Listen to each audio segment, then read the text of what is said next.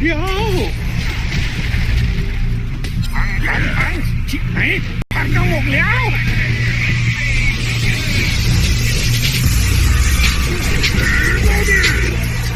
You sow the tragedy.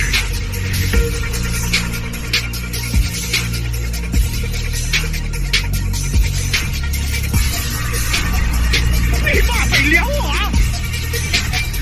นี่บ้าไปเลี้ยวเหรอตัดตึงลืมไปเลยนี่บ้าไปเลี้ยวเหรอตัดตึงลืมไปเลย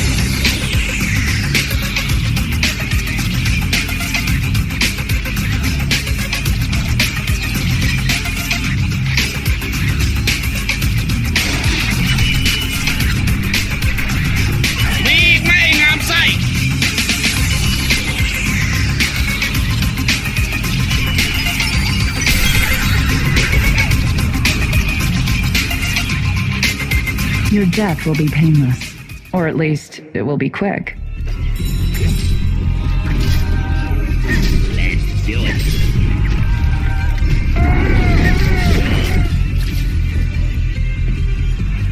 I'm going.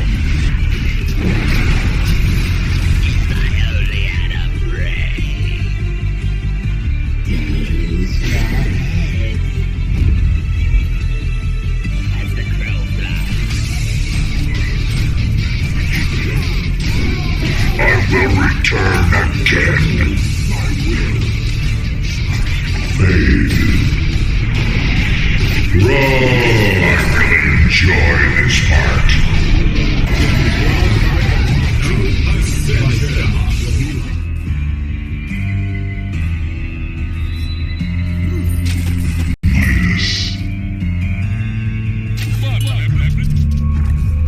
Haste.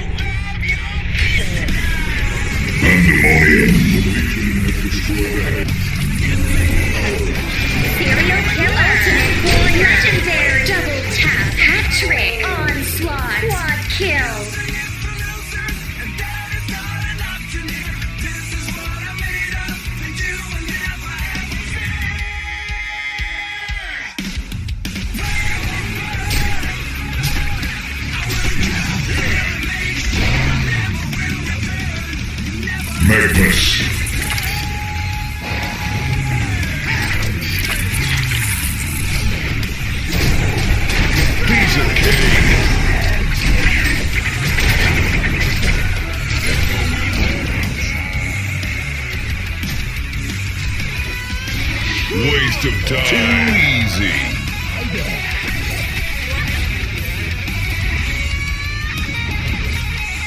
5 kills, no chance. The Legion have destroyed a Hellborn tower. I amaze myself. Mistakes from the hammer? I don't...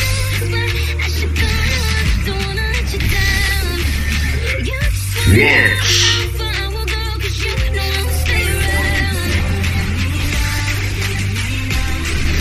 Bombardier.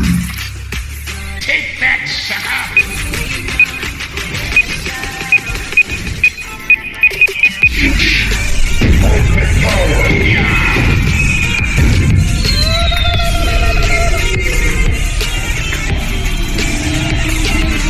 You monster!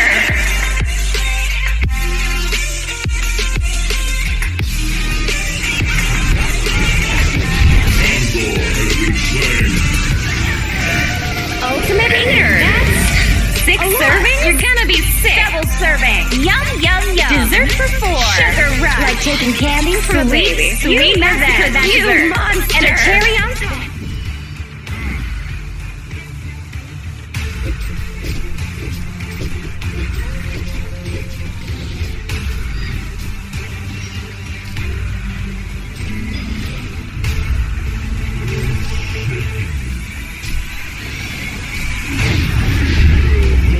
Here comes the boom!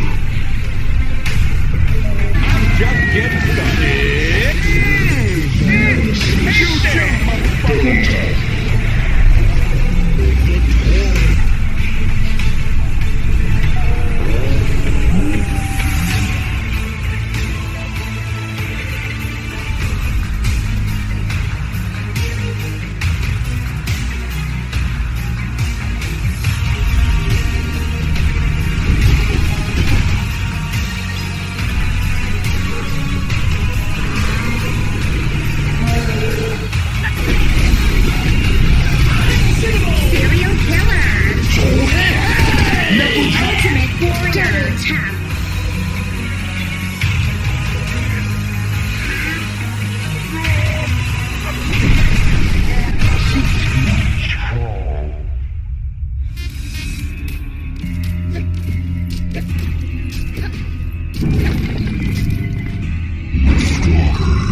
Solstice. Flux.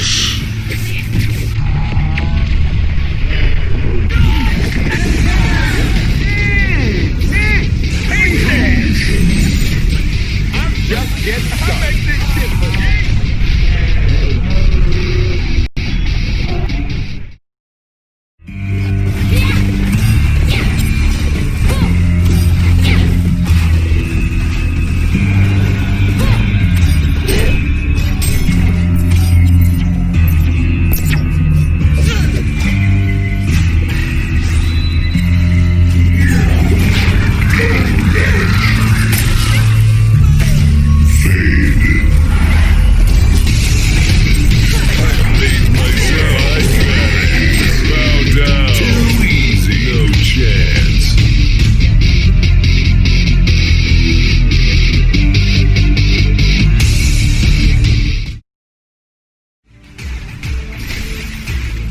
Silhouette.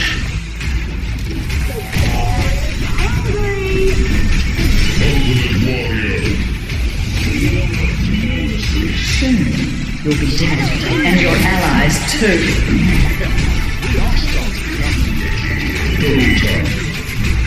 Nemesis.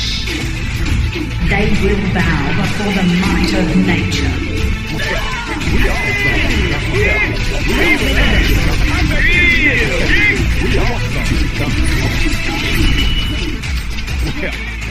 saw it coming. You and I are going to be save you. I'm as graceful as I'm deadly.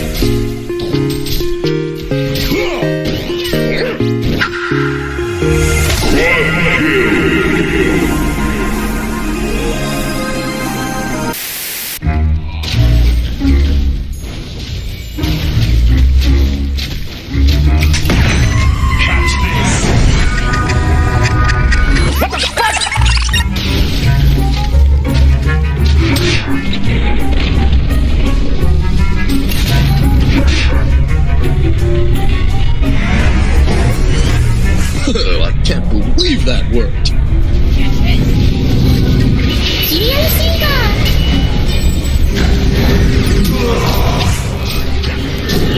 Serial killer. Double serving. Yum, yum, yum.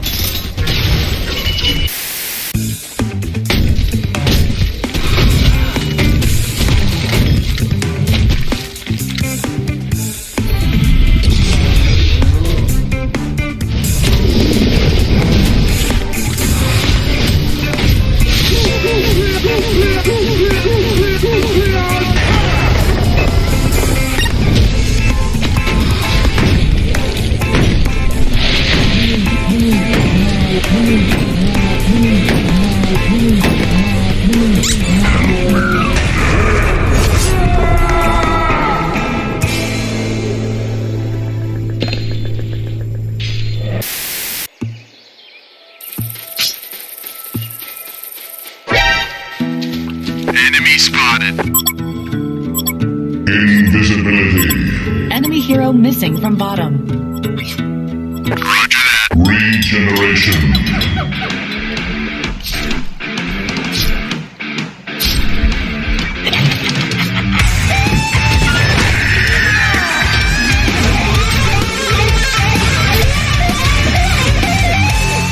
Enemy down.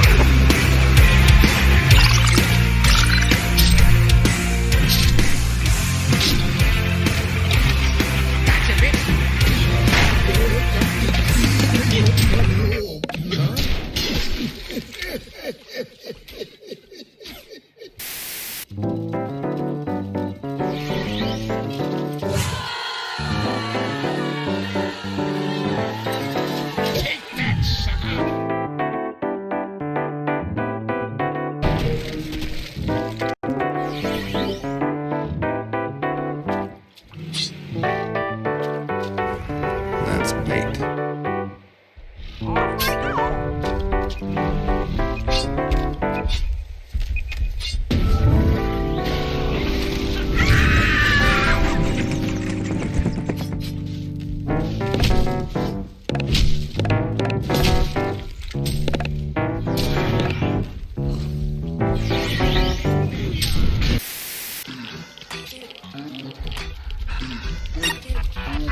Stay still.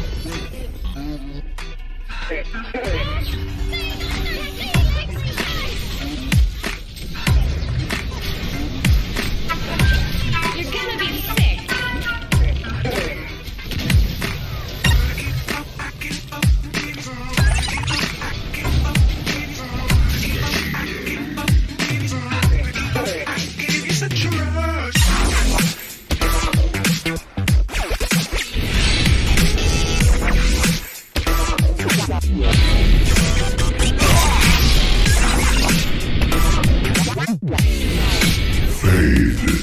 Side to meet you.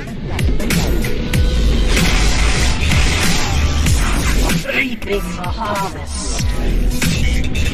Up with their heads.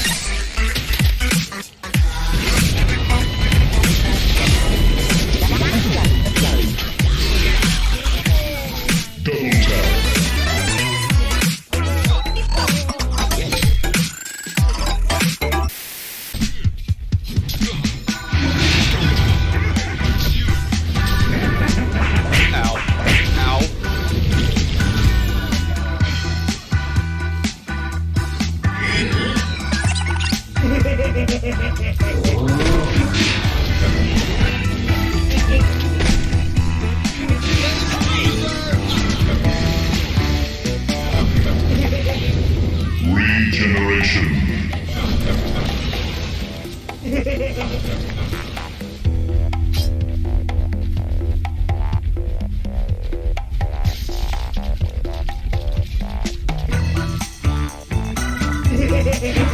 Where'd I go?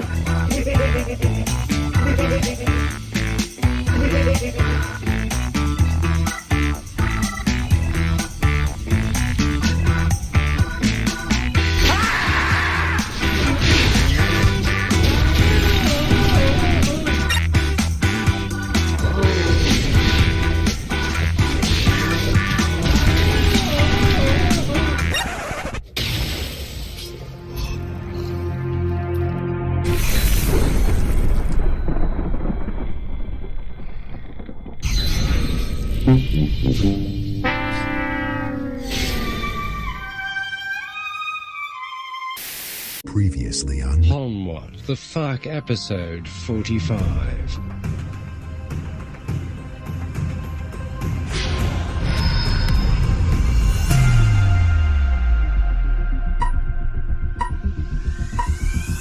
Let's get it on.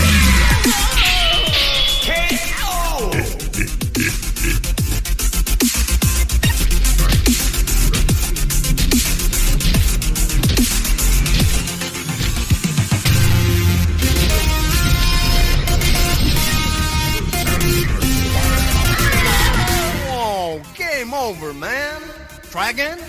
No? Oh, then see you later, man.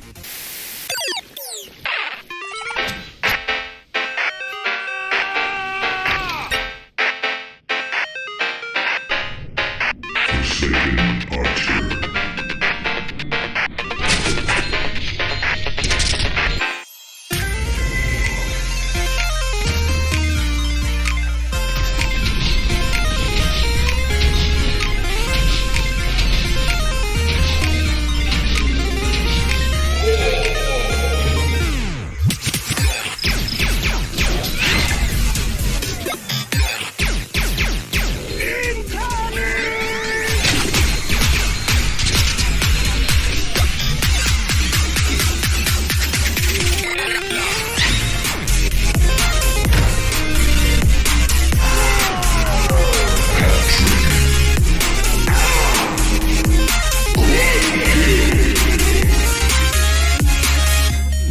Annihilation!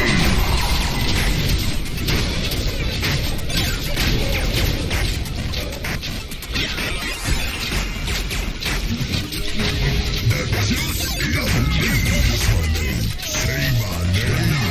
It's a phone. What you gonna do? More money? More power? No reason. Hate the game.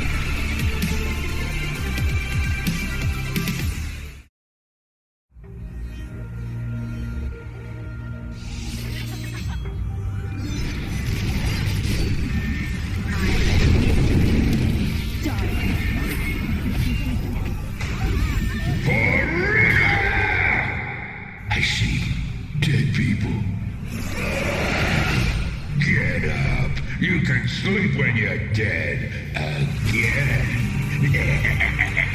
Pay close attention, because I will be the last thing you ever see. Annihilation! I will bring her back.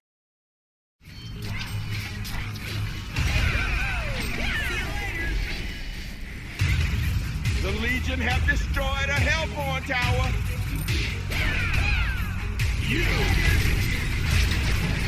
Serial killer. Ultimate eater. Double serving. Choo-choo, mother... I'm just getting started. Bow before me. I make this I'm just getting started. Choo-choo, everyone's going to save you.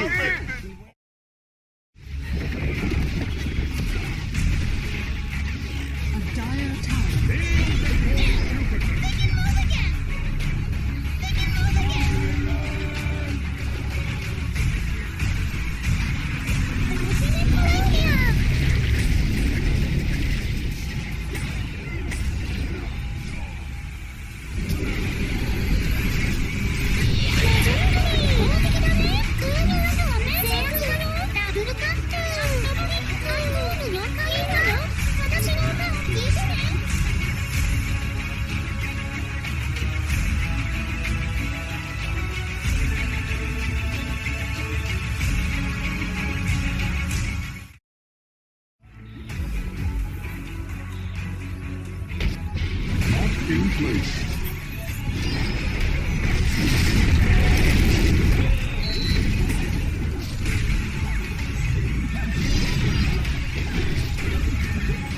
Defend your building, damn it! Have destroyed a Legion tower. Know that everything in this place lives only on my whim.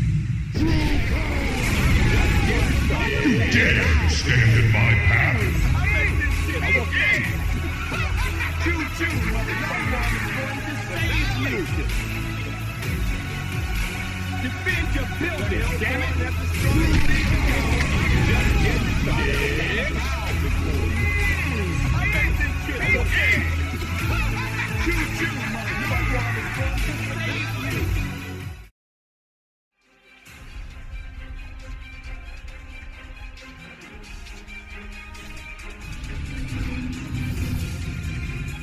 Ultimate warrior.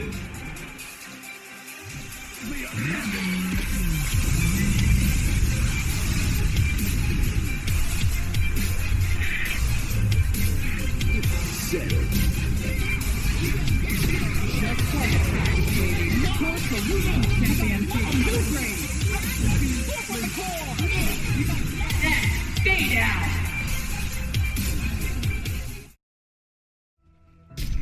Hey guys, look.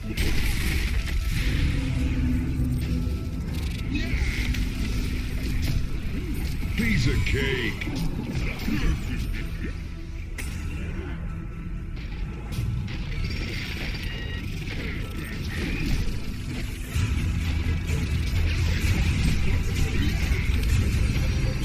You're gonna be sick.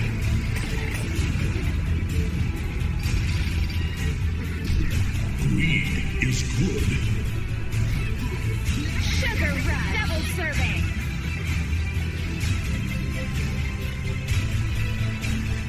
Champion of play. Yum, yum, yum.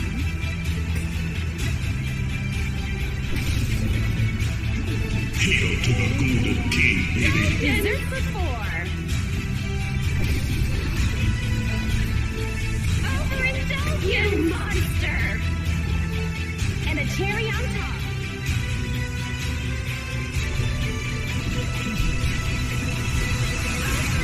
Overindulgence, you monster.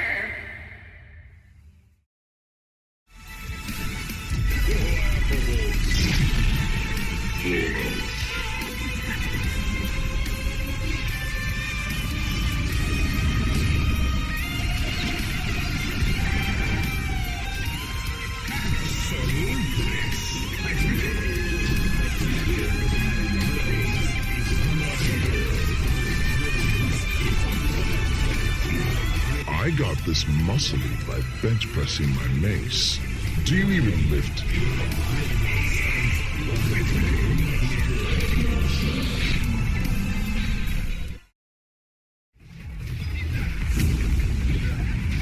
Thunderbringer! シリアルシンガー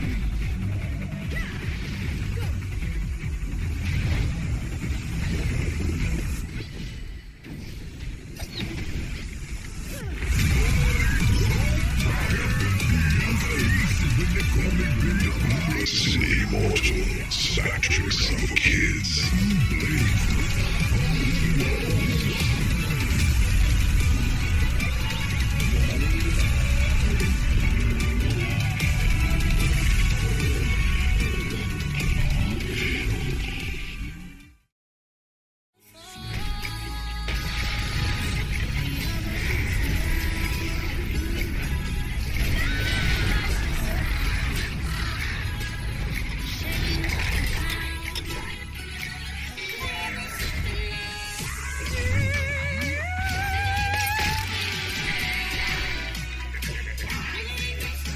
Piece of cake. Too easy. Kiss my ass.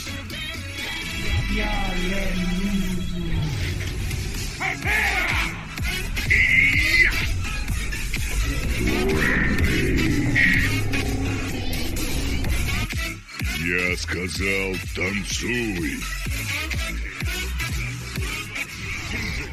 Too easy. Kiss my ass. Piece of cake, waste of time. Kills time. No chance. Who's next? Hell yeah. What a mess. I see dead people. Now what they say.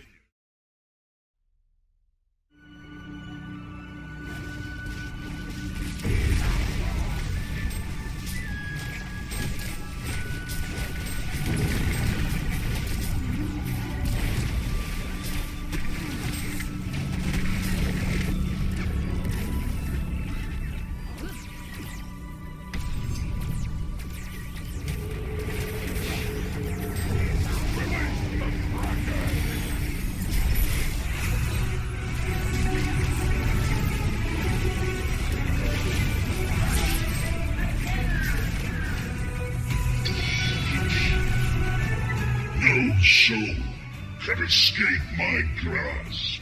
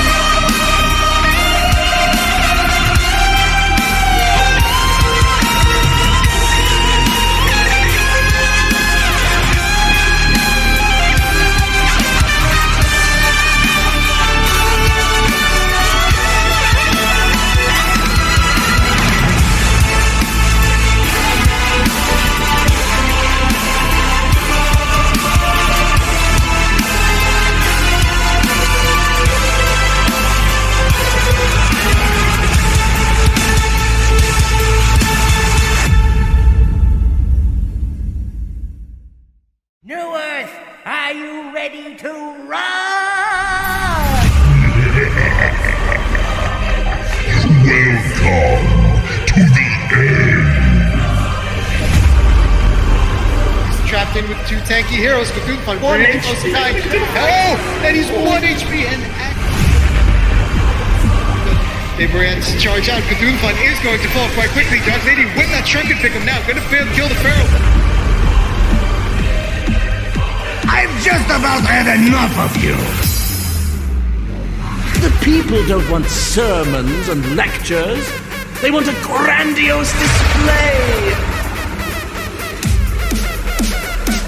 They're gonna catch the Dark Lady, but is there gonna be any follow-up? He does have it sometimes. Chase fire. And they're gonna have another stun on top of him, but the sleep coming in on the Dark Lady to save him. Darkness will be coming in range of the tower, but look at this heal coming out from the Pearl.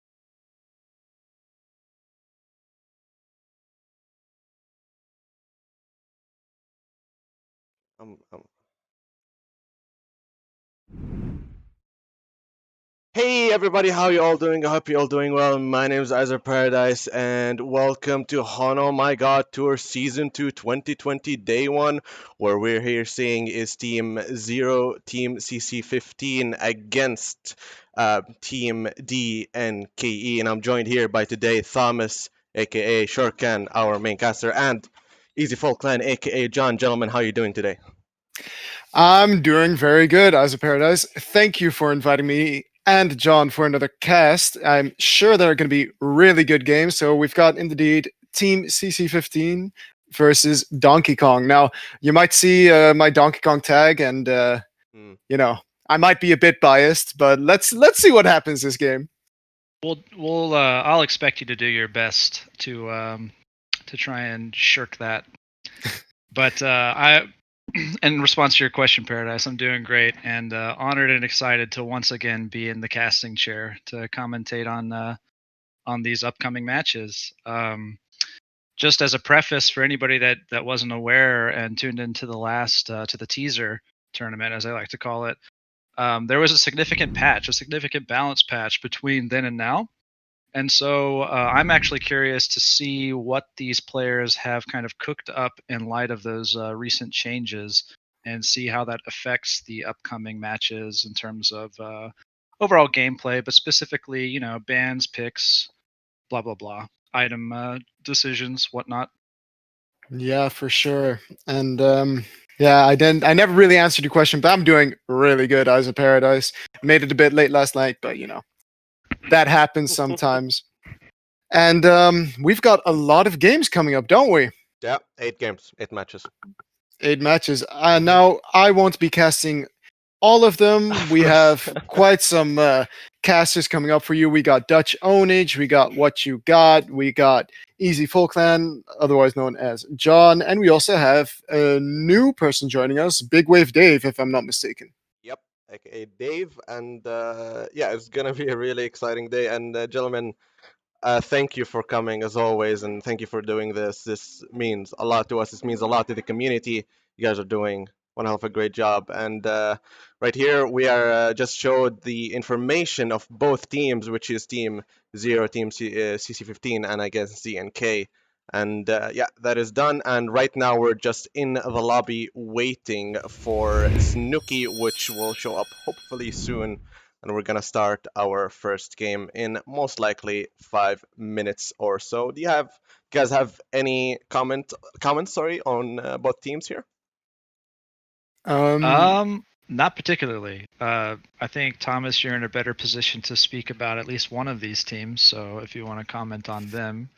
Well, what I know is that you know, Slaskadir, I used to be in a team with him, as well as File, as well as Jim Carreyrou. So I know these players fairly well. And I'm excited to see how they play now, because they did take quite a hiatus before this tournament. They haven't been playing that much, so let's see if they're up to their old standards. And on the other side, we have a bunch of high Team M players. We have Sunk Bob or Nabute. He's also a streamer, so you might have checked out his stream sometime. We have Ramensky. Ramensky streamed as well, I think.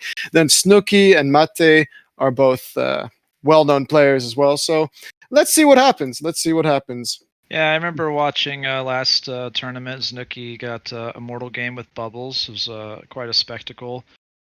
He had a very impressive Bubbles game, and I think other than that game in particular, I've seen him play Bubbles, and it's always a show. So they'll probably give him that hero at some point if they can pitch the draft. But yeah, at least 3 players on Legion are streamers, right? Doesn't Ramensky also stream? If I'm Yeah, not I think mistaken. so. And then they have, of course, the infamous Wig. What you got? Former member of Complexity, of the former team Complexity, I should say. They are no longer a HoN team, of course, but Which was before that known as Nullstone Gaming. Hey, right. hey. But what made his way to Thailand and did very well. So all of these players in the game um, certainly know what they're doing, and so it's going to be a learning experience. I guess I'll say. I'll share my insight as it flows, but I'm sure I'll be learning a thing or two from these 10 players in the game, without a doubt. Yeah, for sure. And you were mentioning the patch and how it might affect the gameplay now. So, what do you think is the most impactful thing from last patch, actually? Well, there were quite a few. I mean, let me bring up the notes. I'm glad that you asked because this is something that we can talk about going into the game. But the Nitro rework for one, right? That's a big one. Mm-hmm. So we'll see if that hero gets picked. I've seen it in TMM, and it's actually performed with that ulti. Crazy attack speed. It's not to be Underestimated. underestimated. Yeah. Absolutely. With proc items like Thunderclaw, Nullfire, maybe even a Savage Mace, it can be quite devastating. And so we'll see if that hero is picked up. But maybe it hasn't been in the game long enough for them to familiarize themselves with it. But hey, I mean, if you get her on your team, that could actually work to your advantage because maybe the other team hasn't worked out counter strategies to it. Yeah. But there's significant nerfs to several heroes in this patch. Probably most notably, the Hellbringer staff got nerfed by about a half-second duration on the stun. It's quite significant. Um, you know, you've got the Balfagor staff right now, which is quite, from what I understand, the hero had to be banned and auto banned until it was hot fixed because it was overperforming. And so now it's been tuned down a little bit to be more in line, but I believe it's Well, still to be extremely clear, powerful. on that, it was because the silence that it was applying was also reducing the cooldown of the ultimate. So you pretty much had a double ultimate from the Right. very start. So that was never the intention of the patch, and therefore they needed to get that hot fixed. Yeah. But So, yeah, there's a but lot it's of still changes actually in there's this quite a patch. list on that staff of the Master Effect alone to go over. I encourage everybody who is viewing and is in the client or can take a quick look at the forums to browse over the patch notes if you haven't. It's something you should always do after a new patch comes out. The Merrick's rune, though, that's a huge one. Hmm. Mid is going to be, I don't want to say less rune dependent, but it's going to be more even, right? Yeah. The Merrick's rune is certainly a nice consolation in comparison to the old refreshment. Fully, completely filling the bottle now, giving you a little bit extra gold. Early game stages, it's a little bit around a lane creeps value in gold. Later, it can be as much, in like hour-long games, it can be as much as like an ancient creep or more. So it's pretty, it's a significant rune. But yeah, I mean, you've got certain lane dominators like Arachna. Arachna saw the nerf bad a little bit, but she's, I think she's still viable as a lane dominator, of course, and not surprised to see the Armadon nerf, given how often he was picked up and utilized in the last tournament. But we'll see if the nerf was enough. In all honesty, I've played that hero in TMM since it's been nerfed, and it still performs really well, in my opinion. But Hmm. so the nerf definitely didn't take it out of commission, but it might help. You Yeah. definitely would. And it seems like everyone is in the match right now and everybody is ready. So let's try to begin here, boys. Hopefully nothing goes south. All right, let me just try and do my best breaky impression tonight.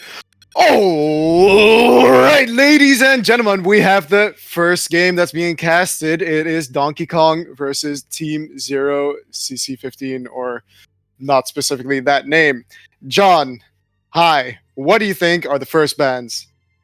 What heroes would you like to see banned at least? I'm not going to try to guess, but I think, I mean, I'll give it my best shot. I think Lodestone is a very reasonable ban. I think it's maybe Kinesis. Kinesis saw a little bit of a nerf recently, but there it is. If I can just announce that it has been banned, so I at least got one. But Mhm. you know, they did Cthulhu Font and Riptide. The Riptide one, I'm actually, I don't recall anything happening to Riptide, so I'm actually a little bit surprised to see Donkey Kong give that Riptide ban. You know these players a little bit better than me. Why do you think that they opted to ban Riptide? What they just apparently they find it to be a very frustrating hero. Any thoughts on that? Yeah, Snooky plays the Riptide quite well, and I think it's due to the fact that you can't see him on the minimap when he's in the water. Really, Okay. that's just absolutely broken, because not being able to see stuff on the minimap is just really frustrating. And there you have it, the Lodestone. I still see the Andromeda Yep. that's available, even though Andromeda did receive a bit of a nerf to the range of the Void Rip. The Aurora and the Comet are still incredibly strong abilities, so I would Absolutely. actually like them to pick up an Andromeda, especially versus a Lodestone. Yeah, I think that could be a very effective hero. I just, if I can toot my own horn for a minute, I did say Magnus would be banned, and it did, most likely in response to the Caduceus ban. Mhm. And then I said Lodestone would be banned, but it didn't get banned, and it got picked up. So I feel a little bit on fire right now. I get that. Now, we also still have a Geomancer available. I know that hero has been completely, his E got reworked as well, so it's less frustrating to play against. So, in that sense, he's weaker, but I mean, he's still a very strong laner with his 2 nukes. Yeah, Now, absolutely. And just being a slippery hero with the strong escape and long range catch, follow up, blah blah blah. And yes, Geostock did get nerfed, but it's still a wonderful scouting tool, and the range on it actually did get increased. So, yeah. but with the pulse effect, it's a little bit harder to just continuously follow players in fog, which Mhm. was the intended purpose of the nerf. But Yeah, now we've got still a we've got Slither and a Rhapsody. Monarch. I don't understand the Slither pick when Monarch is already picked up by Legion. Well, I don't believe this is something I wish I could. I'm actually not 100% sure if Monarch ulti dispels Slither ult. Yeah, the ulti does not get dispelled, but I Yeah, I mean, don't think it the did. toxicity and poison spray are enough This to is true. warrant it. And I honestly do not think that Monarch is really that good of a hero. I know it's great to have the extra vision, but I feel like the hero is lacking something. I would rather much see an Aluna or an Andromeda or an Amphora, because they just provide more in terms of heal. I like Empath a lot better as well. And the Madman, this is something I know from Snooky. He's going to play this middle without a doubt, and he's going to take off.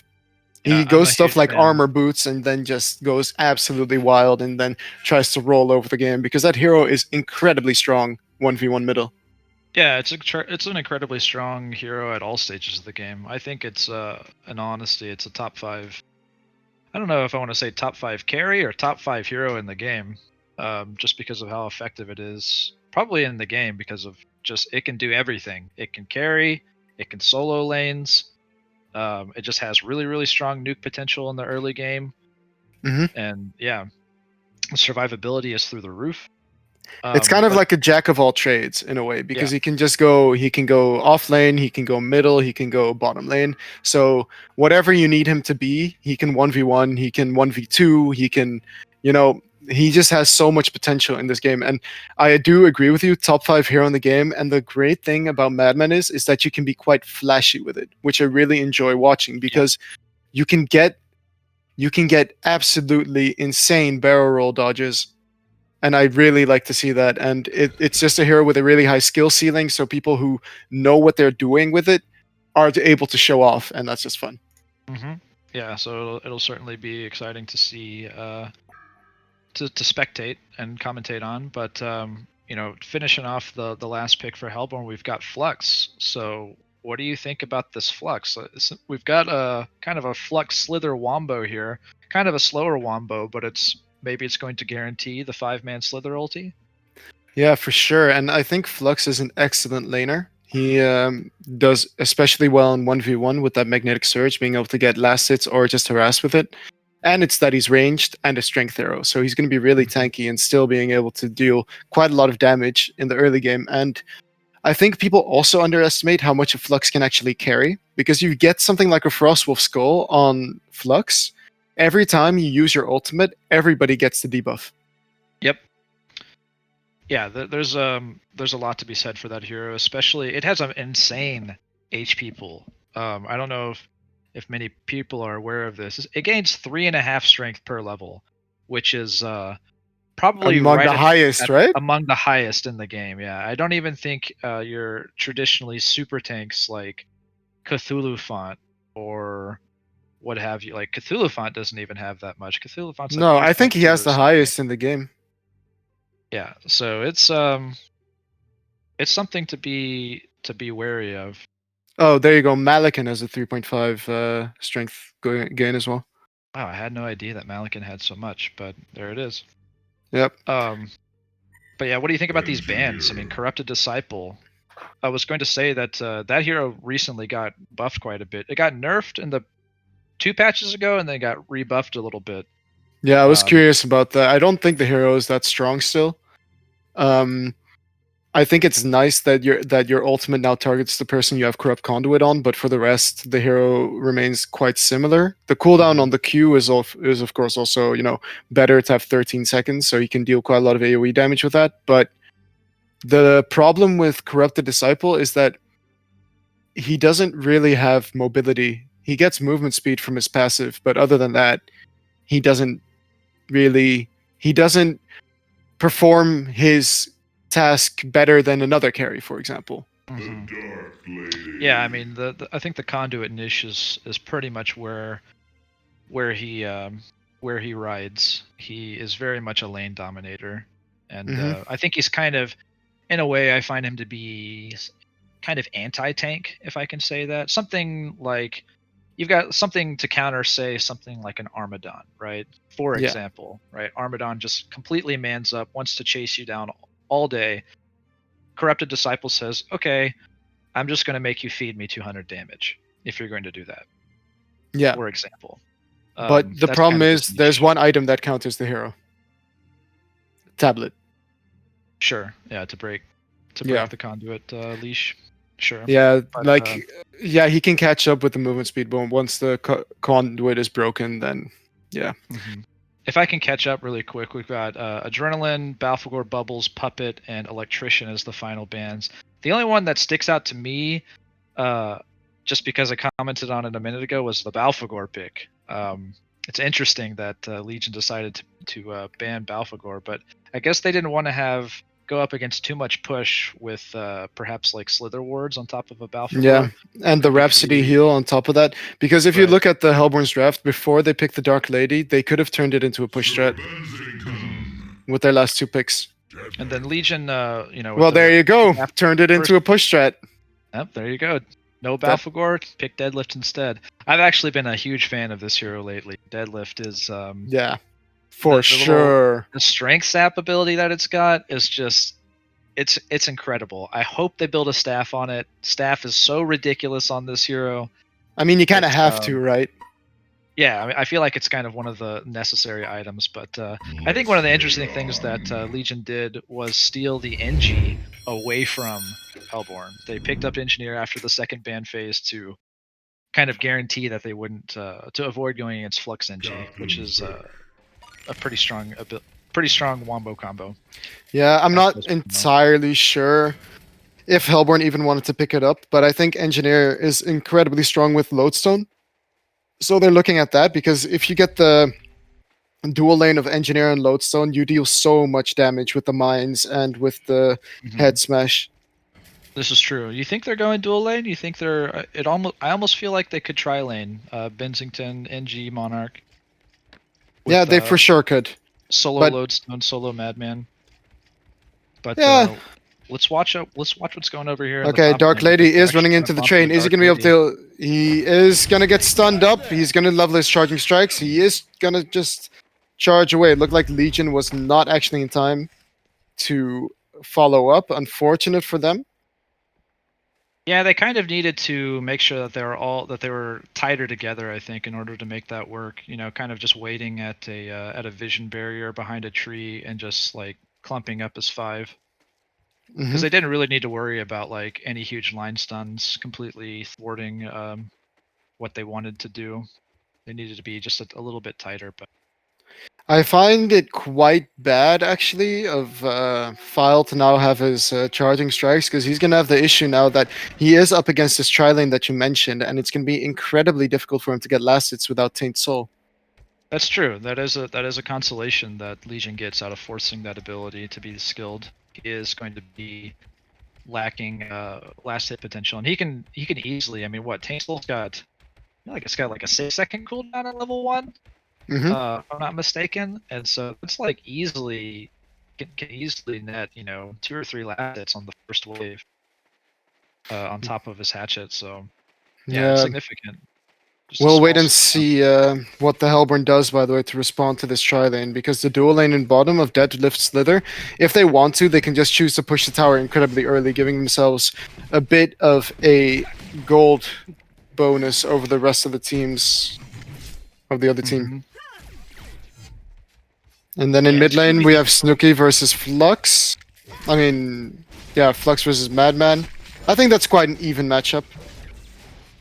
I think so as well. I'm really interested in Madman's items. He pulled up 450 gold. He's going for the extremely early bottle, it looks like. Yeah, I think that's the only item that he really needs early on. He doesn't seem to want to get a hatchet, which I understand, but I sort of do disagree with, simply because you can get last hits with stock when you want to. And if you have that mana regen from bottle, then it's going to be increasingly easy to get last hits. Yeah, and he's doing an excellent job of utilizing his stocks to get the last hit as well as put the harass onto Flux. But Flux got the early battery now, so he's going to get a little bit of return from every one of those stock casts. Smart for him to do that. We have top lane. They're maybe looking to dive the Dark Lady. They do see that Rhapsody did pull. I don't think that they're not confident enough to dive, but I really think that comes back to the Monarch pick. I mean, it's a stun. It's a mobilized silence. I think on top of the Engineer and Bensington, it can work, but they're just not able to get this. The lane is going to be pushing, so they are going to be able to find a little bit of perhaps a window to cut off the Dark Lady's farm and find a kill maybe. Yeah. In fact, Rhapsody is pulling the single stacked small camp, so it looks like they are going to get quite a big wave pushing into the top tier 1 tower. Yeah, but the Dark Lady really isn't bothered by this. You can see that he already bought his boots, even though he's really been pressured out of the lane constantly. That Taint Soul is just so strong for those last hits. Yep. And that's an excellent... So mid lane was almost in trouble. Flux being able to escape with his life there. No doubt a battery, but Rhapsody with a nice keg dodge gets stunned by Bennington and end up getting killed, so the Bloodlust is coming out for Legion. Yeah, I missed that, but when you do catch the Rhapsody, there's no way he gets out. So I think what Hellborn needs to do in light of that Rhapsody death is exactly what Deadlift is doing right now. He put his first little onslaught onto the tower, took it down about a quarter of its HP. They need to get rid of this tower to get their team a gold advantage, especially now that Bloodlust just came out in favor of Zero's...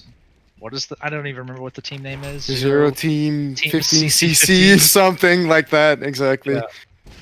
No doubt a reference to TMM. Yeah, so going back to the mid lineup, Snooki is doing a great job of harassing, but Flux should be getting his bottle now, and then he can turn it up a bit as well. Snooki actually does not have anything in his bottle right now, so if Flux were to go on the offensive, that could mean some trouble for this Madman, and they're doing a great job on Hellborn getting both the runes right there. Yeah, I was just going to say that Rhapsody was doing exactly what he needed to Slither do. is actually in a bit of trouble. He's going to get stunned up by the lodestone. He does have the slow though, but here comes Madman. He's got a chalice, but he already used it, so he's going to pop the health potion, try to survive, but wow, that barrel roll damage. Mm-hmm. So there's Madman just being a fantastic nuker at level 1, just getting near haste speed because of stock. Hero's just so strong. I love it mid. I play it a lot. Yep, and we do see some rotations now coming out from the engineer, feeling he's not as useful being top because Rhapsody already made the rotation before that. Oh, actually, Bunny Lover just placed a ward right in the Ward of Revelation's range. Oh, top lane, we have Dark Lady being gone on, and he is able to charging strikes away just to survive.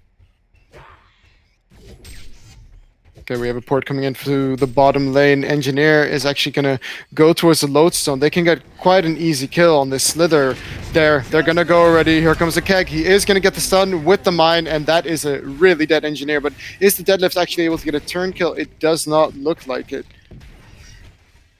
Yeah, he did his best to try and put the pressure on the engineer, but just unfortunately it wasn't enough by himself to take down that full HP engineer, but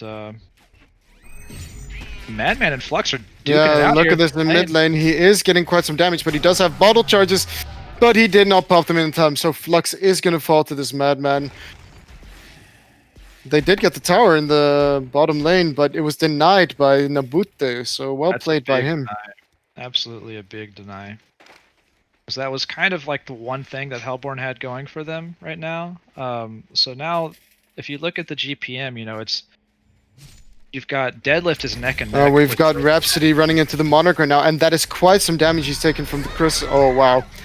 Nice joust coming out from the Bensington to net the kill. Bottom lane engineer is actually going to fall to the hasted Slither, so they are going to be able to get a turn kill finally, but Legion seems to be doing really well on each of their lanes.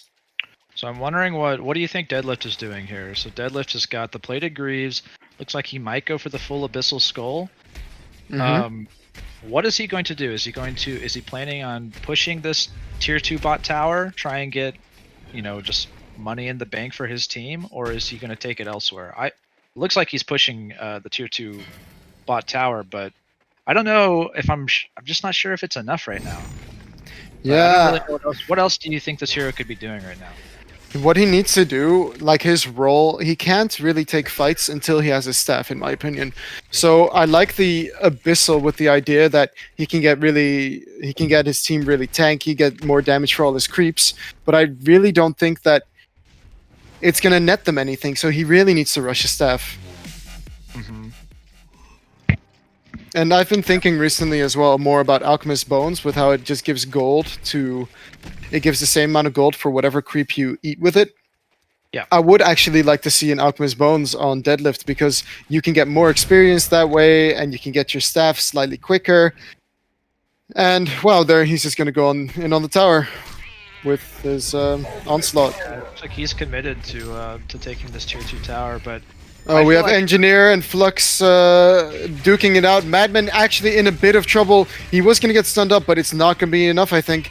And in the meantime, top dies, so here comes the Deadlift, though. Nice Kexton coming out from the Engineer. But is Engineer going to pay for it? He is going to pay for it with his life, but Madman, he's looking for more. He got the rune on Deadlift, so nice going for him. But look at that damage from Madman. Here comes in the Bensington ulti, and it is going to slow him enough. And in the bottom lane, Slither actually falls to the Lodestone ulti.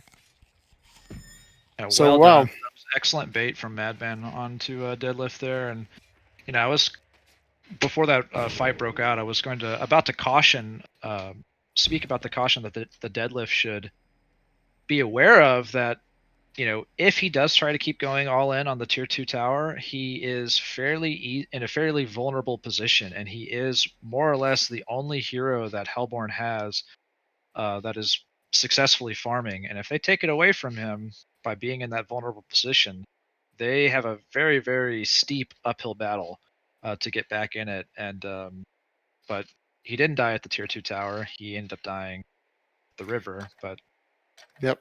I think the this comes result is back the same. down to the draft, though. The deadlift and the flux, they don't really have that much synergy within them. And same thing goes for the Dark Lady. Yeah, you can get the Dark Lady ulti on everyone, but with a position 4 Slither, I don't feel like their draft really has the same oomph that it should have with the flux.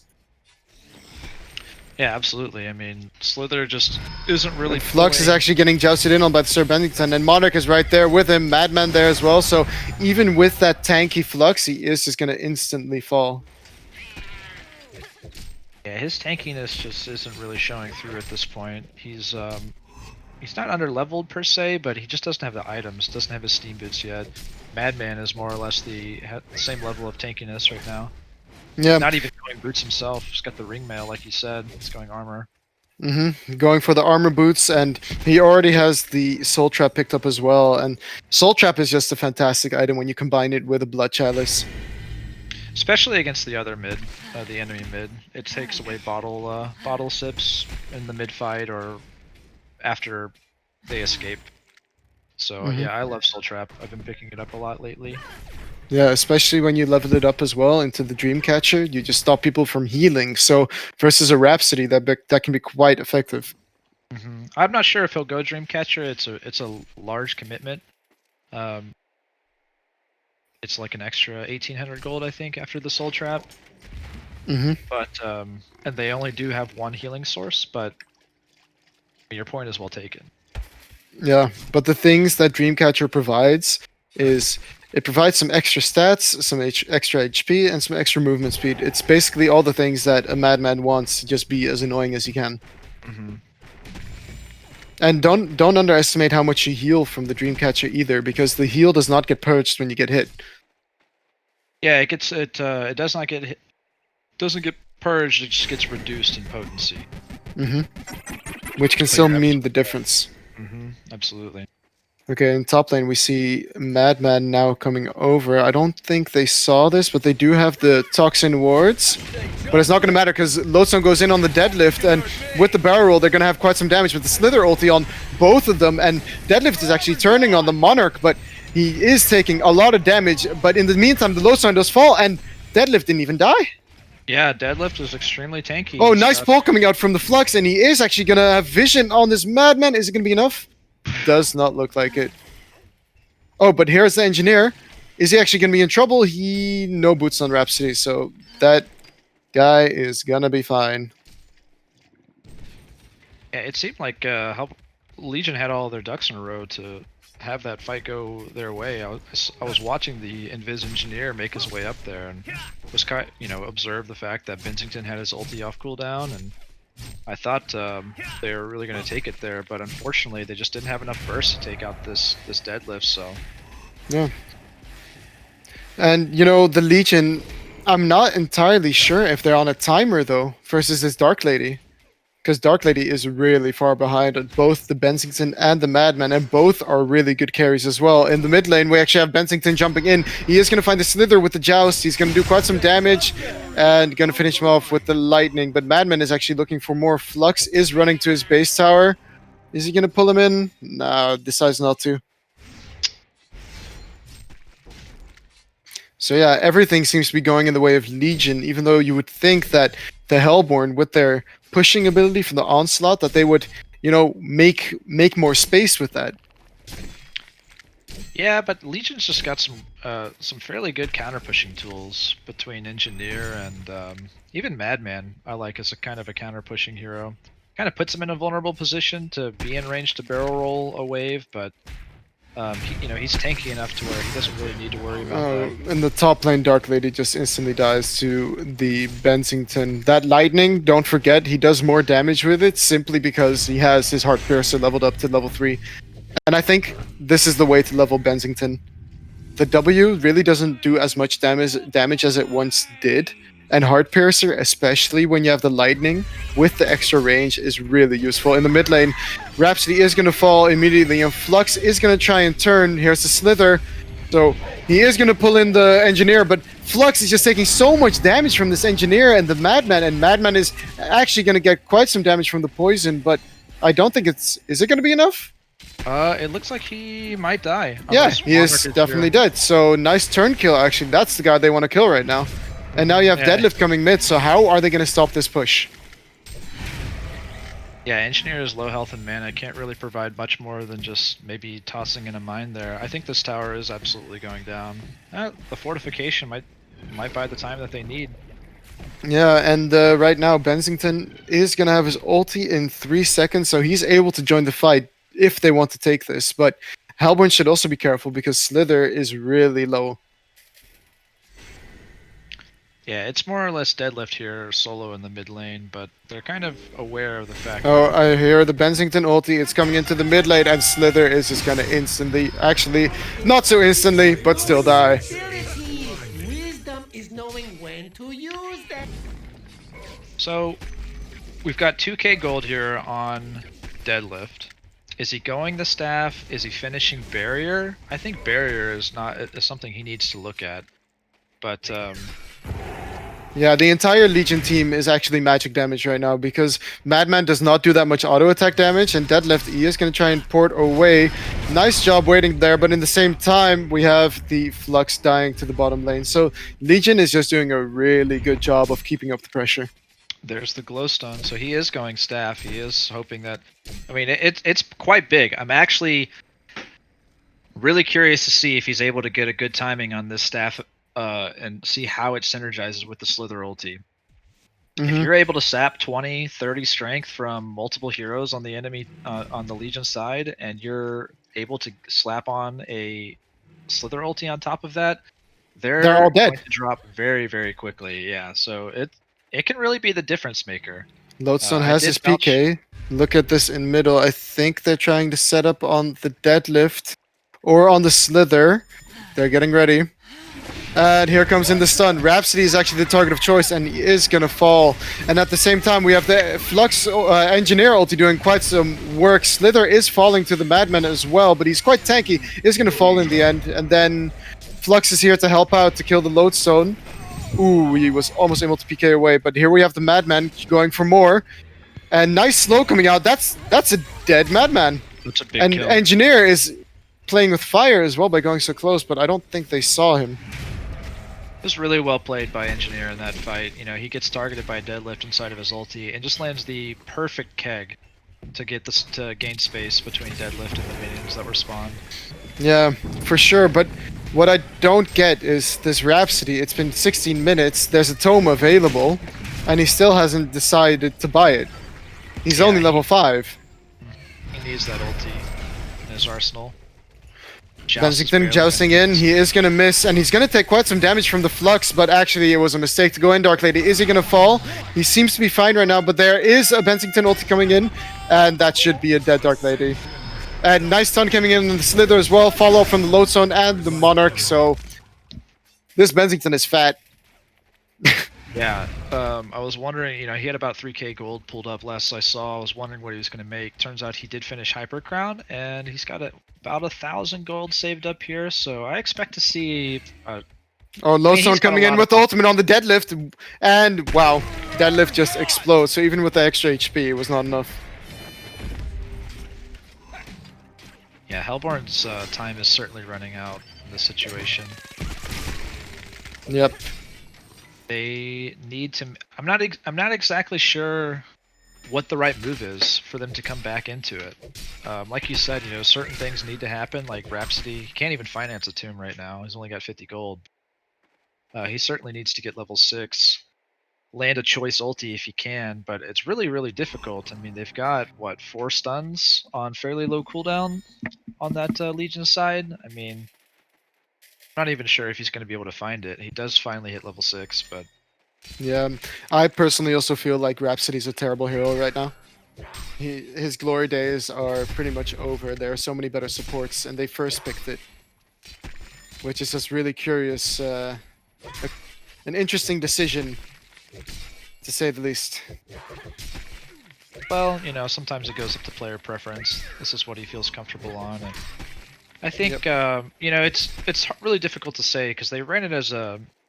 It wasn't able to shine, especially because it was in a duel versus Engineer try. running into both the deadlift and the flux. Nice ulti coming in, and he is going to get pushed back into the engineer ulti and explode to the lodestone. But here comes the turn. Nice slither slow coming in, but Monarch is there to save the day for the Bensington, and he's not in trouble. And that Madman doing a ridiculous amount of damage, and Deadlift is now rezzing his two allies, but they're going to be low, of course, because he's rezzing multiple people. Madman is going to take some damage, but Flux is going to end up falling to the lodestone, and Madman taking a lot of damage from the Slither ulti, but he does not end up falling, and both teams are forced to go back. Deadlift still looking for more, but unable to find anything. Yeah, it's kind of Dark Lady difficult. might be in trouble. Madman still looking for a kill. There you have it. Dark Lady does have his escape already and manages to get out. And they're going to farm the triple stack. This is really unfortunate for the Hellborn. Just extending their lead even further. 14k gold and experience lead. It's this is going to be extremely difficult for them to find a path to victory. Yep. So I feel like they might have been a bit too greedy with their picks, picking both a Dark Lady, a Deadlift, and a Flux. So I feel like all these heroes have too many items that they need before they're really useful. Well, I mean, when you look at the draft too, it's very stun lacking. How many stuns do you count on this Hellborn side? Rhapsody, that's it. Yeah, that's it, right? Which is a pseudo stun at best, right? Yeah, right. So it's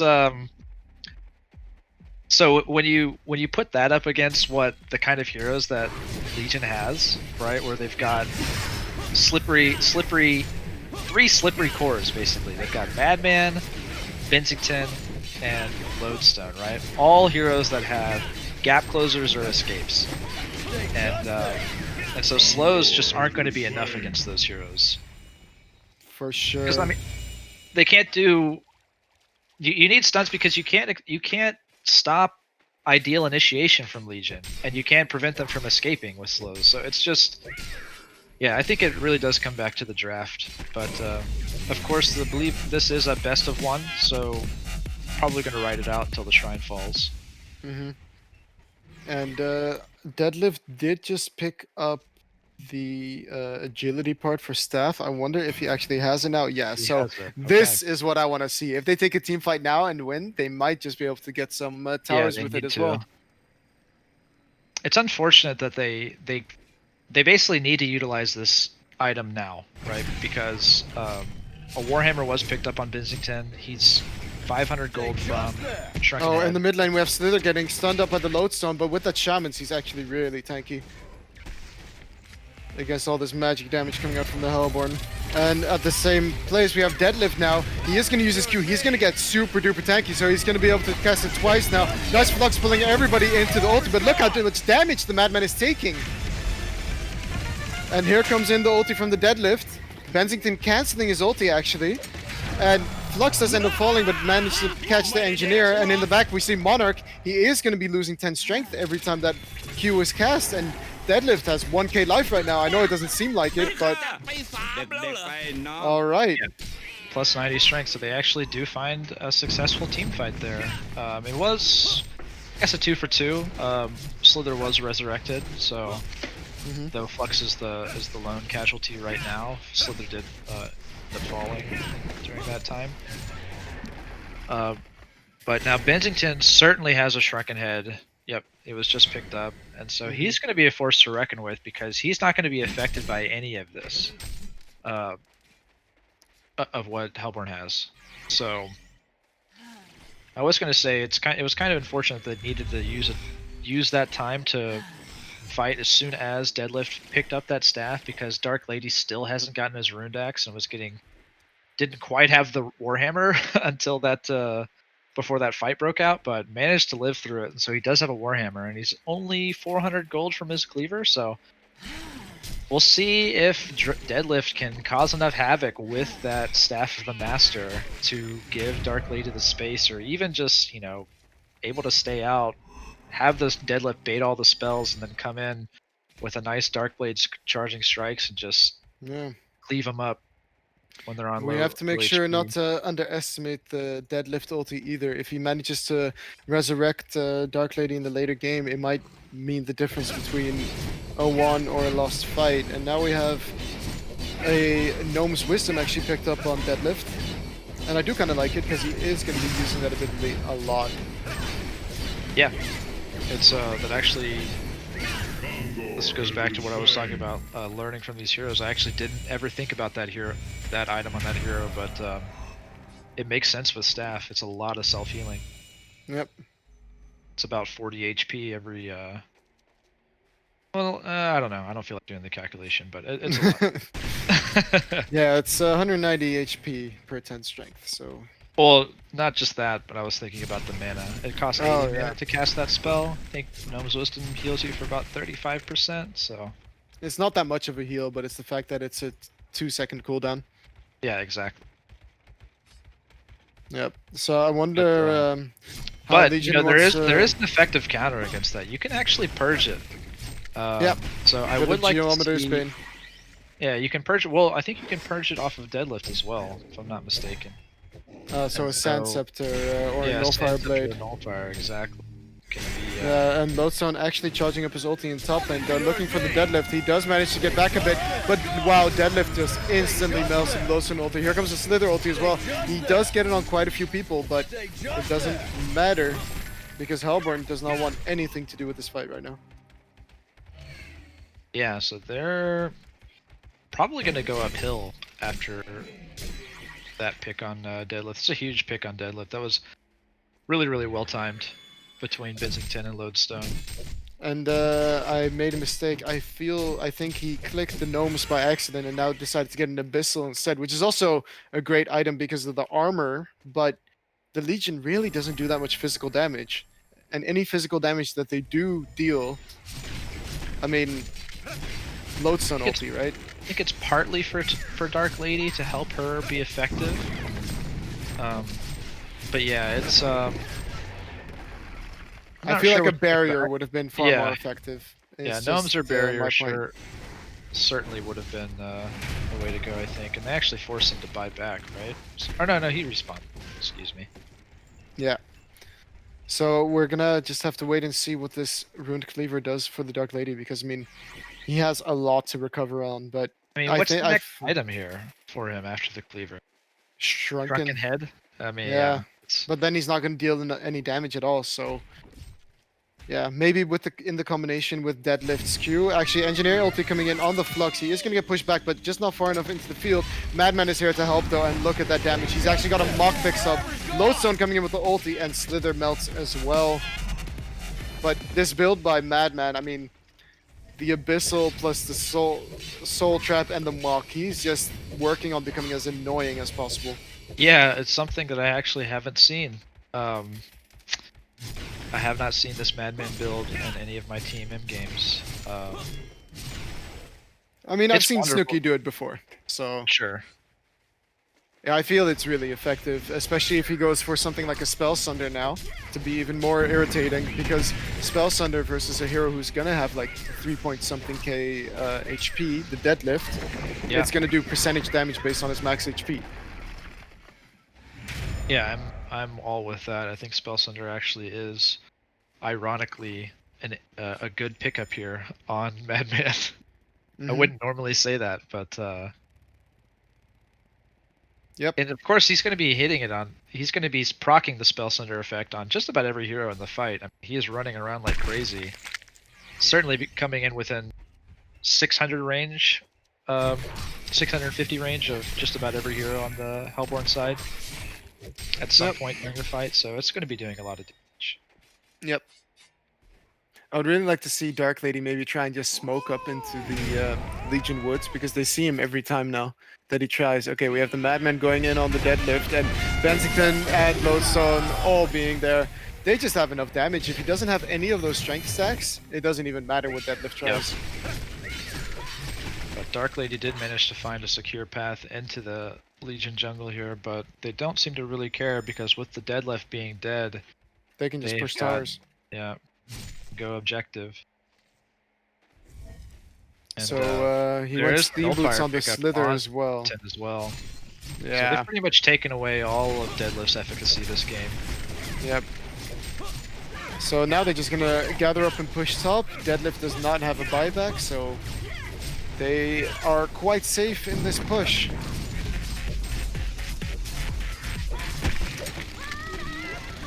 Tower falls, but there's no way that they can counter-initiate, and actually Rumensky on the engineer solo killing the Dark Lady. Insta buyback, here comes the Flux. Nice Dark Lady ulti coming in on everything. Slither's gonna hit everything, but that Shrunken is mitigating everything, and Dark Lady just ends up dying back.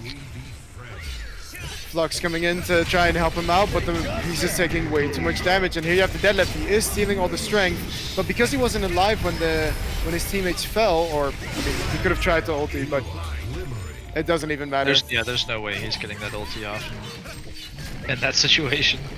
But there you have it. Game goes to certainly more than zero team, I would say, on that Legion. They did play well. They utilized their strengths excellently. I think it just goes back to the draft, like we were talking about, and you know, with that Hellborn draft being as stun lacking as it was, and kind of in a way, like we were talking about, lacking synergy. I think their only way that they were going to win is if they outplayed in early stages, which just unfortunately for them wasn't the case. Yeah, They but lost most of their lanes. it's also a very difficult thing to achieve when you're against a Bensington and a Madman, who are just such strong laners, and then you have a Lodestone who's never going to die from a Absolutely. Slither either. I would have really liked to see them have some more aggressive heroes had they wanted to run a Deadlift with some stuns, because you mentioned it during the game. They only had one pseudo stun. Yeah, I think that's a hero. Deadlift is certainly a hero that performs well the more stuns your team has. I mean, just forcing them to stay within range of Deadlift so that he can just be that massive frontliner is what that hero needs. And unfortunately, as we were talking about it, those slows were just not enough with like Madman Woodstone. So Yep. there you have it. First game. Next game is going to be between Backdoor Protocol and Doka, and that's going to be starting in 15 minutes. So stay there, stay tuned. It's going to be a good one. We'll see you in a bit.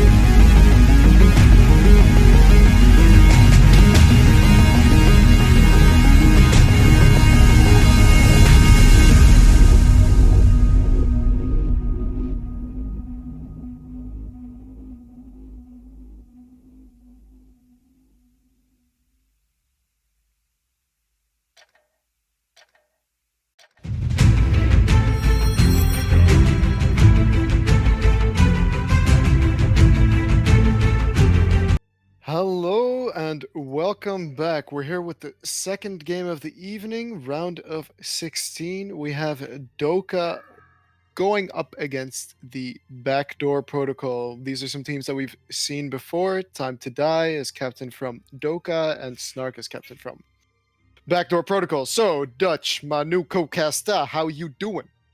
I'm pretty good, man. I'm pretty good. Just had some dinner. I forgot I was casting the game prior to this as well. So that's of course a lovely start to the evening. Luckily, we had John or Easy Full Clan who could take over for you last second. So no worries, no worries. Everybody gets to hear your beautiful voice now if they don't already on your stream. Cough, cough. No one goes there, man. No one goes there. Cough, The place is cough. fucking empty, dude. No, but this should be actually quite an interesting match. These are two pretty damn good teams. I think we scrimmed both of them quite a number of times, right? We've never scrimmed Time to Die, remember? Oh, really? Yeah, I wonder why Oh, that was. that was because one of us definitely cancelled it a couple of times. Like 1 second before, right? Maybe. Or was it because we have someone on the team that someone doesn't want to... Oh, I remember. You Never mind. remember? Let's not mention this. But anywho, we're going to wait and see what they're going to pick up. Magnus actually did manage to get through the first round of bans. Lodestone Gladiator unbanned. being banned, and Ophelia being banned, and Swiftblade being banned. Like, the fact that Kinesis gets banned is just like, whatever. You know, we see it all the time now. Actually, it's surprising that both Andro, Lodestone got through the banning phase.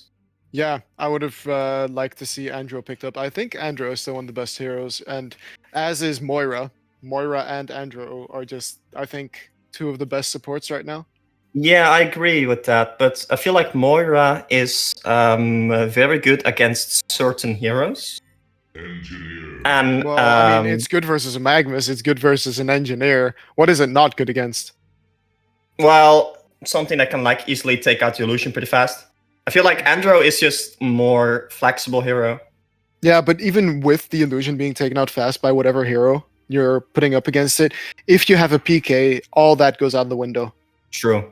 But I feel like Andro is a much more powerful hero without the PK. But definitely, if you have the PK on the Moira, I feel like Moira is also just more played in like some kind of ganker gamer fashion lineup where you can like just gank with illusion and then not have the risk of dying from the support.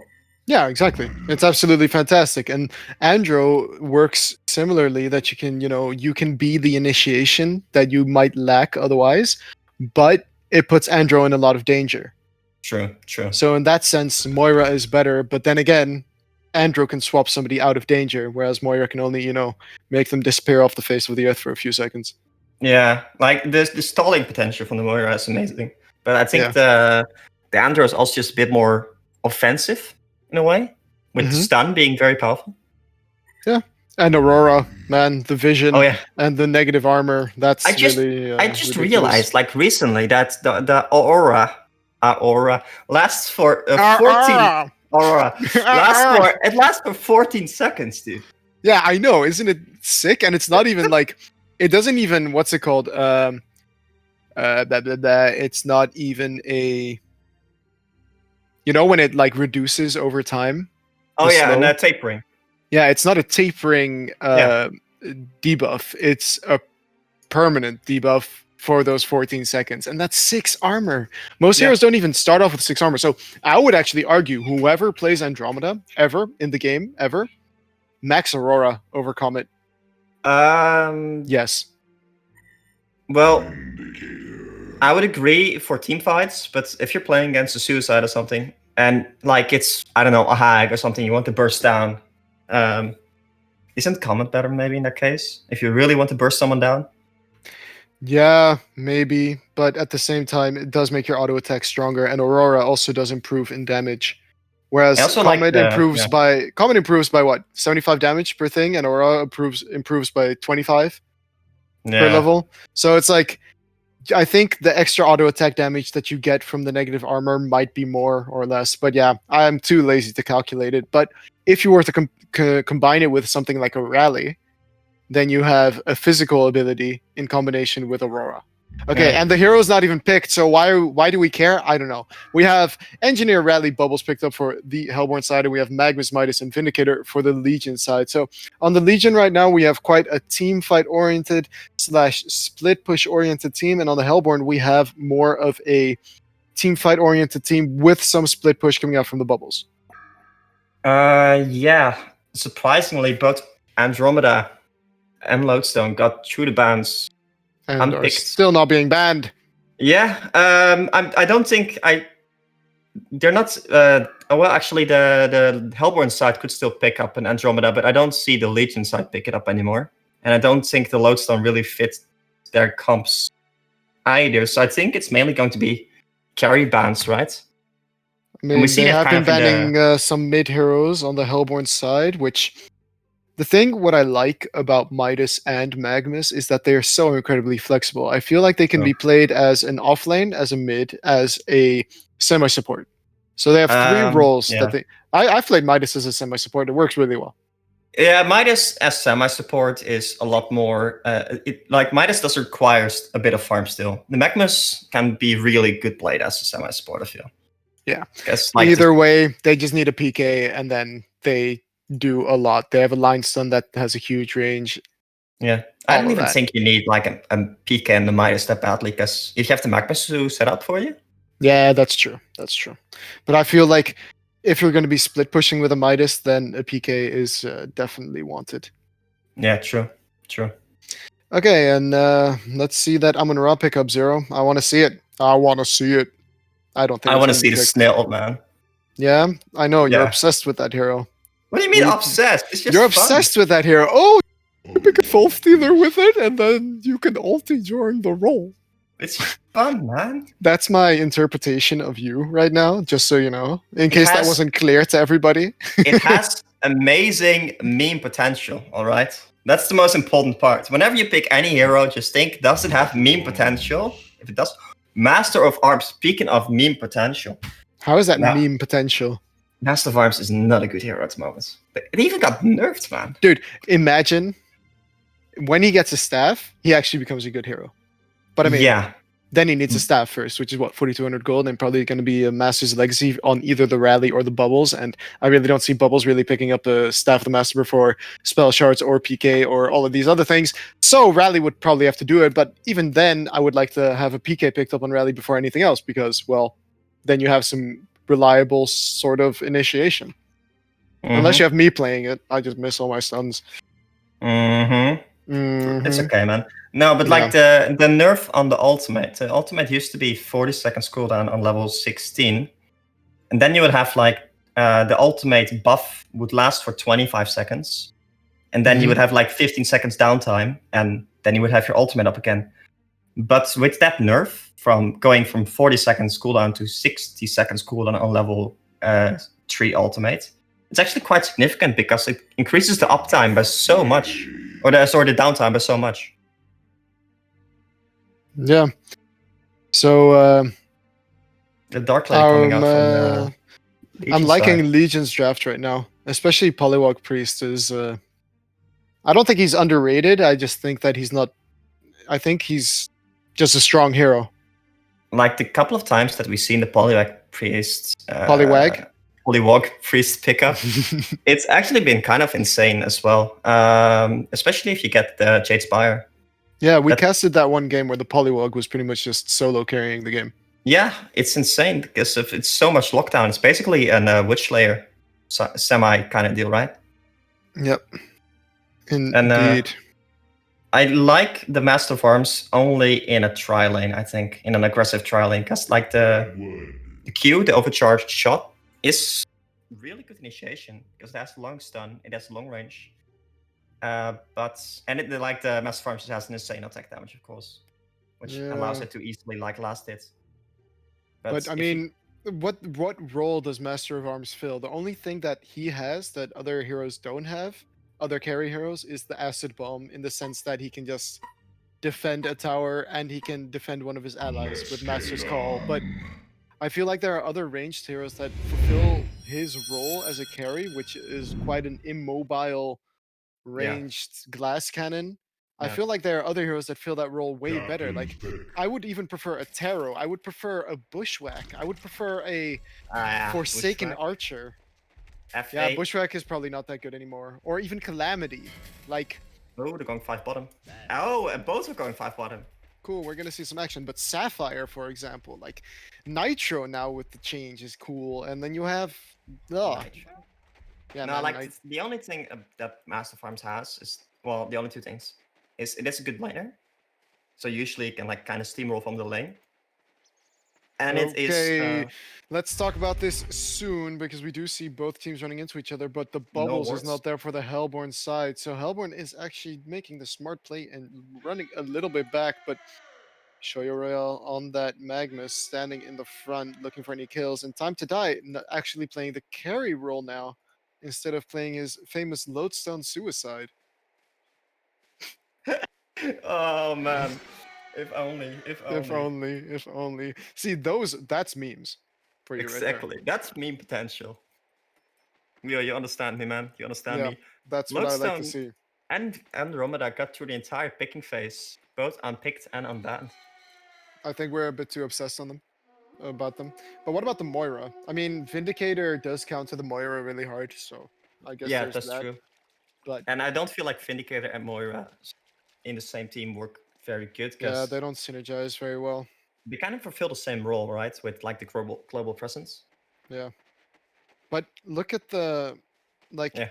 I think if you pick a Vindicator to counter a Moira, then there's something wrong with your draft anyways, because if you're using a Vindicator ulti, which is a very powerful tool to counter the other support, then I feel that's worth it. I feel like it's not even that big of a counter because they're forced to use Vindicator ult to stop a Moira instead of any more important abilities. And They haven't found the Magnus yet.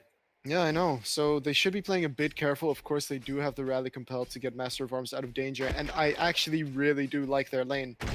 Rally, Moa, Engineer, the damage, and just the fact that you can compel someone out. I think Rally is a fantastic hero right now, and you'll never hear me say that enough, but I'm gonna have to wait and see if Snark has the same ability at it as I do. I mean, not tooting my own horn, but yes, I'm definitely tooting my own horn.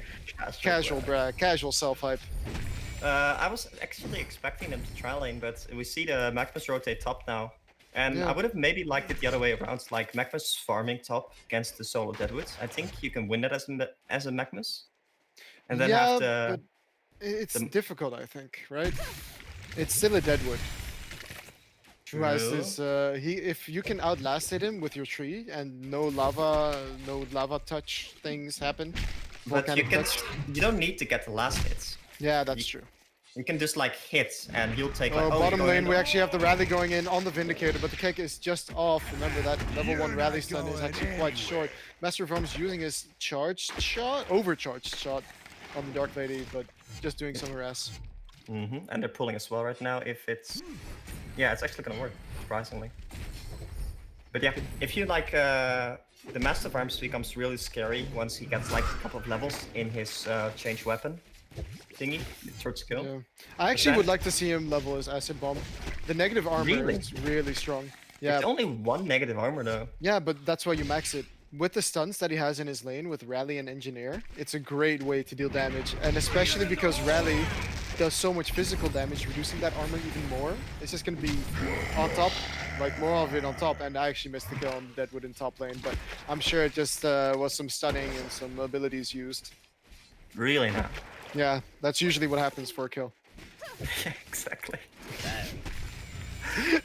I'm sorry. Oh, wait, they might actually lose the creeps here at the top lane, because the creeps went to Narnia. They never came back. No, exactly. Yeah, okay. But Okay. Dark Lady should still be getting a decent amount of farm, and I like that everyone, or almost everyone, on the bottom lane actually picked up a power supply, because the Dark Lady spamming that Tainted Soul, the W, is just gonna really charge up those power supplies. It's just so convenient to have that ready. Yeah, for And- sure. I So would maybe reconnect. like to see someone try and help out the Deadwood, but not stay in the lane with him, if you know what I mean. How would you have them help out then? Well, if you get one grasp with the Deadwood, and then you get an Engineer stun on top of that, I feel like a Magnus could be in quite some trouble. I mean, they're both quite slippery, but they're not that tanky. True. They also don't have any armor, so the Deadwood will still do good damage. But the thing, like at the moment, they are really just locking down the Dark Lady, and the Dark Lady really needs that cleaver to start like taking off. And I feel like if you don't do that, and the Magmates, they leave bottom, and the Magmus rotates bottom, they might be in some trouble. Yeah. I like the fact that Shoyo actually moved top on the Magnus. I feel like it's a good move to make sure that Midas really gets his win, because in a 1v1 Deadwood Midas, at the start, Deadwood should be winning. Deadwood should always be winning that, to be perfectly honest. Until you know, level 4, level 5 on Midas, where he just gets more aggressive. Yeah, but even then, like... Don't underestimate the damage with the Lion's Pride, man. No, that's true. I feel like the Deadwood can just like chuck those trees every now and then and just deal so much damage. Yeah, that's true. But you know, it's like a Cthulhu font. If you take more creeps with you on the Lion's Pride, you deal more damage with it. Yeah, I don't think level 1... Yeah, it's capped at like 360 damage, but that means Yeah, like... but it's even plus level 1 can 15 do. per creep. Yeah. So... Yeah, and if you have 4 creeps, that's already 60 extra damage. How do you max Midas? I've always wondered, because I feel like if you are not really laning that much, I feel like you shouldn't max your Lion's Pride, right? Well, I mean, the heal is still good for team fights. I guess. So what if you're playing him Suicide? Do you max his Q then? You could, but I mean, you're gonna have to go 1-1-1-1. You're gonna have to have one in each ability anyways, right? Yeah. So from that point on, you can decide what you need, because the leveling the flasks, it can be more burst damage, especially when there's no creeps around. But the Lion's Pride with the heal can be more appropriate in team fights. And I mean, you're only gonna max your Q then at level 10, if I'm not mistaken, or level 9. No, at level 10 actually, you're only gonna max the Q, so that's quite some time away. Oh my god, look at the Reforts in the bottom lane. Is that out of range? I think that's like just out of range. Yeah. Snark placing his ward in the middle of the camp though, I don't like, shouldn't any counter ward just counter that if you just put it on the edge of the camp? Yeah. Yeah, I don't know. Like, you can even put it up on the cliff, a little bit to the top side. Yeah, especially with the vision that's been nerfed, you know? Yeah, on Reforts. Yeah. You should always place it on top now. Yeah, I agree. Yeah, okay, mid lane, we do get the Polywog getting a kill on the bubbles. I think he might have... That was he solo AFK? kill. I think he was AFK. Wait. No health was lost on Polywog. And he didn't use his ultimate. Have no clue. True. Okay. Bubbles may have just been low. Yeah, true. I feel like they would have paused if he was AFK.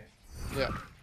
Anyway, now we have Deadwood just... Oh, bottom lane, they are diving in on the Vindicator. Dark Lady trying to turn with the silence, though. Keg gonna miss on the Polywog, so he's not gonna get stunned. Master of Arms is in some trouble, but why don't they go for the Master of Arms? They stun the Rally instead. Shoyo, what is that? He's gonna have a stun in 7 seconds. Rally is gonna get tongue-tied by the Polywog Priest, and now Magnus is gonna be chasing the Master of Arms, but there are 11 charges in his power supply, so...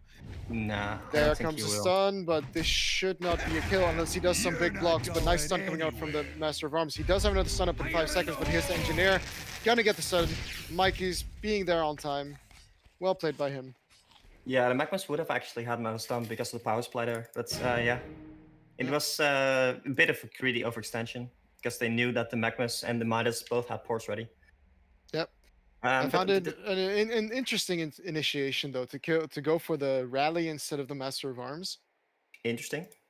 Bad. I try to prevent myself from flaming too hard when I'm on cast, but understandable. How about you, Dutch? What did you think it was? Does it start with the letter B and then A and then D? Interesting, you mean? Yeah, I know. I agree. It was very interesting. I feel like the Rally is definitely, so the Master of Arms definitely the better target because the Rally doesn't even have boots yet, so you're always going to be able to kill the Rally. And the Rally can either compel himself or the Master of Arms out. So just kill the Master of Arms. He was like in position. He actually ate through the trees near the camp. So it should have been an easy kill. But I don't know. Maybe a bit of miscommunication or something from the Legion side there. But either this way, does, a kill is a kill, right? So yeah, this does mean that the Dark Lady gets a little space now. Yep. Dark Lady is actually suffering quite a bit with only 180 GPM. I expected him to do a little bit better with the Tainted Soul. And I'm like reevaluating what Hellborn's draft is actually now with the tri-lane of the Moa, Rally, and Engineer. They have a lot of damage, but I feel like both the Master of Arms and Rally want to pick up a PK at a certain point, so having a full support Engineer doesn't make sense in my eyes. And especially Engineer, you want levels on him as well. So running both of them in a tri-lane does not make sense to me. In my opinion, if they had picked up something like a Lodestone who was still available, they could have won the bottom lane just with 2 heroes, with the Lodestone and the Engineer. They could try to rotate the Engineer top lane now, just to have him get some XP there. Have the Massive Arms just harass the Dark Lady bottom. And mid lane, we have the Bubbles being in trouble, and he is going to get caught out again by this Polywalk Priest, just showing how strong this hero is. Polywalk is really good. Polywalk, sorry, is really good against Bubbles.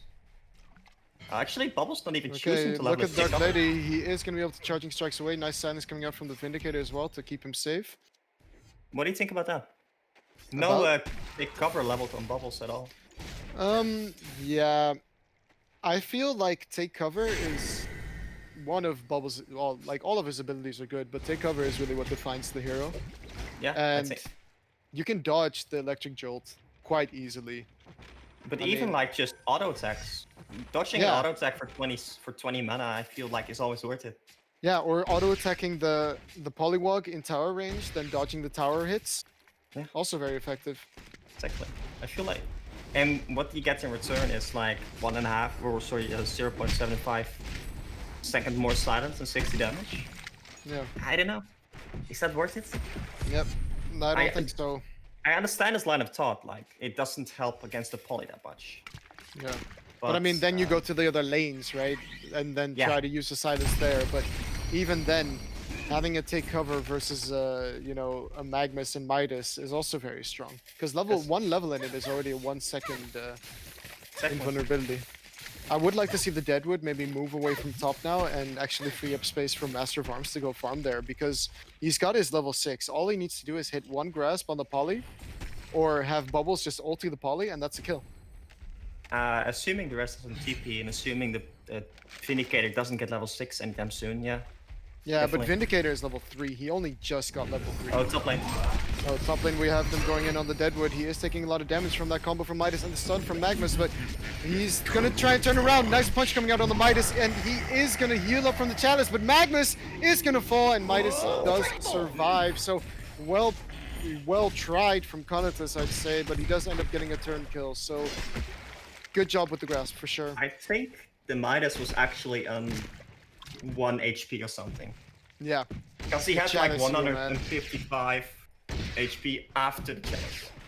If we had the kill on the Midas there, that would have been 2 kills, and that probably would have survived.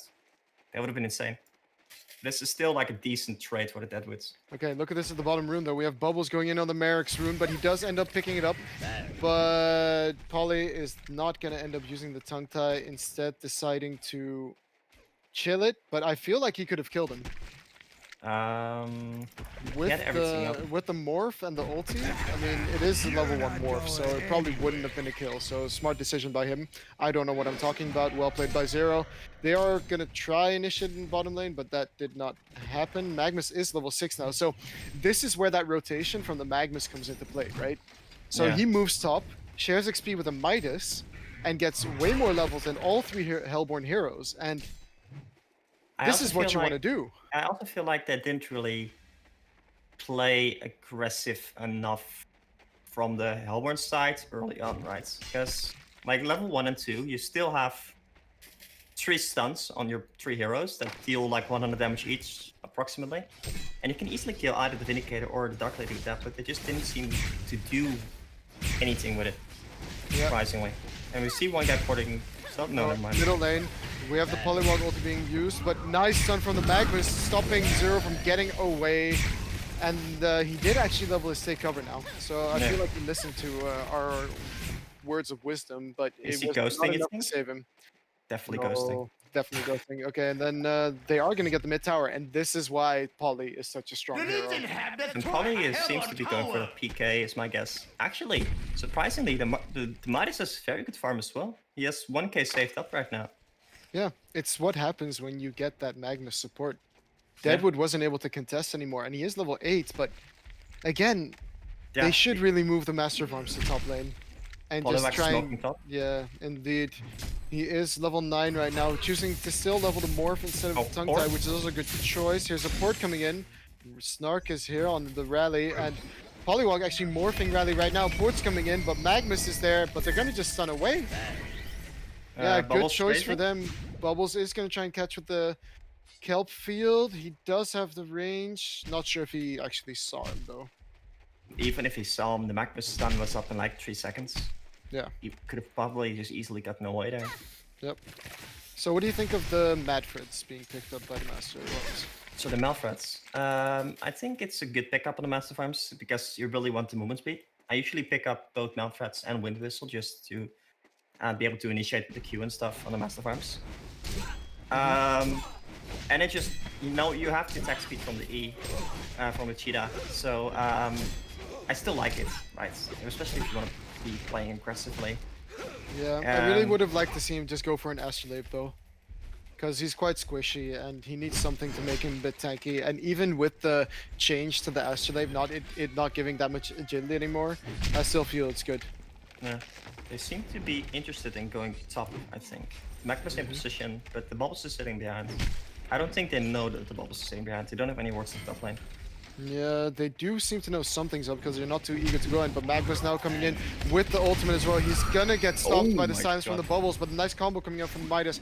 And Shelser, what? Okay. So Midas actually going back in, but was not able to find the Deadwood with that speed from the E. But they still have a stun on the Magnus, and that is going to be quite some damage. Nice dodge coming up from Bubbles. Grasp missing just a bit, but now they see the Polywog with that Shell Surf, so they're not going to go in for anything else. Snark is coming in on the rally for looking for a bit of a turn, but in the end, no one dies on either team. And meanwhile, the Dark Lady's just recovering. Getting that cleaver slowly but surely. And the Engineer plus Master of Arms is not enough to actually really contest the farm right now. We really should see the Engineer move top with Deadwoods and the Rally bottom with Master of Arms. Yeah, but either way, why don't they just, send the Deadwood bottom. use the overcharge shot on the Dark Lady, shoot a keg at him, do some damage to the mines, at least put some pressure on him. Yeah, no, I agree. I mean, he does have the light cube, but it at least forces him to either go out of the lane or, buy some regen or something. Just forcing the Dark Lady to buy regen is also pretty good. It forces, it just denies him a little bit of gold, basically. You need to delay that cleaver as much as you can, and so they just need to be on the aggressive. Yeah, indeed, he does not find anything right here. He is going to walk into the creep wave. Maybe they picked up on that. It was very slight though, so but Hellborn is having none of it, and Rally just being a little bit sneaky, getting that XP. He's going to be for sure happy with that because he wants to get his ultimate. But their tower is going to fall. That makes a lot of damage, even level 1. So it's really good. But yeah, they're just slowly acquiring map control. And they're not sitting on the Dark Lady that much. Yeah, and Legion seems to know something's up with that ward behind the tower from Down Sit Sun. Where? At the bottom lane. Oh yeah, sorry, yeah. Nice ward coming in, spotting any rotations, and now Dark Lady's again comfortable just farming. But again, go top with the Master of Arms. Yeah, and they sent the Deadwood bottom. Deadwood is quite a good pickup. Oh, sorry, good hero against the Dark Lady, I feel. That's it's just so dangerous to play against that stuff. Yeah, I mean, I know that it can do work. Midas is going in on the Master of Arms, but Bubbles slightly not there. DD on the Master of Arms now, and an Astrolabe, so he's listening. Yeah, the Bubbles not going in there is a bit surprising. I guess they don't have any vision, right? Yeah, and he didn't really have the range. Like the Shell Surf barely didn't hit. So there is a PK now on the Polywog, by the way. So they're gonna have to be careful for that. Yeah. Like, that just means that bottom lane can't really sit. Top lane, we have the rally ulti coming in on the Magnus, but that invis, do they have any vision now, actually? Engineer not using a mine, he does end up hitting the keg, but that was really close to Shoyo, just walking away scot-free. Yeah, they kind of like to choose or to guess for a position. And actually, Deadwood is surprisingly close to his own PK right now. Yeah. I guess think he's been doing a great job not really dying, and he did get that kill on the Magnus earlier, so... Yeah, Deadwood has been doing pretty decently, because he has been in a very hard lane. And for sure, just sitting in a tree, getting that XP is very important, because no matter how much farm you have, your ultimate is roughly gonna keep doing the same damage, and it's just gonna... Oh, bottom lane, we have the Morph coming in the Master of Arms. He is not gonna be able to get his Astrolabe off this way, and the silence coming in from the Vindicator, that tome is so annoying. But Bubbles is actually looking to go in, but chooses not to. Or people. Right. Yeah. Oh, they want to go more? I want them to bait it with here comes the Morph though. You cannot actually compel a Morph target, and nice stun coming in from Shoyo with the silence, making sure that all 3 heroes on the Hellboy team are going to fall. So really well played from the Legion team there. Yeah, that's just the power of the Vindicator, right? Mm-hmm. It just makes work. The Engineer tried to walk in, tried to get his ultimate off, but the the Vindicator ultimate just delays it by 3 seconds. Yeah, and doesn't do anything. It's a really good thing for them that morph. You cannot compel or tablet people who are morphed, which I think is ridiculous. But I don't think Snark knew that. Yeah, so he walked in, getting in range of the double Magnus stun, and good job on Shoyo for picking up on that. And look at that, a 16-minute PK on the Magnus. That is actually really good. And what did the Midas buy? The Midas... Bottom lane, we actually have the punch coming in on Dark Lady, so he is going to get stopped a little bit. And at the same time, Koget getting a kill. Oh, sorry, Skogs Bajarn, otherwise known as Koget, getting a kill on the Midas, who also has a PK. Yeah, I'm surprised. Like I saw the Midas with 1k and then like, not anymore. So, oh, the Poliwag setting up and the Magnus setting up. And the Magnus, they are looking for him, but there's no wards there, so that's just good map awareness actually. Yeah. Doing a great job of just getting out.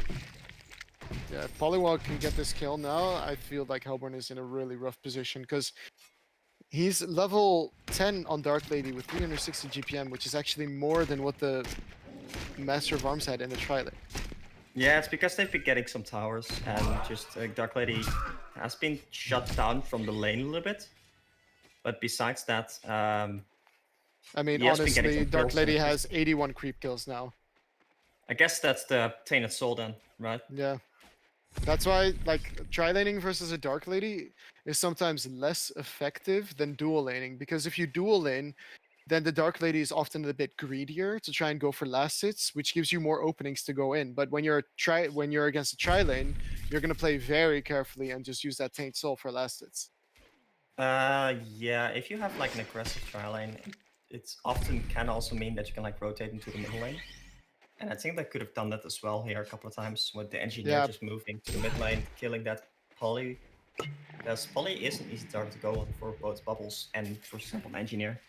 Yeah, for sure, I agree. Rally was a great person to try and roam as well, because that Compel stun, I mean... Yeah, true. The Compel is a lot easier to hit as well. Yeah, I feel like the Engineer... So I would rather have the Rally sit behind the Master of Arms, just to make sure that they can't go with them when the Magnus rotates. But that's the problem with the Rally versus a Poliwag. The Morph is just too strong. Yeah. Rally's sitting in the trees on the top lane, and the creeps actually saw him for a split mid lane, we have Magnus going in with the ultimate, with the Vindicator ulti, and Engineer, as well as Deadwood, instantly falling. So Legion side is doing a great job, and I have to say I absolutely love their draft. They have so many. They have 2 good AoE stuns with the Midas and the Magnus, and they have the Morph from the Poliwag to give an easy initiation every time. Like, their draft just makes sense, and they cannot react on the Hellborn side due to that Vindicator. Yeah, and they also, the Legion side can just choose to use the Vindicator either offensively or defensively whenever it's up, because the Hellborn side is not going to be able to force anything anytime soon. Oh, and they're looking to go top lane. Yep. Rally is gonna run into the Magnus soon. The smoke is popped. He is gonna get the Magnus with a stun actually. And here's the Moa with the stun on top of it, and that is a dead Magnus. So unfortunate for Magnus, because I know 100% sure that he was not targeting the Magnus there. No, with the he Rally wasn't. Compel. He wasn't. Yeah. That was just like a 5-head move from the Snug, I guess. Yeah, What else exactly. can we say? I mean, He luck just- is a skill, right? Whenever I play Blacksmith, I can definitely confirm that's true. Exactly. It's You also heard it here first, guys. Luck is a skill. Dark Lady is cleaning the Ancients right now. They're gonna have triple stacks on the Ancients there. Sorry, cleaning the junk right now, but the Hellborn side also has a stacked jungle, but no one to really take it. Yeah, but this is why I'm saying that Acid Bomb is also a great farming tool, because it's a... Yeah, how long does it last? It lasts 6 seconds, and 6 times 65, I mean, with the negative armor. Yeah, it deals a decent amount of damage, but the cooldown is Yeah. also pretty long, and... And, you know, they also buffed it recently with the movement speed slow. True, It's a true. 20% movement speed slow. Yeah, it's definitely more useful now. But it's still just a bit awkward skill, because you want the Q in the lane, right? Yeah, you want the Q in the lane, and you want the E because... Yeah. I mean, it's just good, but I feel like one level in the E can be sufficient just for the extra range. Yeah, but you also want the attack damage, because it Yeah, just it helps so I much, see. right? Yeah, but I feel like if you were to go 1 in your E and then rest max Q and W, then you have the highest damage potential, especially in a tri-lane, because you're reducing the armor for the rest of your teammates as well. Probably true, yeah. I usually like level my or max my E out of like just gewoonte. Yeah, Out of habit. Yeah, Out of habit. exactly. Back when the E actually was really strong. I think it used to give like 400 attack speed or something stupid. Yeah, it was pretty much what Nitro's ulti is now. Yeah. But then Nitro ultimate lasts for 5 seconds. Yep. And Master Farm's E was permanent. Oh yeah, and what I also realized just now was that Vindicator actually picked up Ophelia's Pact and got money from it, so don't underestimate that. And look at that triple H just fall instantly to that Dark Lady. I mean, I think, yeah. Both the supports on the Legion side just have look at pretty the high smoked GPM. up Deadwood though. He is looking. He can see the Magnus. Does he see the Midas? There is no vision of him, but he can go in now. He does grasp first. Oh, and the silence just missing from the bubbles. But are they going to be able to kill the Mag? No, they're not going to go for it. Vindicator ultimate is up right now, so I do like they chose to not chase. Yeah. And yeah, Dark Lady's just gonna take off real soon, right? Yeah. So this is why I don't like the Moa Master of Arms picking up a Madfreds. I mean, since he's picked it up, he's only been in 2 kills. So he's not going to get the movement speed buff until he gets those 5 charges. And yeah, well... No, I agree with you. He could have also just chosen to pick up the Soul Screaming Ring, the agility thingy, and then try to make it into a null Fireblade later, because I still like null Fireblade from the that would have been perfect. That would have been perfect in my opinion. Because I do like the Soul Scream Ring pickup early on, because it just gives you a little bit of stats and stuff. But yeah, it's and also the thing that it's flexible, right? Yeah, I also would like to see him pick up the Hyper Crown. On Master of Arms? Yeah, I'm not a because fan of well, it's what you showed me, Dutch, in one of those games where you just apply the buff to a creep and push out a wave with it. I feel that is insane. Yeah, it's so That funny. is what it makes it. That's what. Oh my god! Like It's when like you a told me that, Geobane, basically. it's insane. You push 2 creep waves with it, and you just get like 500 gold from it. Yeah, no, it's like you Yeah. have to choose it on a full creep, a creep that's full HP. That's And you have not to- exactly in the front. It's the one that's going to be secondary hit by it, because Yeah. then he survives longer. Yeah. Exactly. And like it doesn't work if it's in a tower and stuff. There's some Limitations. limitations, exactly. But it's definitely really strong, and I actually haven't seen a lot of people use it. So just keep this a secret between us, right? Oh yeah, because now it's a secret. Secret strategies. Yeah, but it's No, also but that the Thunderclaw, you know, it only does 90 damage in AoE. It's actually not that much. On the Hypercon, it's 200 damage, or Wait, really? 160 damage actually. 160 damage. Yeah, and it like the chain Yeah. is a lot. longer. Or how to say it? Like it's the chain can like reach a greater distance than the other thing ever can. Thunderclaw. But look at this Vindicator. He's got the what's that item called? He has got. Backstone? He's getting closer to the restoration stone. Yeah, surprisingly, the Vindicator not choosing to pick up the Grave Locket. Yeah, I don't think it's that surprising. I feel like it's not as good as it used to be, and Hellborn now pushing bottom tower, so Really? they're fine. They get some more gold. Like, just if you, with the amount of stacking the Vindicator has been doing, you get so much Yeah. levels and stuff from it. That's true. That's true. I always underestimate that, but because he's really the only one lacking levels, when he buys a tome, it's not really gonna matter. True, I guess. Yeah, and rushing a resto, I feel like that's kind of they're what you doing get the hero for. Yeah, they're gonna have no problem. They even pop the wards for it, so they're not gonna have it for an initial fight if they choose to fight now. But yeah, they're not on the clock. exactly. The Hellborn team is, and the Hellborn team is probably not going to be able to do Kongor until the Master of Arms decides to pick up something like Lifesteal. Yeah, They are stealing their ancients right now. But I think that Master of Arms can be quite a threat in the late game as a glass cannon, just simply because he's ranged. Yeah. But out carrying a Dark Lady, it's not about the 1v1 situation. It's about can you kill the other team before their team kills you. And I feel like Dark Lady is able to burst people down really effectively, and Moa needs a lot of items before starting to hit really hard. Well, yeah, the Master of Arms just does damage. That's it.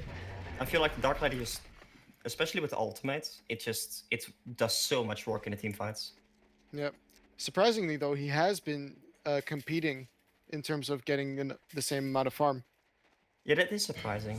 The Dark Lady should definitely be taking off way Yeah, harder than the Master of Arms is right now. But Yeah, and there is a Shrunken up on the Master of Arms, so no one on the Legion side can stop the Master of Arms when he pops that. But I don't think they have enough damage right now.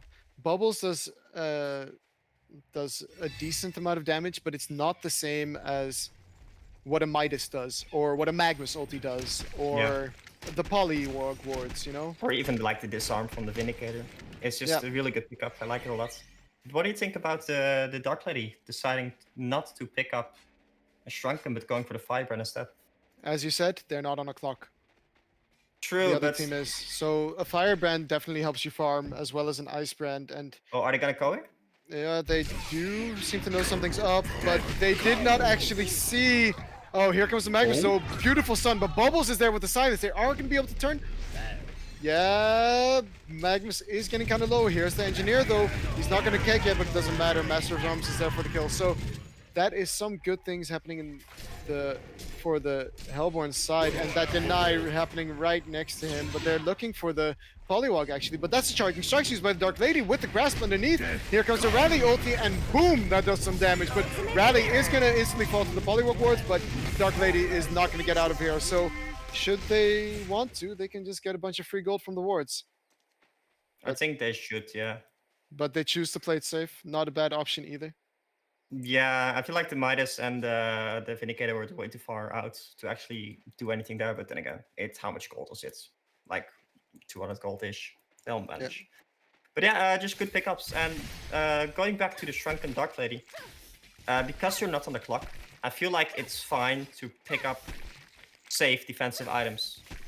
I feel like it's better to pick up safe defensive items so that if the Hellborn chooses to force something, like right now, you can fight him. And instead, like the Frostburn pickup instead of the Shrunken, means that he's gonna be less able to fight. So that really inclines that the Hellborn should start to look for fights, right? Yeah, every time they have the punch, they get a kill. I think that's the name of the game right now. And they have the rally PK as well, so if they're really in some danger, they can be compelled out unless, you know, they're morphed. Like, by the way, Legion's team is perfect versus a rally. Because you can't compel someone who's affected by transmute either. By Midas's combo. Really? Yeah, you can't tab those people either because they are not only stunned, but they're stunned, and that's it. immobilized. Really? Yep. It just says at 2-second stun applies. And an applies Midas's touch. Okay, so Midas touch, I think. Yeah, you can't tablet people who are affected by Midas combo, so you can't compel them either. Huh. The more Man, you know, the I things guess. you learn. Yeah, Yep. I So- actually didn't know that. Yeah.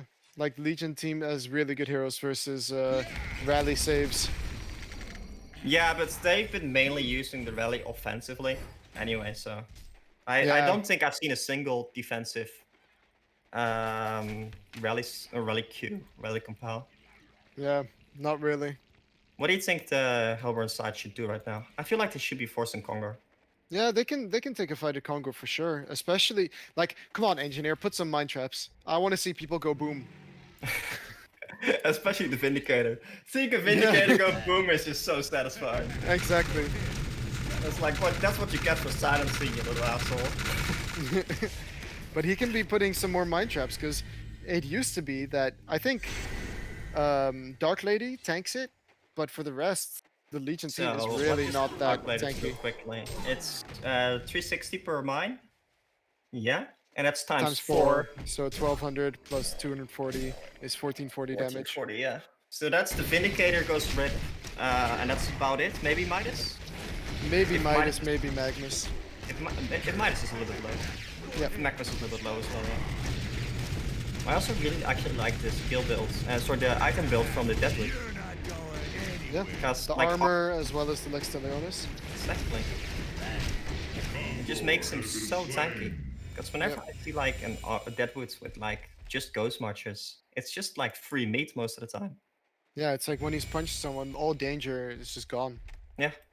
And now What I he's also like seeing is twin blades on the Deadwood, but that's more for the meme potential more than anything. and also the Lex pickup, Lex Talionis.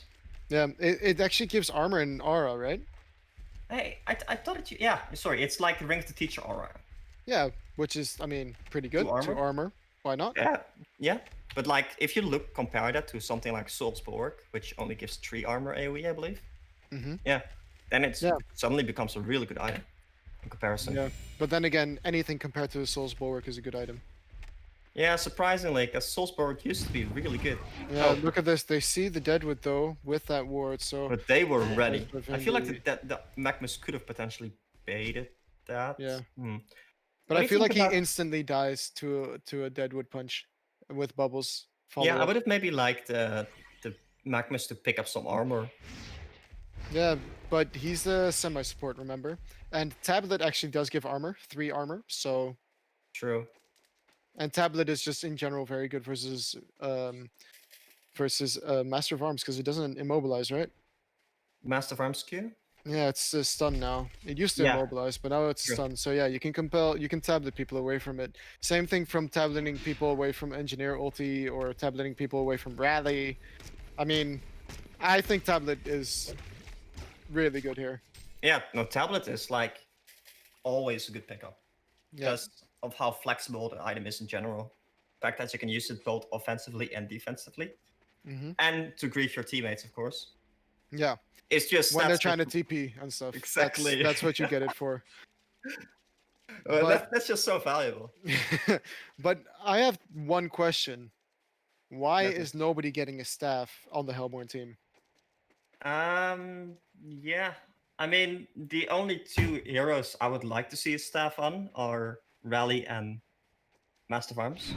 Oh, top lane, we have initiation on the Midas, and he does cancel his own ulti, but Bubbles is here with the Kelp field, and he is going to be able to catch the Midas, and a nice kill coming in for scoped by Jaren on the Master of Arms. He did pick up the Hyper Crown, so he's going to be doing a lot of damage now. I was gonna say they could have chosen to use the Vindicator ultimate and have the Midas poured out, but the bubbles are storm ready, so that would not even have worked. Yep. And they're actually smoking up right now, potentially defending or getting ready to defend that Congo. Yeah, but there is not a lot of mana on the Bubbles, actually. Polywog has illusions as well, so they are going to go in on illusion, and Bubbles is going to storm himself. He's going to be able to take cover if he didn't even try. What? You can take cover while storm. Yeah, you can take cover Well, instantly. Yeah. I think, Interesting. unless they changed that. No, you should be able to. Yeah.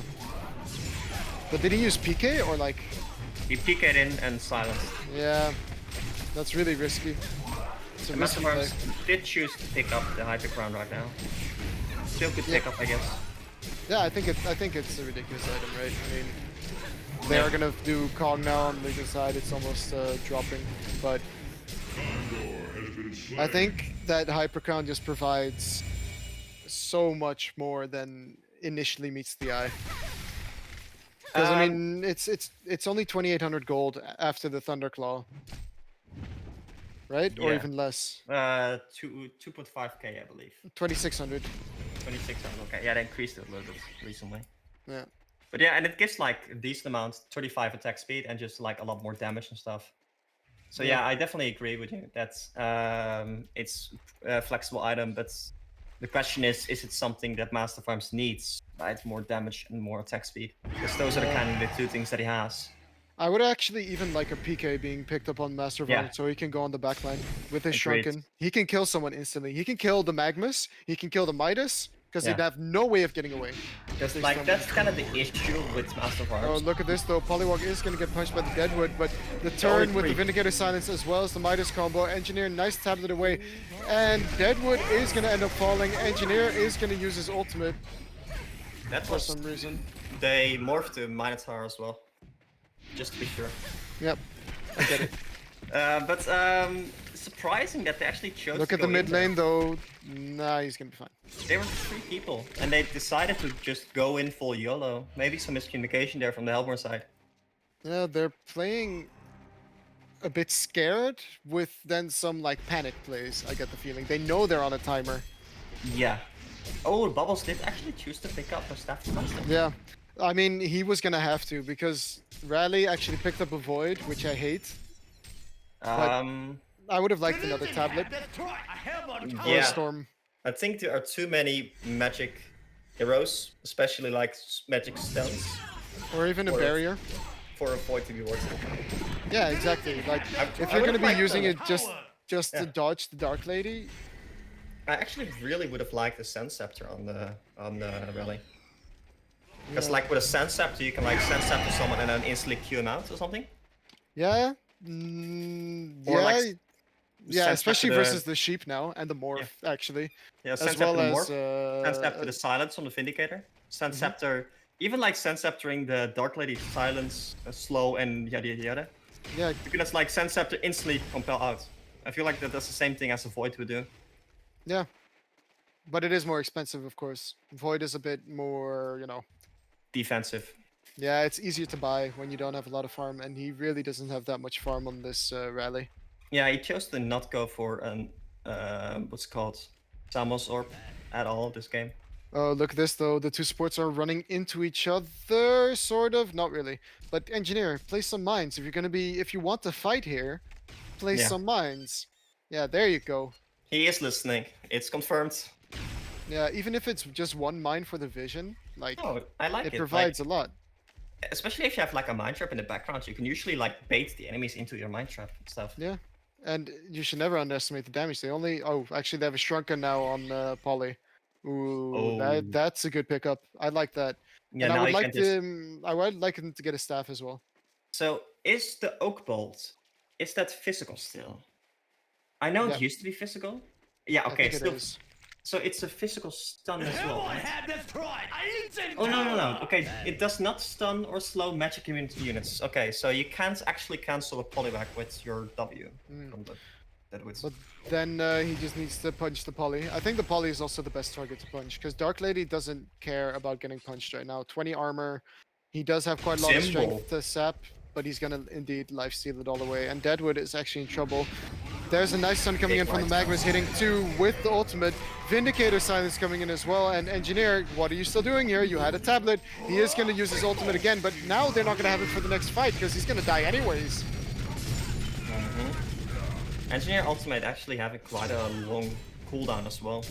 Yeah, I thought 84 seconds. Yeah, 95. Yeah, from the point that I said it. Yeah, and the Engineer should be up pretty soon, so I agree with you that he probably should not have used his anti-field tag as he was just that, right? Just accept it like that. And They have really good counter push though. Yeah. Now all Bubbles needs to do is shell surf. Oh no, this is not what you want to do. Nice storm coming in from the Bubbles though, but Master Arms, he's gonna have to use a Shrunken, but it's just not gonna happen. He does have a buyback though. He has 2k gold. Like, this is the point where you either decide to buy something or you do not buy something. They're gonna get the tower quite easily, but I mean, they're not on a timer. They're choosing to go back. Yeah, they're not on a timer. Yeah, but they didn't even pop the Shrunken from the Dark Lady. Yeah. So I feel like they could play a little bit more aggressive. But yeah, it's true that they're not on a timer, so they can just like chill, farm it out a little bit. Yeah, they're gonna go straight to Kong right now, and I think this is the right decision because they have to make something happen. Yeah, kind of surprising that the Legion side didn't decide to do something with Conqueror. At least ward it up, right? Because you're just giving it away for kind of no reason. I don't actually like the Whispering Helm on Master of Arms this game. Most carries can use a Whispering Helm really well, but honestly, a Nullfire Blade versus a Dark Lady is ridiculous. And a Geometer's Bane in combination with a Nullfire and a Hyper Crown is absolutely ridiculous. Also versus a Dark Lady Silence, versus a Vindicator Silence, versus a bunch of other stuff. I mean, I feel like those items really should have taken priority here. I would have liked for the Master of Arms to actually go for a Spike Bola against the Dark Lady.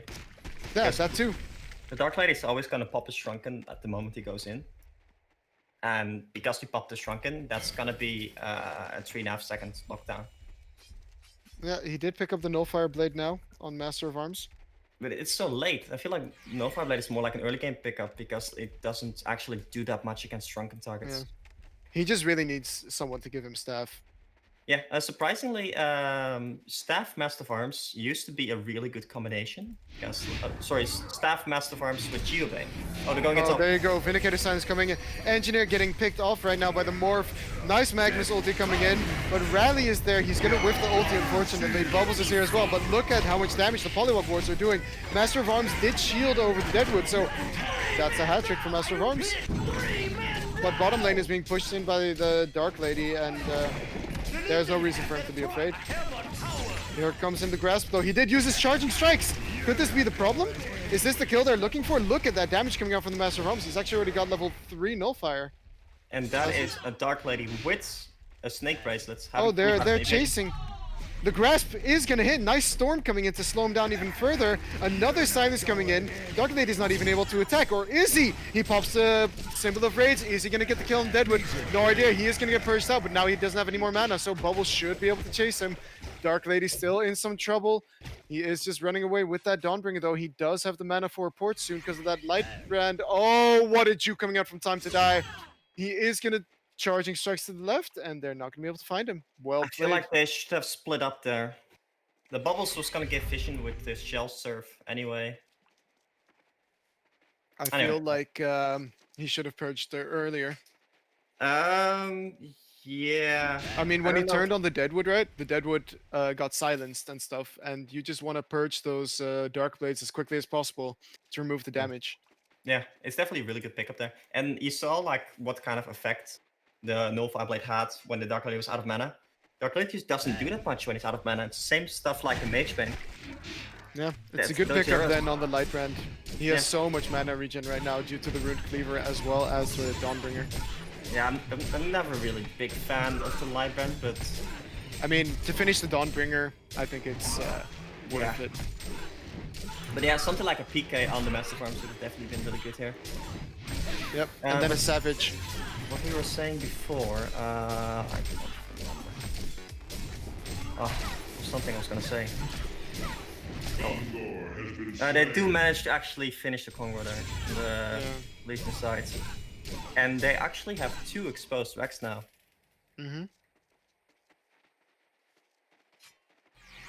Oh, and sorry, Vindy I know. has a Resto Stone. Master Farms actually has a staff from Bubbles now. And Master Farms plus Geobane, when he has a staff, is actually insane because the illusions do so much damage. But funny enough, if you have like your staff boosted by you or by someone else, then that does not carry over to the illusions. Oh, and that's why. Yep. It's technically a buff. Okay, well, there's 3 racks they're now, going. but they're gonna go in on the Master of Arms. They do have the sheep, but nice storm coming in from the bubbles with the ultimate. Remember, he can shrunken and turn now. Now it's time to turn. He's gonna auto attack. He's got quite some range, but don't attack the Dark Lady. He's just gonna heal up. But actually, Rally coming in with the stun. Nice storm on the Dark Lady, saving him from the rally. But there goes Conatus. He's gonna be able to pick up the Dark Lady. And look at this. Hellborn is actually winning this fight. Now we have the bubbles. Finishing off Vindicator, I think. Yep. All right then. Yeah, that was surprisingly good. Poliwag used everything on the Master of Arms as well, but the energy fields really screwed over the Legion team, I feel.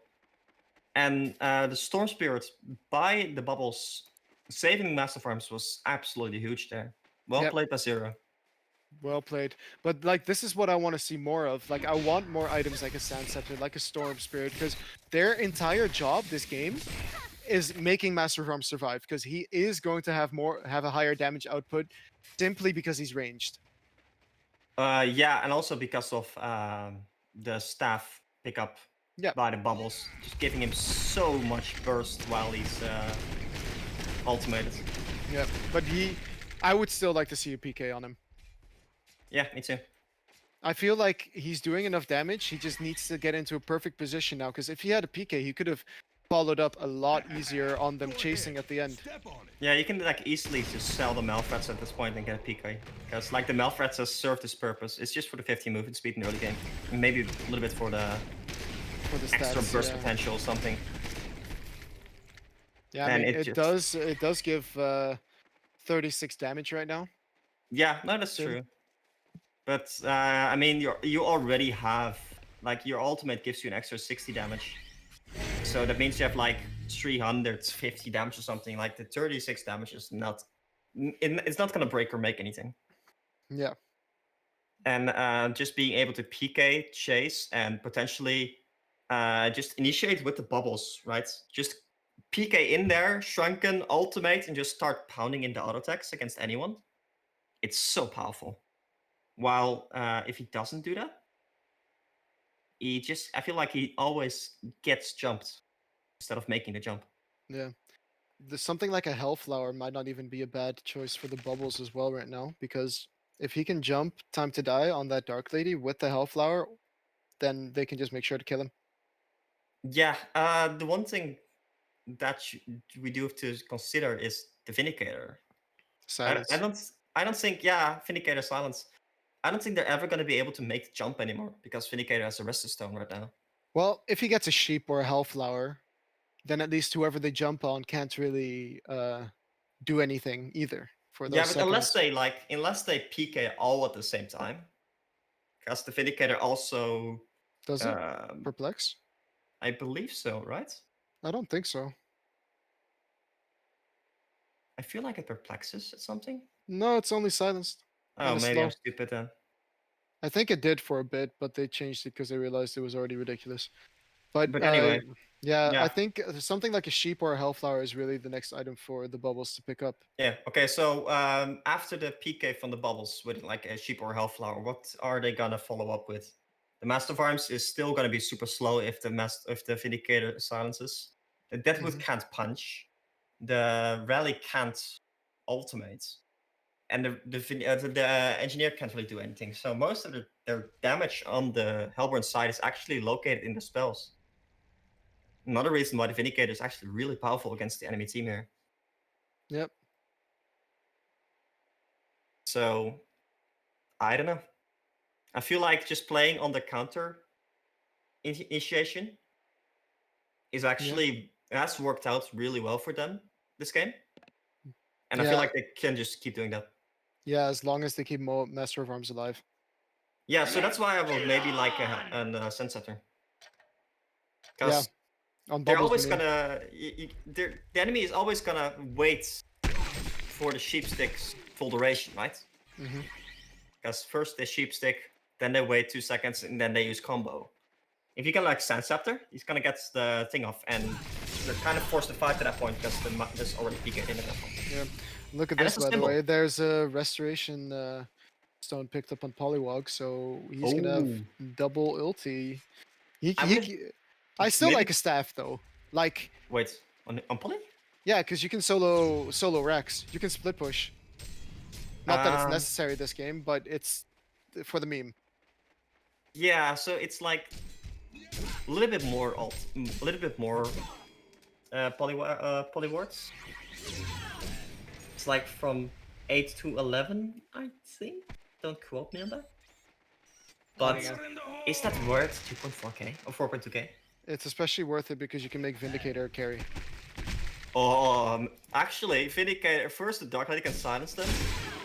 Then the Yeah. Vindicator does extra damage on the W. Exactly. Actually 80 attack insane. speed, 66% of your intelligence. I mean, it's got to be building up. How much int does he have right now? 97. That's 66 extra true damage a hit. Insane, man. Insane. Yeah, it's insane. I actually kind of vaguely remember a game where I was playing with like Where Mex carried us Vindicator. with Vindicator. Yeah, exactly. I can't even remember which game that was, but It was Vindicator versus Fat and Sexy, but it was. Oh wait, with was that the game that lasted 1.5 hours? Yeah, it was a game that lasted 1.5 hours. But yeah, so I would like to see the staff simply to see Vindicator start to carry. That is my professional opinion right here, and What do you think quote about me on it. The first play? I think the item is still so busted. Yeah, for sure. Like if you actually want to go for good items, then Frostfield played is sick. I think a Going for demonic good can items. also. Try hard. There's a wingbow, I think, finished now on Time to Die, flying into the courier. There you have it. No buyback on him now. That is dangerous. I don't like that. Yeah, they're at just all. waiting for Kongor right now. They Yeah, don't. but why bother buying the wingbow? Just save the buyback. Because you're not looking to fight anyway, right? Oh, they are actually looking to fight. Yeah. Never mind. But They I don't do think pop down Halborn the wants to fight this. Do they see it even at all? I don't think I so. mean, Right? they tried to counter the ward, but they weren't able to. So that They is- know it's happening though, 100%. Yeah, that's the fourth buff down. Here comes Bubble with the shell surf. Is he actually gonna get it? Oh, that was so close. If he was 1 second earlier, they could have had full vision and they could have sniped it perhaps. Yeah, but can we please get some mine traps in the base? Like, the one thing I want in this game is for somebody to go boom. Preferably the Vindicator. Yeah. I always want to see a Vindicator go boom. I mean, he's got 2 mines there now. He's got 2 mines in top lane, but you can have Yeah. 4. Yeah, now the thing about what I usually do with the engineer, arguably I do too much because I think it's hilarious. But just smoke up the enemy jungle, place mines, and port out, right? Mm-hmm. By the Like- way, where are the vestments on the Hellborn team? That is a good point. Rally with empty slot. Only Yeah. the Deadwood has one, and he picked it up really early. Yeah, that is surprising and not very good. Look at the top lane though, Rally trying to catch the Midas, and Magnus and Dark Lady are nearby as well, but if they want to make these types of plays, you need to use smoke, right? Especially if you have given up map control for very long. Like, they don't know where the Legion side has his wards right now because they have just been sitting in their base for a very long time. Yeah, the only 2 heroes farming on the Hellborn side are actually the Bubbles and the Master of Arms. Well, those are the only 2 heroes that can really farm right now because the other ones can't really nuke waves. Oh, maybe bottom lane. Maybe bottom lane. Bottom lane, smoke into smoke. He is going to morph in on the Polywog, but that Shrunken is going to do a lot of work, and Master of Arms instantly falls, and that's going to be another kill on the Rally. Double silence was used, and there is a buyback on the Master of Arms, so we're going to have to wait and see. He's going to have to buy back instantly. Here comes the punch with the Bubbles ulti on many targets. Keg stun coming in as well, but Deadwood seems to be falling.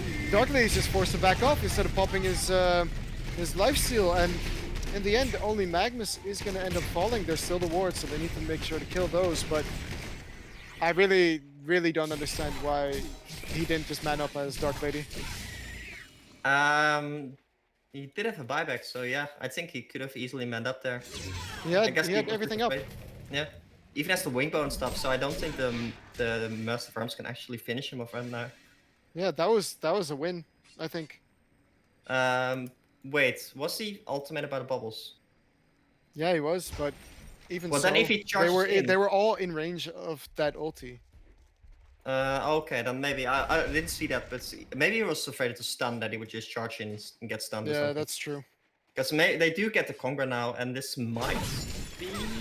Yeah, but I think he was in there for long enough because it's really only a 5-second duration. Yeah.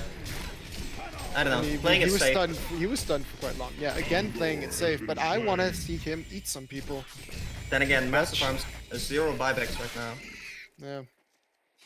Or maybe What does he buy now on Dark Lady? Does he go for the post haste or does he look to buy some corrupted swords? Ooh, I think you can sell boots really soon. Look at how fast he is, dude. He has 75 movement speed extra. Yeah, and the he has the post window haste for an is extra still 20. so strong though, right? I don't think he needed that much. Like, you already have full map control. Post haste is usually strong because it allows you to push waves and stuff. But because you have Magnus, Polly, Midas, and Dark Lady, all the lanes already pushed in. Yeah, but then what would you like to see him pick up? A Crit Blade or Savage? Honestly, even a Bola on him could be strong, but probably either Savage Mace or Genjuro. No, Genjuro. Genjuro, yeah. Genjuro is really strong on Dark Lady. Crits could be even be decent as well. Yeah, but I think you wanna profit off the fact that your Dark Blades is base damage. What about Harker's Blade? Because you will rip through his Master Farms. It will be like one hit and he's gone. Yeah, that's also a possibility. Because they also have 2 voids on the Hellborn side. Yeah. It allows you to basically kill everyone. We'll see it soon. He's got 5.3k gold, so... And no more buybacks on the Master Farms, so if they pick him off right now, that is going to be the game. Yeah, again, please pick up a PK on Master of Arms. I still think it's good. Yeah, he has the gold right now. So, I don't know what he's saving up for. He's gonna have to... Oh, look, this though. Polywog running into the Master of Arms with that haste rune. Nice dodge coming out, but... Oh no! The vision, he's getting juked a bit, and here's the Midas, but he actually popped the Shrunken already. Don't attack the Dark Lady! Okay. He had no TP. His TP was on cooldown. That looks to be a Deadwood dead as well, and Legion team has played this game long enough. I think that's GG. Yeah. It's just like the Vindicator plus Dark Lady combo in the late game. It's just not something you really want to push up against. The Hellborn side should have taken this game earlier. And yeah, but Master of Arms is also a really late game oriented hero. No, I don't think that's the case actually. I think he's a good late game carry, but I don't think he's late game oriented. I think he's like stronger in the lane. I think that's his strong suit. Yeah, but then honestly, if you think he's a strong laner, then... Okay, if you think his strength is laning, then he's still a bad laner compared to others. No, but for a carry, he's a strong laner. Yeah. The same thing like how Benson is a strong laner, right? I think Kane is a stronger laner. Yeah, true, but Kane doesn't have the same kind of carry potential. I think Bensington is a stronger laner. Yeah. Yeah. But well played by the Legion team, well played by both teams. But I would just want to see people go boom. And I didn't get to really see people go boom. So maybe next game when Engineers picked again, we can see people go boom. But what are your final thoughts on the game, Dutch Onage? Yeah, we'll play by both teams first of all. Secondly, I think the Hellborn team didn't really make most of their early game oriented picks. And they just play a little bit too passive. But it could also be said that the Legion side just dodged their ganks attempts really well. And it actually was a pretty close game, so we'll play both teams. Yep. I mean, it was a close game. It felt like a close game, but I mean, the deficit was really in the side, on Legion's side the entire time. And for Hellborn to have had a chance this game, they really needed to rotate a bit more because Deadwood was quite static top, Bubbles was static mid, and Rally and Engineer were static bottom. Yeah. No, whereas Magnus just moved and immediately paid off by just getting more levels by being in a dual lane instead of a tri lane. It comes back to their picks as well. Like Magnus, Midas, and even the Dark Lady are kind of hard to gank because of how fast they can just charge out. So also, I think the Legend side had the better draft with that in mind. Yep.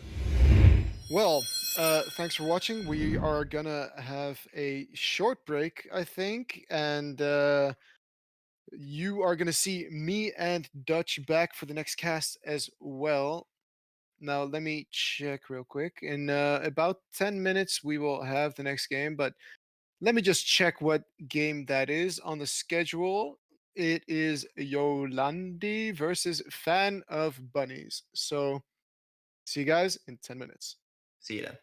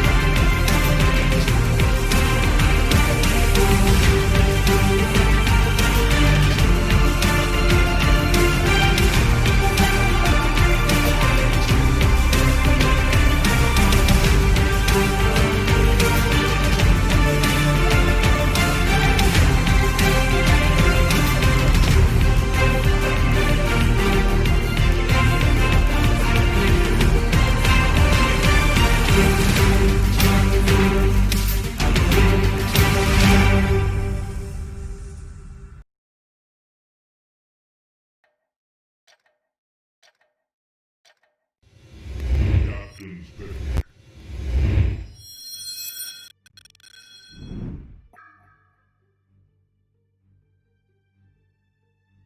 Welcome back to the HoN OMG tournament with Dutch Ownage and me, Shorkan Casting, bringing you memes since 1994. And I'd like to tell you guys that last game was quite a long game. So let's see if we can get a bit more action in this game. Some sicker team fights, not ending on a random pickoff, right, Dutch? Let's hope so. It's a bit of an sad ending to a 50-minute farm game. Yes. So yeah, a bit more team fight, a little bit less farming would definitely be appreciated from the casting side of it. Yeah, And I definitely prefer rapping much more when casting. Rap God Shorkan is getting Rap bored. Give God him some Shorkan. fucking challenge. All right, and we see the Magmas pick up, and finally the Andro is getting banned. Good job, guys. You listened last time. But Andro wasn't even picked, and Moira is picked. Oh, they are listening to us. Yeah, now it's two teams actually respecting the Andro is what I mean. All right, so let's see what we're gonna do here. The Magmas being a first pick is definitely not surprising. The Moira being a first pick is definitely a little bit more surprising to me. I think it's a strong hero. I mentioned it before. Yeah, but I feel like the enemies are often not gonna be picking up the Moira, so you can choose to pick it a bit later, I feel. Yeah, that's true. Especially but then with the again, anything is better than picking an engineer and then not placing any mine traps. That's true, man. I'm gonna keep on coming back to that. You're being rude or you're being mean because you didn't see anyone blow up. All right. Yeah, it's just like it's not fair to take that out on the engineer player. No, No, that's not fair. he had direct control on this. Apologize. I will not apologize. I am who I am. Okay. All right. The Monarch pickup.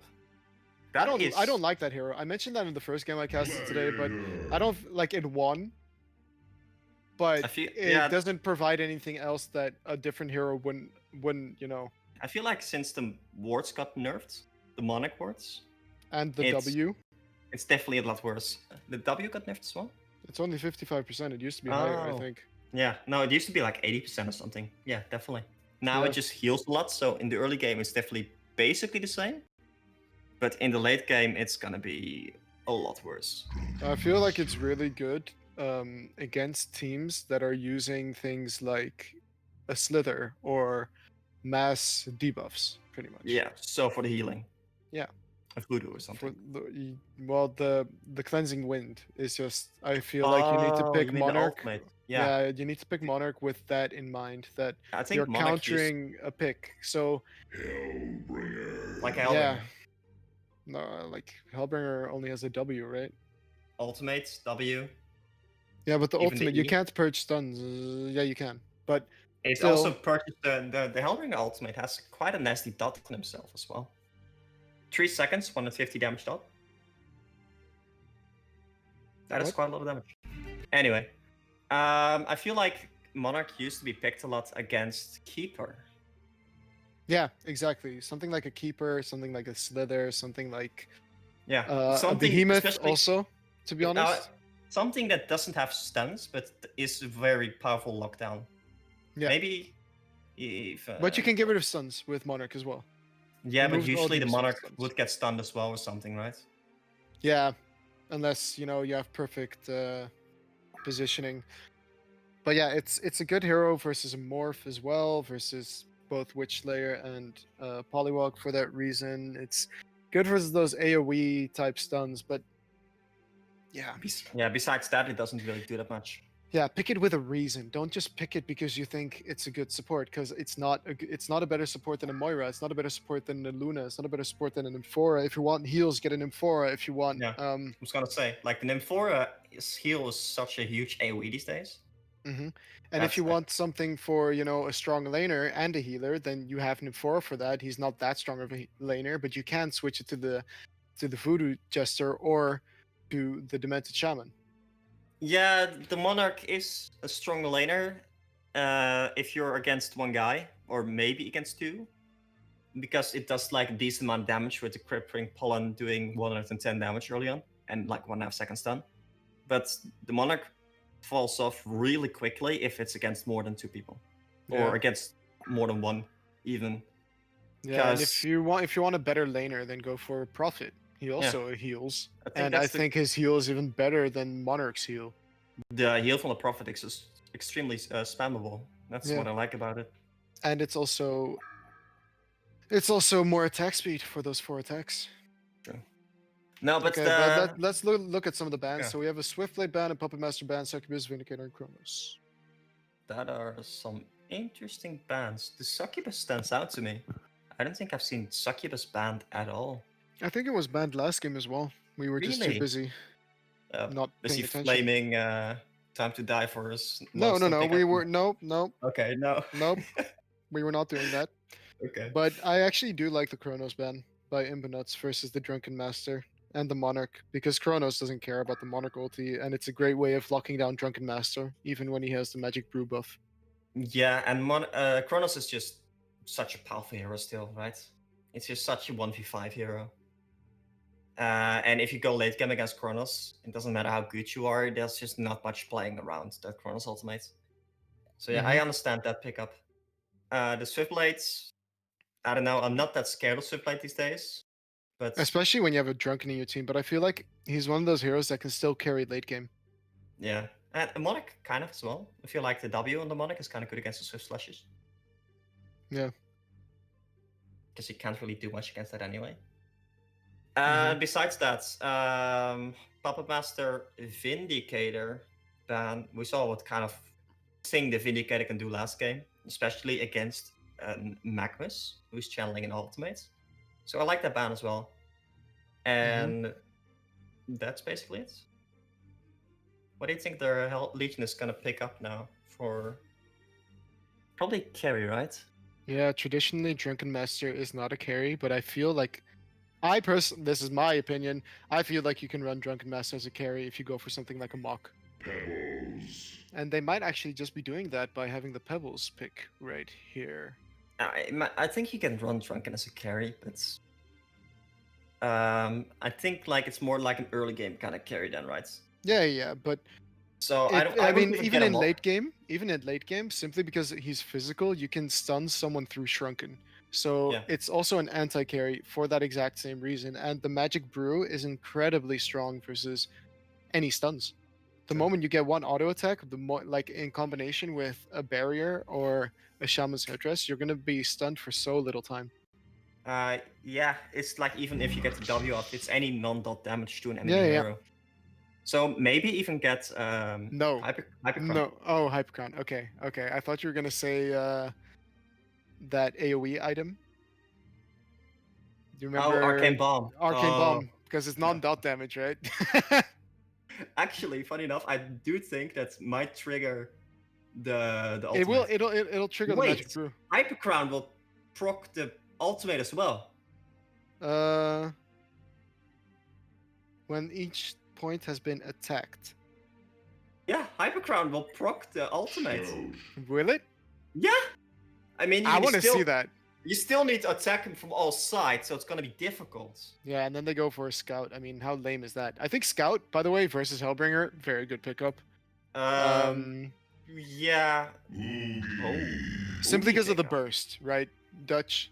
Simply because he can do a lot of burst damage, especially when he gets a staff upgrade. He can initiate when he has a Shrunken and staff. Yeah.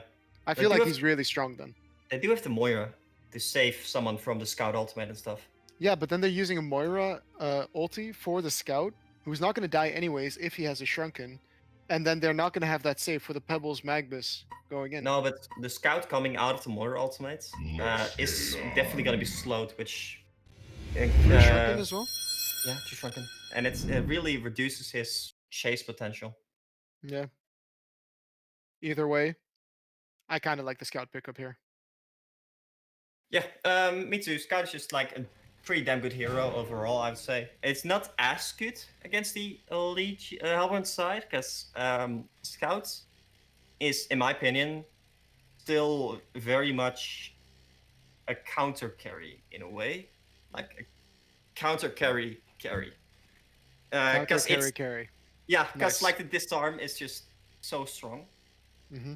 that if you pick up a scout against like a predator or against the Master of Arms or Dark Lady or Hammerstorm, With a dude, if you have a Geometer's Bane on yeah, Scout, it's the disarm is permanently. You're just not gonna win that. yeah. Like And I think the hero is good though. Like, yeah. it's usually seen as more of a pub hero because people don't buy as many rev words in normal It TMM. says it makes you invincible, man. It says so in the. Oh yeah, invincibility. Yeah. Yeah, I get that. Invincibility. Yeah. Invincibility. That's insane, right? Yeah. Okay, no, but yeah, the Dark Lady, oh sorry, the scout against the Hellborn lineup is kind of because the Oogie doesn't really auto attack, the Hellbringer doesn't really auto attack. If they decide to go with the Hellbringer that's farming in any way, shape, or form. No. So I don't think the disarm is as powerful, but definitely the silence. Well, I mean, And- the disarm is good versus Oogie to prevent him from using Kindled Fury. Yeah, true. But generally, the Oogie is just gonna be running around with the W active. True. But Scout is a good hero versus an Oogie. The with silence, the silence doesn't go through Shrunken anymore. It doesn't go through Shrunken, but that means that an Oogie is gonna have to buy Shrunken, which is not like necessarily a core item on an Oogie. True. Yeah, I mean against the Pebbles and the Magmas, you can't. Yeah, really... he's gonna want to get it this game. No, I'm not even sure. Or I feel like a barrier. Pebbles.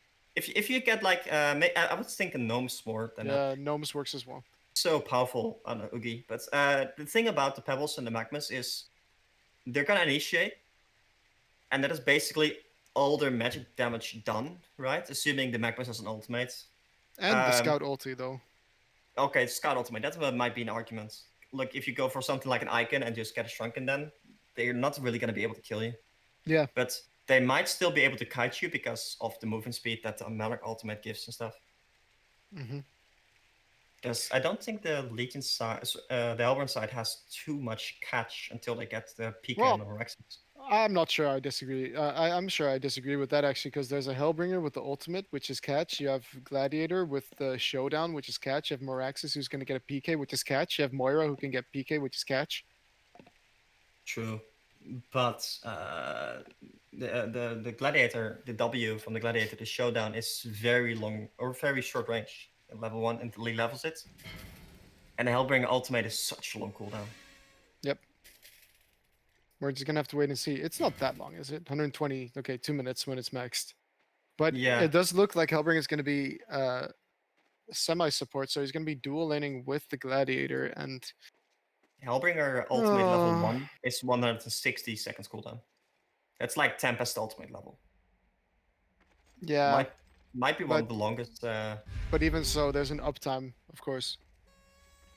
Yeah, true. And what I'm saying is, I've played like Hellbringer in the lane a couple of times. So in the mid lane, and it just feels so bad to use the ultimate and not get anything from it because it's just like 2.5 minutes later you can finally use it again. Yeah. It's just kind of awkward. At least you keep the Malphas around so you can like farm a jungle a little bit with it and stuff. Yeah. But yeah. Nice ward coming out from Magmus, by the way, scouting out the Hellborn side. They are going to be tri-laning with a Pebbles farming with a... I don't know. This is interesting. He has a port on Pebbles as well, so it might be that he's the semi-support rather. But I wouldn't like that. Not at all. I would... Pebbles scales a lot better than a Magmus. I think I would send Drunken solo top. Because you can dodge the shard, right? Yeah, but if you have 2 shards on Moira, then one of them... If you dodge the first one, then the second one is still going to hit. Really? Yeah. Oh wow, I didn't know Same that. thing with when you're playing a Bubbles and you take cover the first shard, then the second one is still going to hit you. Interesting. I think. I am gonna say I'm not sure. I don't think I've ever seen that. But anyway, I think I would send a tri-lane bottom, just secure the farm with Scout, because... Yeah, Scout without farm is useless. Yeah. Then again, you can just like go for a little bit more aggressive items on the scout and just like try to make stuff happen. Yeah, gank, ghost marchers, And locking down the Uri is definitely going to be priority as well. yeah, they but might. Monarch is so useless in a tri lane. Yeah, no, it is. Doesn't have like very high attack damage. The Q is kind of nice because it does like decent damage and it silences and immobilizes for 1.5 seconds. But I don't know. Oh, what are they doing now? This is some weird place. Creeps. Yeah. So the Pebbles tanked the wave, then the Magmus picked up the wave from behind the tower. And Oogie is now getting the last hits on the neutral creeps, or at least a couple of them. That's some poor communication from the Legion side, is my guess. And Scout is getting some last hits is something nice, surprisingly. Yeah, he is against a Hellbringer, and Hellbringer can't really box him out. 6 last hits right now. I mean, he's not even trying though. Yeah. Because like the W from the Hellbringer, the demonic now wave he should pull.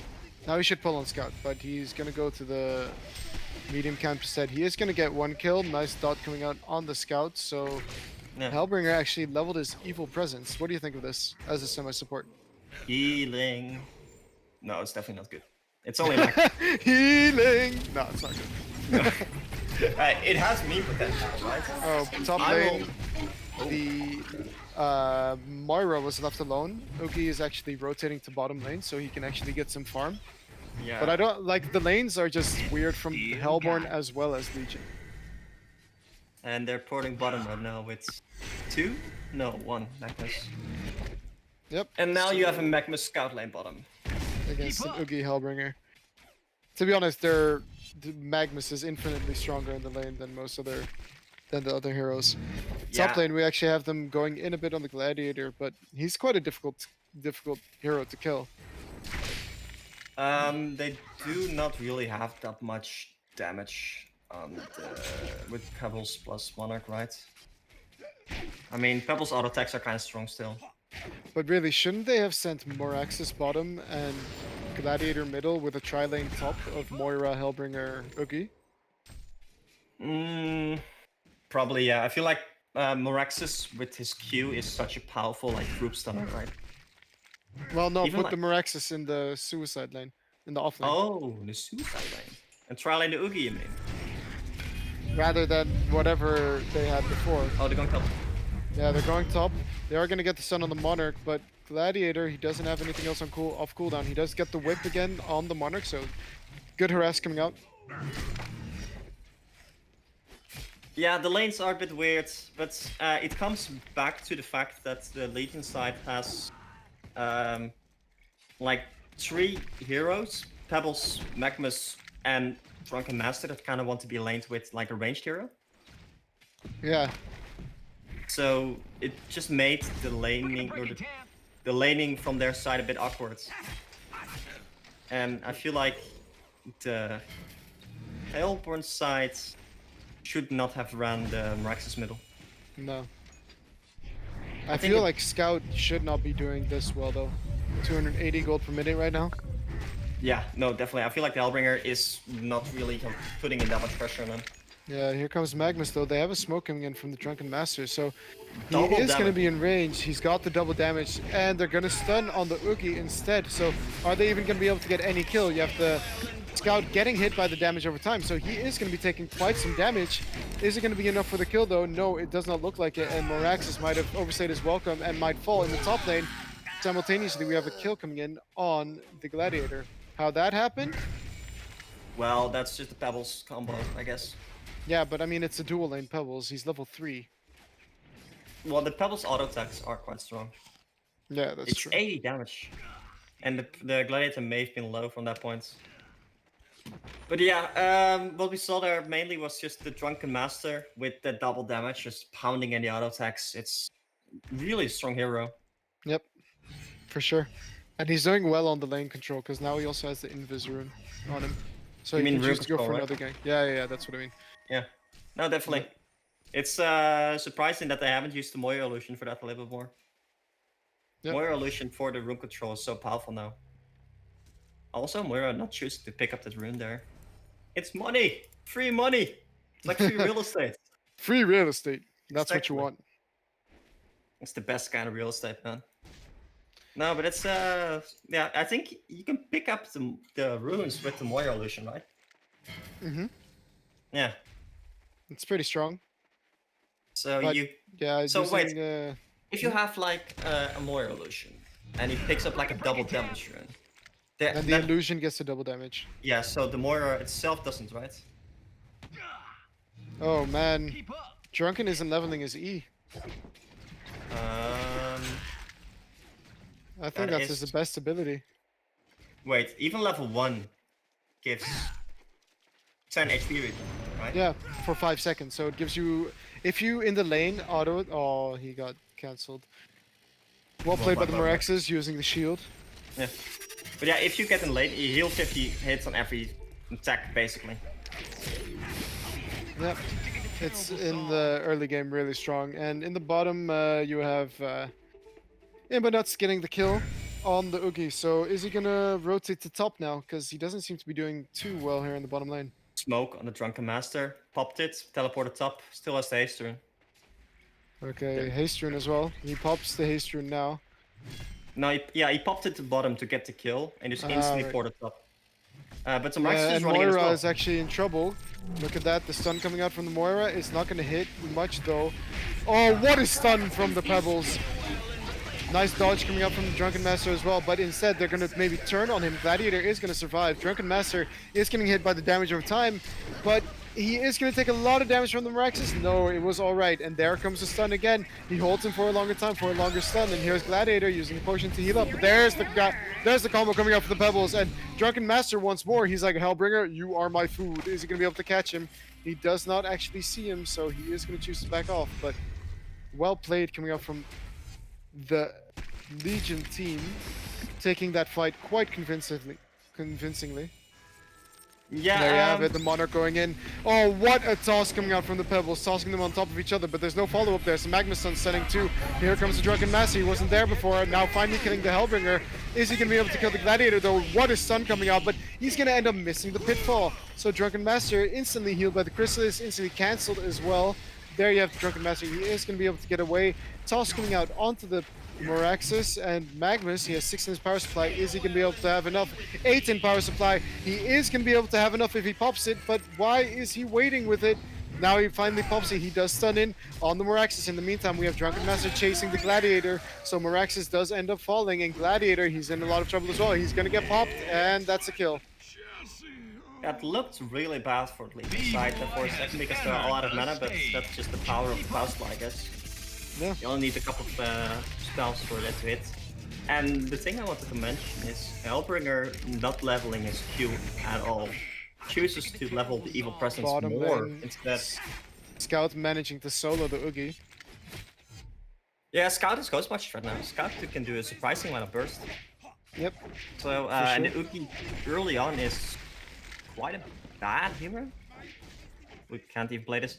Oh, I do think, actually, I will mention that the Hellburn side is a Latin team, right? I think so, Yeah, okay, let me try PA. Okay, yeah, they all have like 200 ping. That makes it a lot more difficult to play, but... That makes it... It does explain why they're missing so many pitfalls. Oh. Yep, they called GG, so unfortunate event. It was probably because of the lags. It's unfortunate. But yeah, GG, I guess. Yep. So Legion takes this game. It was also very one-sided, but as you said, that is very possible due to the ping. I've been in Australia a little bit. And I used to play with like 300 ping there, and unless you're used to it, it's so difficult. Like, I played so shit. It's just ridiculous. It's like you're moving through mud. Yeah, exactly. It's everything just feels so delayed, and when you're used to things like going fast, it's so annoying to play. So I think the Hellborn side was expecting a US East game. and then they would only have like, I don't know, 150 ping or something. But now they have like 300 ping, and it's just really difficult to play. Yeah, So fair it's enough. definitely unfortunate situation, but it was stated in the tournament that this was going to be an EU tournament, so Yeah, true. That's definitely true. And Pebbles diving the base. yeah. What is he gonna do? But anywho, I think we can call it Dutch, and then yeah. What did you think of the game before it ended? Um, yeah, I feel like it was very one-sided most of all. Awkward lanes from both sides. And I feel like the Hellborn team should maybe have picked heroes that are a bit less skill shot intensive, Yeah, right? but of Because course that's difficult to take into account if you feel yeah, like it fits your draft better. true. Like Hellbringer is quite skill shot intensive with the Qs, so that could have explained why he didn't level it. Yeah, I mean the same thing goes for Oogie. Yeah, Oogie especially the Moraxis with Yeah. the Okay, they did make sure to pick Gladiator. a bunch of skill shot heroes, The only one that isn't really skill shot heavy is the Moira. and even that one requires timing on the Q, and the ulti is a skill shot. Yeah. I mean, I guess it made it a lot more difficult. So, all right. Well played by GG. both teams, I guess. Yeah. We will be back in I think at 9 o'clock in our time zone. So in about 15 minutes, there's gonna be another game casted by me and Dutch Ownage. Just you wait, two Dutch people casting. What can go wrong? Okay. Just a disclaimer for everyone before we jump into the next game. The way it was supposed to be, it was US West and then Europe and then a random game. Because this is a best of one, we went with the random directly. We cannot one side one of them. So the server selection was random. Just FYI.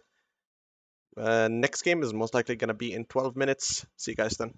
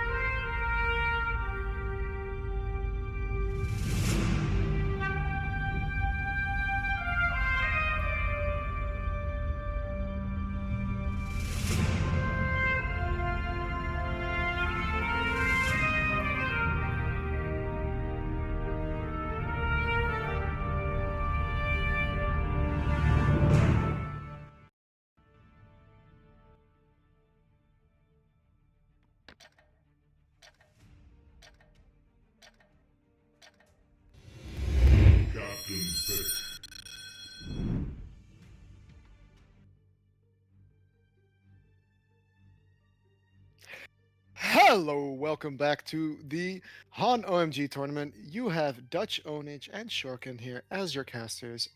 If you're just joining us, we've had some exciting games already. Dutch, Onage, how have you found your evening so far? Well, I've seen one game that lasted for 15 minutes, and I've seen one game that lasted for 10 minutes. So maybe we can get something in between that now. That'd be nice. Yeah, I agree. What a piece of wisdom from you. Valkyrie ban, Pandemonium ban. Okay, so this is gonna be an unusual match, I believe. Elonia ban. Let's go. We've got a game. is there a random button on the ban you can do? I think Is so. that really? Okay. No, I'm not sure, but Interesting. These are some unusual bans. Valkyrie actually feels like a not terrible hero to me these days, because of like the movement speed and stuff the ultimate gives as well. But still, the javelin is just so unreliable that it's not really a first pickup. Yeah, that's why you don't level it, right, Dutch? Oh You my just god. skip yeah, Shadowblade. Like I don't.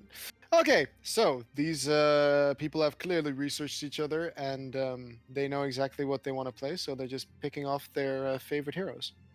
I guess so, yeah.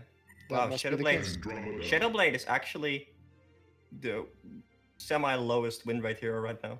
Yeah, but it also got nerfed really hard. Last No, nerf. that's what I mean. Because of the nerf, it's probably got the lowest win rate.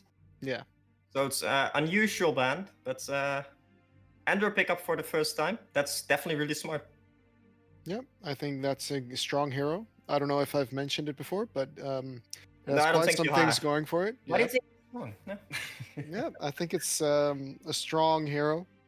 Yeah, the save potential from the Andros is insane, and the Maximus being picked up, that's not a surprise either, but this does mean that the Legion side can choose to pick up the Kinesis, and Kinesis with a Maximus stun is something that haunts my dreams. It is Something that both haunts your dream and is, I think, a wet dream at the same time, Dutch, when you get it yourself. It depends which team, yeah, definitely, but like Maximus stun on the Kinesis, it's just so good. Yeah, especially because you get a shield from it as well. If you like level the E and stuff, they decide to pick up the pebbles instead. Yeah, Kinesis does not seem to be the pick here. He did also receive a little bit of a nerf. Yeah, on a W, but I mean, I'm still super strong. Yeah. Yeah. The ultimate just being a very good lockdown, and the laning potential from the Kinesis is also just really strong. The only thing that the hero doesn't really have is like mana. It really lacks like a mana pool early on. I think that's the one weakness of the hero, but besides, that's a very strong hero. Yep, and you can pick things up like a gnomes to have even more armor or defense thing. Also, what do you think about the Pebbles pickup? I think it's a strong hero. I think you should never count out a Pebbles. He's strong in the 1v1 in mid, but he can also be used as a semi-support. We've been seeing it recently. But I'm less of a fan of a semi-support Pebbles because you do need to get as much farm on it as you can. Yeah, Pebbles is really reliant on that PK, right? And levels. Like, the whole strength of the combo is that it just does a lot of damage, but only before people are able to start picking up Mystic Vestments and getting more levels and more HP. So, I mean, the hero does it scales well still, simply because of Enlarge, that he has more physical damage. But if he later on in the game does not have a Shrunken, then it's going to be very difficult for him to actually hit people. Yeah, I feel like the Pebbles has always been a bit of an awkward hero. I think it's a very high skill level hero. That's why I don't think we see it as much. There are heroes that do the same kind of thing with less of a skill ceiling. Yeah. But anyway, the Gladiator pickup again. Gladiator hasn't really shined much, I think, right? Oh. Yeah, and Predator is definitely a really good pick versus both Pebbles and Gladiator, actually. Yeah. I think it's quite decent against Andro as well. Can you swap someone that's immobilized? Yeah, you can swap anything you want. Anything? Anything you want, except for creeps. Mm. But I am under the impression that the Predator might get countered now, simply because they third pick it. There's definitely like so many carries still. There's not a single carry that got banned.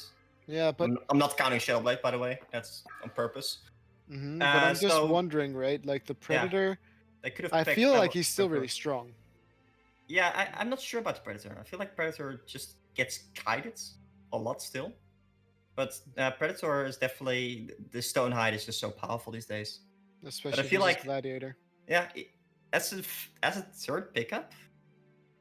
Yeah, I don't know. somewhere it might be a risky pickup, but they do have the ability to ban whichever carries they want right now on So the what did they Hellborn as the ban? Hellborn side. So they banned the Madman, Madman and Dark Lady. Dark Lady.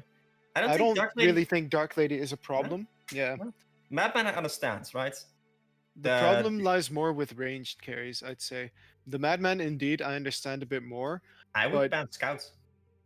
Scout is also very strong indeed, but also just like ranged carries like an Arachna. I know that Arachna got a bit of a nerf, but I feel like the Spider Sting is still super strong versus Pred. You can just walk away from him. And Predator doesn't really want to pick up a Geobane that much.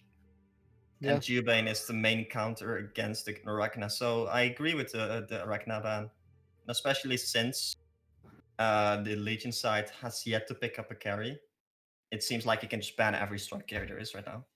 Yeah, but they didn't ban any of the carries I would have personally banned.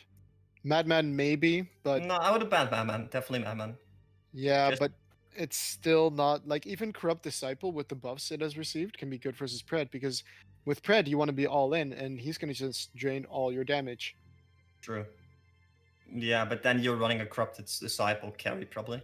Yeah, but it did receive quite some significant buffs by Yeah. having the overload target the person your conduit I think is the on. main buff, surprisingly, is the lower cooldown on the Q.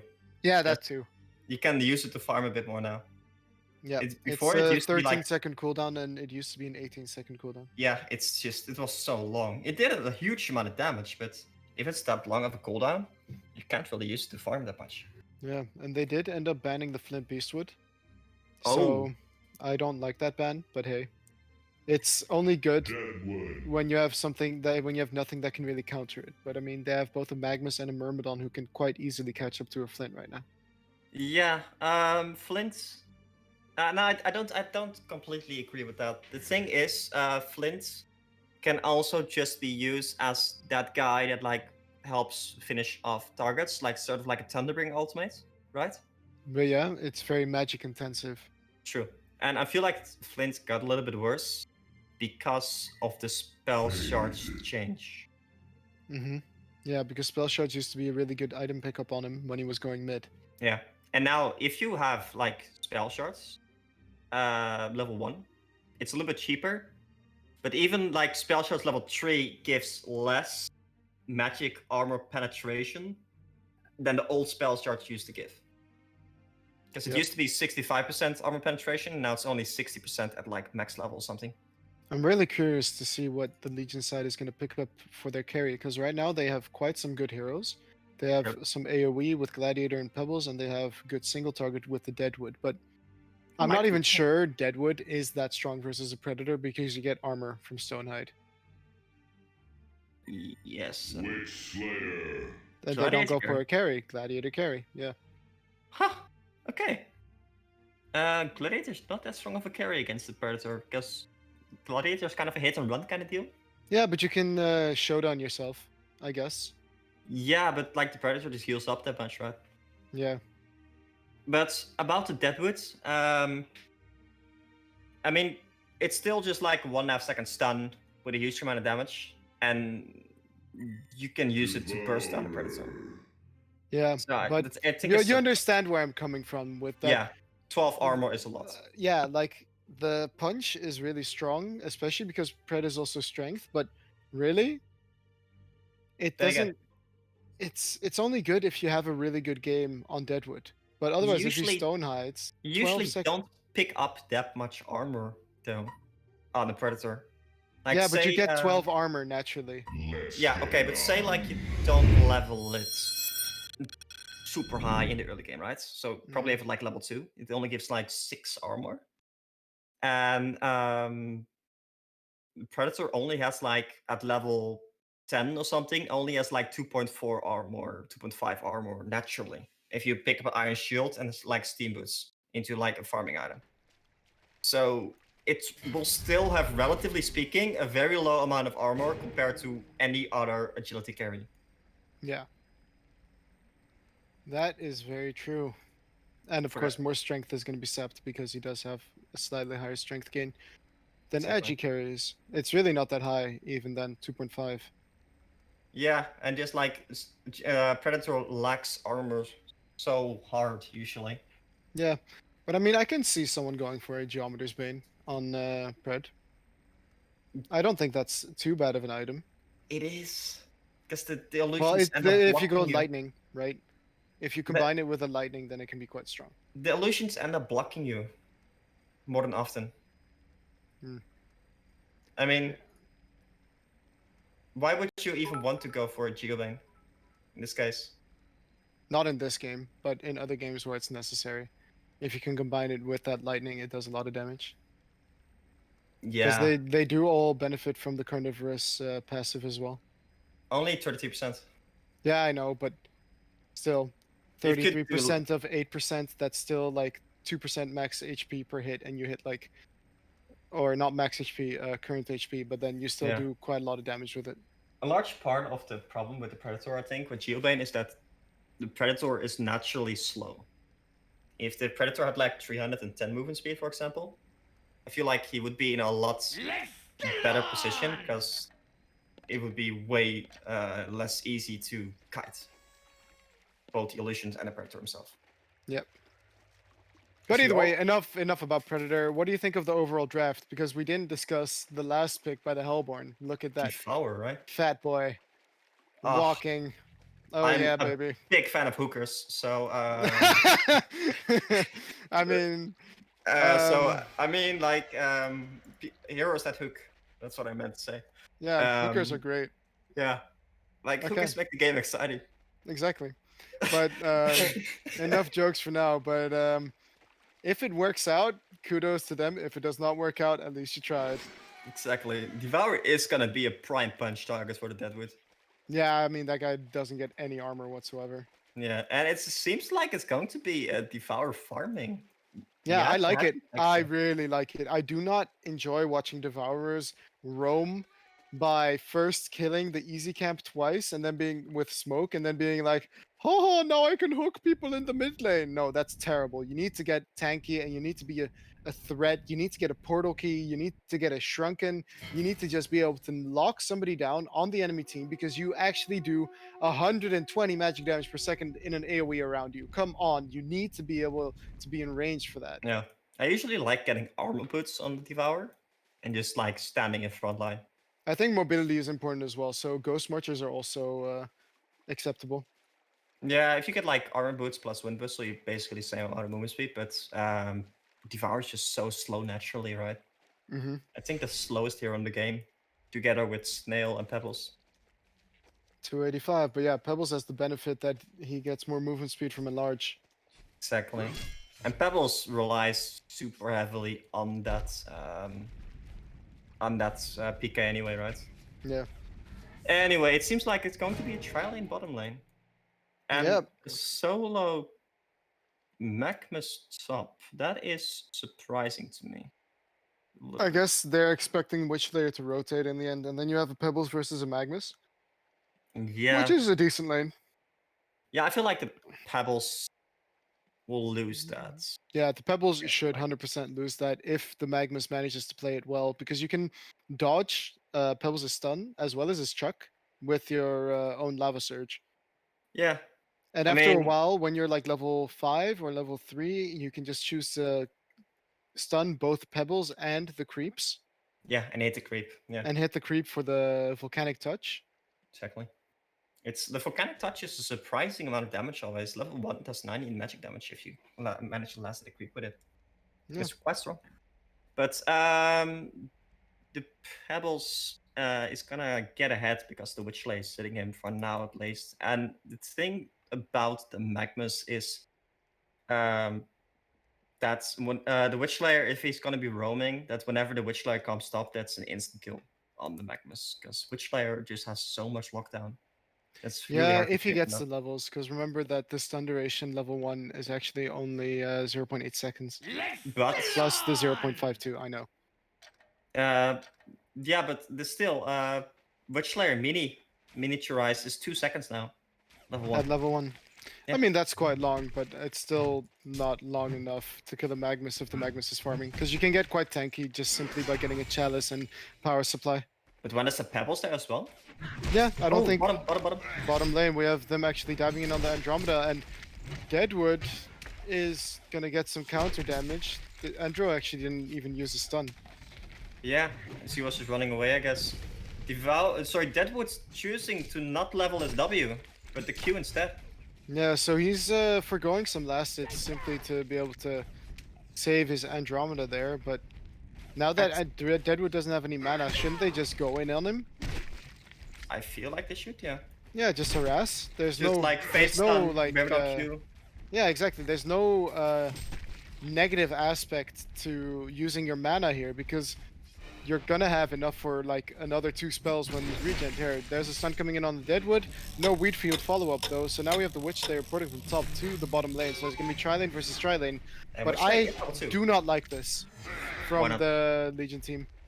Just in general, Deadwood in a tri-lane is not very effective. So you would rather have the Pebbles in the tri-lane and wait, no, probably Gladiator in the tri-lane, right? Yeah, I think Gladiator in the tri-lane, but I mean, that's too late for now. It's not that Deadwood isn't good in a tri-lane, it's that he just benefits so much more from getting early levels over other heroes. Getting that level 6 is so powerful. Yeah. And Witch Slayer choosing to level the mana drain. I kind of agree. Every time he stuns the Predator with an Andromeda follow-up and he drains the mana, that means that Predator cannot go in on them. 2 seconds miniaturized there? Yeah, and I true. mean, the Predator picked up a battery now, so he can just like save up those battery charges. That's true as well, but still, it's not a bad idea to do it. But miniaturize is probably better because it's going to take him a while to get even more levels now. Yeah. We do have Fade getting an early Striders, and he's going to be trying to roam in and on the mid.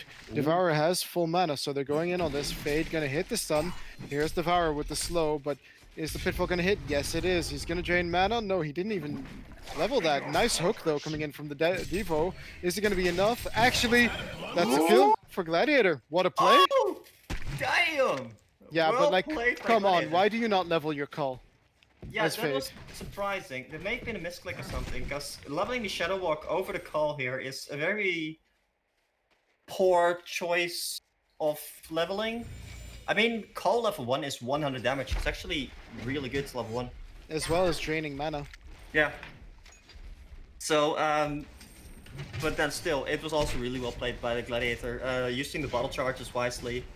Seeing that Devourer did not have the HP to man up there and hitting his Pitfall on the Devourer. So, well played. Yeah. I would like to see Magnus get a bit more aggressive on the Pebbles. Because, I mean, look at Pebbles, this. no region. Yeah. Yeah. Just use your stun. You I have a think Chalice, you have another Blight. He's probably afraid of the Witch Slayer / Andro rotation. Oh, and there comes the stun. Doing quite some damage, but... Yeah. But yeah, Pebbles gonna have to retreat here. And the Magnus might have actually been able to kill him there, but... Oh, he's going back in? Nah. Pebbles should stay back here. Okay, so now they're actually dual laning with the Gladiator and the Andro, and they're actually going in on the Devourer immediately. Remember, he doesn't have that much armor, and with Aurora, that's going to be even less. So look at that auto attack damage from the Andromeda finishing off the Devourer. That's the -3 armor coming in, man. Yeah. And bottom lane, we have Witch Slayer getting jumped by the Predator, and of course they can't do anything to him because of that Stonehide. And he still does not have... No! Oh, okay, well Deadwood is going to be able to run away, but look at Witch Slayer's leveling. My god. I mean, 1 level is fine in the mana drain, simply because of the laning, and to just regen your own mana to spam your stun. But, I mean... He saw the Fates not leveling his call and said, okay, I'm gonna drain all the mana out of them. Yep. They're gonna, Fade, talking about Fade, Fade is actually bottom lane right now. He is gonna get stunned by the Witch Slayer, but... and drained, but Witch Slayer is just gonna die? Oh no, nice stun coming in from the Andromeda actually, but it's not gonna be enough to save him. And Predator with that power supply is gonna have enough mana now for the Stonehide. Here comes in the Gladiator ulti. Unfortunately, it whiffs for them. But yeah, well played by the Hellborn team. Remember, kids, this is why you max stuns. Yeah, I mean, the mana drain is a decent tool to get some mana if you want to harass people, but choosing it over actually useful abilities is maybe not the best idea. Look at this top lane. We have the Predator and the Magnus going in on the Pebbles, but Magnus needs to be careful that he doesn't get comboed because that Pebbles is quite dangerous. And yeah, but he doesn't have what mana. is Pebbles saving for? Instant PK? Please don't. Hey! I'm seeing a Witch Slayer level mana drain. And Anything's they're not possible. even pausing for their disconnected teammate. Are these guys even in Discord? Doesn't matter, he was just running to the bottom lane anyway. So Deadwood is Okay, fair actually enough. doing pretty decent now. He's got 270 GPM, so not even that bad. Yeah, then and we're he seems looking to be at, going for that Lex Talionis. I really like it. I Yeah. even like it before the Boots. PK pickup Oh, yeah. because no, I think red boots first, of course, but you just become such a more powerful threat, and it gives you the mana region that you need on the hero. Yeah. I'm really confused by this Pebbles not buying anything though. I mean, sure, he wouldn't win this lane, but... Oh, there's a sun coming in from the Witch there, and he's just gonna drain the mana. But Yep. come on, Pred, just go in. You have a Fade coming, you have Magnus there, But there's the sun coming in. he didn't Not have any even, mana. How not could he even go bothering in? to use Stonehide. I don't think he needed to. I mean, if the Witch Slayer just drained a little bit more mana, I think he would have been fine. Probably. Anyway, we have quite some heroes from the Oh. Hellborn in the... Yeah. Oh, whiffing the hook, unfortunate for them, but he still does have the Devour and has that cooldown reduction from the Illusion Rune. Yeah. So if he just walks up and eats him right now, I think that should be a kill, but here's a Pitfall to kill those Illusion. That singular Illusion. Yeah, I mean, like, Devour within the hook is less bad than not using the hook at all, in my opinion. Like, Yeah. just right? If you miss, that's fine. If you hit, that's probably a kill. So, like, people not using the skills is more irritating to me than people missing the skills. Yeah. In complete agreement, I am. And suddenly I talk like Yoda, but that doesn't matter. So now we have Deadwood picking up the Ghost Marchers, and he has done so much damage to the tower already, but the Hellborn is not interested in defending it because in top lane, Witch Slayer is draining mana, but he died. And then nice hook coming in on the Andromeda. Pitfall hitting 2 though, so Magnus is going to be in trouble, and the Legion manages to get 2 turn kills. And are they going to get a third? Nice nice Magikarp coming out from the Myrmidon, slowing That's them down for a smart sec so team that first the of all. Devo can get away. Yeah. 2 for 2. But That's the Gladiator coming in big there, I think. I think this abilities actually hit a lot of people. just hit the And 2 people who died. I think that the Hellborn team did not have mana to do anything. I think Yeah. that's why they all died there. But look at this though. Gladiator setting up for the Devo. With the Pitfall and the showdown into the And- punch, and that is a dead Devo. Yeah, Devour with like 1 armor or something like that, 2 armor right now, and he's going for the armor boots. I like it actually. Yeah, so now he actually has 6.7 armor Yeah, well, with the and he- ability to activate it. exactly. Armor boots are just such efficient item, such an efficient item.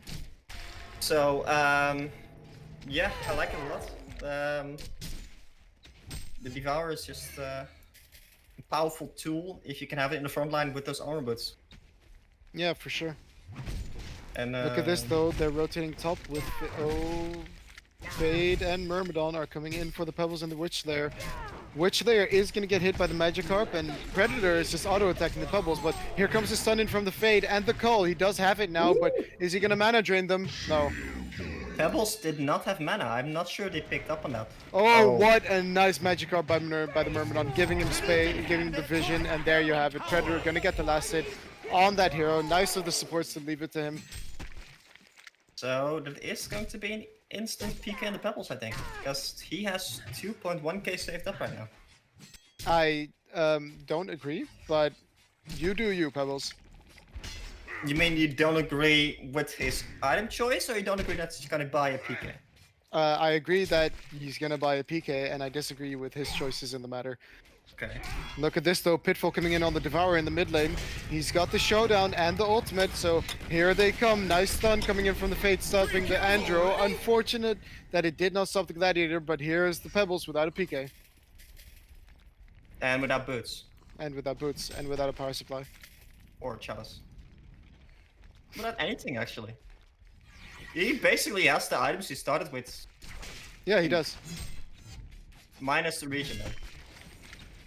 Well, yeah, so we're gonna just have to wait and see how that PK, early PK works out for him, because if he manages to create a lot of space with it, it might be very effective. Sorry, which leg getting tossed? Yeah, which they're getting caught by the Myrmidon right now. Predator trying to catch up, but what a slow from Myrmidon coming in.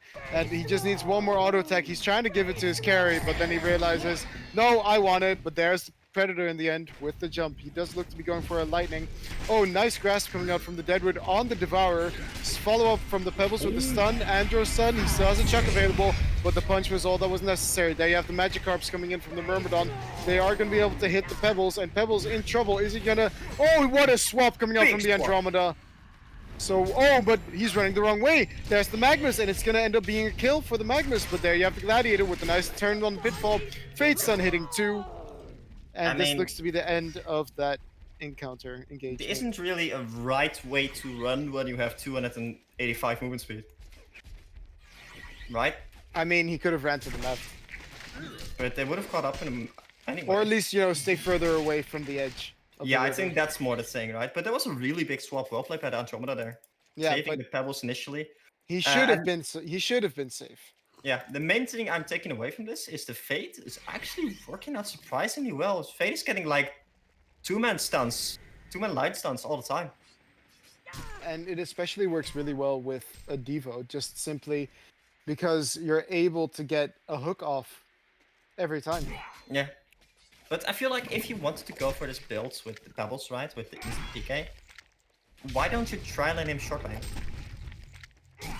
That would have probably been a lot better, because securing that farm on the Pebbles can do wonders. But right now if you go Steam Boots and you have free farm on the Pebbles, then you have your PK at 13 minutes anyways, but you have Steam Boots and a power supply on top of it, you know? Yeah, that's bottom lane, we have Magnus going in on the Deadwood. He's standing, but still, nice follow-up stun from the Weed Field, making sure that he can get his ultimate off, and there goes the Deadwood. Deadwood did manage to pick up the legs now, so he is probably capable of one-shotting anyone in their team. Correct me if I'm wrong there. Maybe not the Devo anymore, because Devourer actually picked up the full armor boots. Yeah, one nice thing about the what's his face, the Andromeda as well, the same thing as Deadwood, is that minus armor from the Andromeda, it has such a long range. That is Talking about the Andromeda, he might be a little bit unsafe. Look at this Fate stalking behind him. Fate is smelling blood right now. But actually Legion coming in with the ports, and is this a Pebbles? It's not a Pebbles, but nice stun coming out from the Fate, stunning the two people porting. But is it going to be enough? Because Fate is in quite a pickle right now. They might catch him. Oh, there you have it, the Witch Slayer. He could have stunned, he can still stun. Missing from the Pebbles, but it doesn't seem to matter. Trading his mana. Damage. Is mana got right now? Very effective. Actually, I think I was in a TMM game with, I can't even remember who, but he played a Witch Slayer as well, and he went 1-1-4-1. Look at this Magnus though, he's got a 3-man line stun if he wants to. In the end, he only stuns 2. He didn't see the Gladiator, of course, because of the invis. But is he going to be fine? We need Rotten Grasp used. It is on cooldown, but he is running after him. He's got the punch ready. But here comes the stun from the Fade, with the follow-up from the Myrmidon, with the Magikarp, but it looks to be that they're both still safe. Oh, Gladiator picking up an early Shroud, by the way. Yeah, that's really early. Oh, he has a lot of farm, but look at this initiation on the Predator with all the stuns, with everything, but the hook coming out from the Devo on the Gladiator. He's going to be in trouble. Nice stun coming up from Magnus to finish him off. And now Devo might actually be in trouble. Oh, the stun just missing from the Witch there, but Deadwood still has his punch available. What a stun coming out from the Fate, though. The swap in on the Devo, so he does seem to be in a lot of danger with all those illusions, and that's another kill for the Legion side. yeah, the Pebbles not having any mana because of not having either a chalice or a bottle or something meant that he could not use the chuck after the stun there. Yeah, and he Almost still doesn't have allowing, boots. yeah, almost allowing the Predator to. Honestly, I would personally get a chalice over boots right now because you have the Pika, right? Yeah, I But- think they should just secure some farm on the pebbles to make sure that he gets those build-up items. Yeah, but that's like the counterintuitive thing about going instant PK. Like you want to start ganking with it, but you also need to farm because you still need to get those like basic items. Yeah, it's the same thing as rushing a cleaver with certain carry heroes that Yeah, can't actually start farming the woods yet, even with a cleaver, because they take too much damage. like a madman or something. Yeah, exactly. Although Madman is Or maybe less Mage of an Bane? issue there. Yeah, more like a Mage Bane is what I'm thinking of, or other heroes that have some difficulties there. Yeah, no, I understand. Yeah, it's interesting. So Pebbles finally managed to pick up the boots, but surprisingly, Pebbles decided not to port bottom and take the farm there. Instead, Instead, it's the two supports. Yeah, Witchlayer does need some farm though, because he's gonna want to have a PK at some point in this game. yeah. I mean, he's not leveling the mana burn anymore, so I'm happy. doing that. Oh, And here's the also- pebbles. He is gonna double click the PK and teleport back to his base. That was probably an accident. Yeah. Anyway. But Hellborn realizing that they don't want to fight. I would really like to see them setting up some kills with the Fade. He does have the ulti up right now. Yeah, the Fade is just a powerful scouting tool as well. But they do have the Gladiator with that Shroud being able to set up kills. And there's actually a nice ward on the the Hellborn top side that sees their entire team rotating into the jungle here. And actually, the Hellborn has a lot of wards in the own jungle. Oh, Magmus picked up a PK there. That's nice. He did also go for Ghost Marchers, so he is going to be quite mobile, but I would have personally preferred maybe even armor boots, simply because you're against the Deadwood.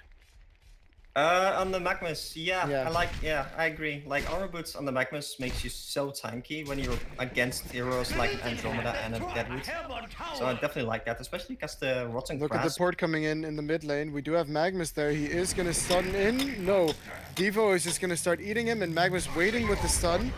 Oh, but what a swap coming out. He does end up falling for it, the Devo, but nice attempt with the swap. And here you have the Gladiator looking for more.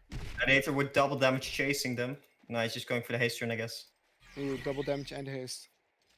That is a scary Gladiator. Yeah, but they do have the Magnus PK now, so they could be looking to set something up.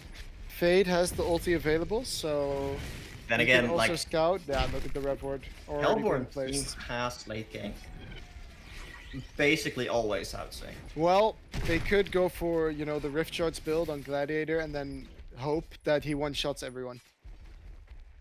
I mean, I feel like you need to be 300-400 GPM above everyone to be able to do that.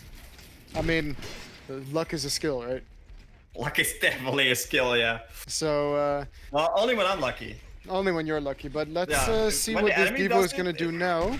He does have a hook available, is going to end up missing, unfortunately, but then he doesn't care and just starts to eat him. But look at the stuns coming in from Big the line Pebbles stun. and the Witch there, but nice stun indeed from the Fade, and there's the Magnus ulti to follow it up, and look at this, the Legion team just needs to get out. That is 3 people dead, and maybe 4 if they Oh, decide. he does scout him with the Magikarp, but wow, using the swap on the Gladiator just to get himself out to safety.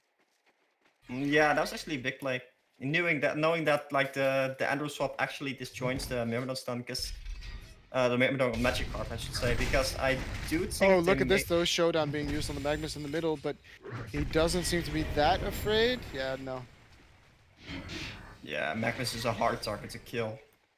Very slippery target, and I like the fact that he, post PK, still decides to pick up an Astrolabe, because it's just such a strong item. Yeah, it's a really good team item, especially if you want to start like if you don't even need to start taking team fights when you have an Astro. It's more like that the case that you can actually team fight, right? Yeah, and it's also that it's a great item in combination with a Chalice, just simply Yeah. because of the regen it provides. Yeah, it's basically unlimited HP and mana if you just use Yeah. it smart. And he has So, just decent amount of stats as well still, right? They did nerf it a little bit, but 5 agility, 8 strength just makes you a little bit more tanky. Like, even without armor boots and stuff, he still has like 6.3 armor right now. yeah. I would like to see him get a tablet as well, though, because tablet nullifies the pebbles combo if you use it on time, in time. So maybe a oh, storm. look, storm would also work, of course, but A storm, I think feel like would work better. tablet with the armor. And like, yeah, but storm would work better against both Deadwoods and Gladiator. Yeah, because you can't. Yeah, storm is a really strong item versus gladiator for sure. But and you can't like tablet out of the Deadwood queue. Yeah, but you can tablet other people out of the gladiator ulti just before it arrives. True. Like, I think both items have merit, and that in the end, tablet is a bit more flexible in what you can use it for, because there's also a negative, a drawback of using storm. But in the bottom lane, we actually have the pebbles going in on the Fade, and Fade is going to end up falling, and Witch Slayer is also getting low, and Predator looking for the jump, but just can't find it. And here's Deadwood. He is going to get punched on the Predator. Is it going to be enough to kill him in the end? Nice chuck coming in with a Pitfall, and Magnus actually opting to cancel his own ulti to not go in anymore, realizing that it would have been a very dangerous situation. Yeah, and he probably wouldn't have killed anyone either, because they were all like semi-full HP at that point. Yep. But yeah, there is a Hyper Crown now on the Predator, by the way, so I'm expecting his farm to shoot up. Predator being... Oh yeah, he also tripled Ancients.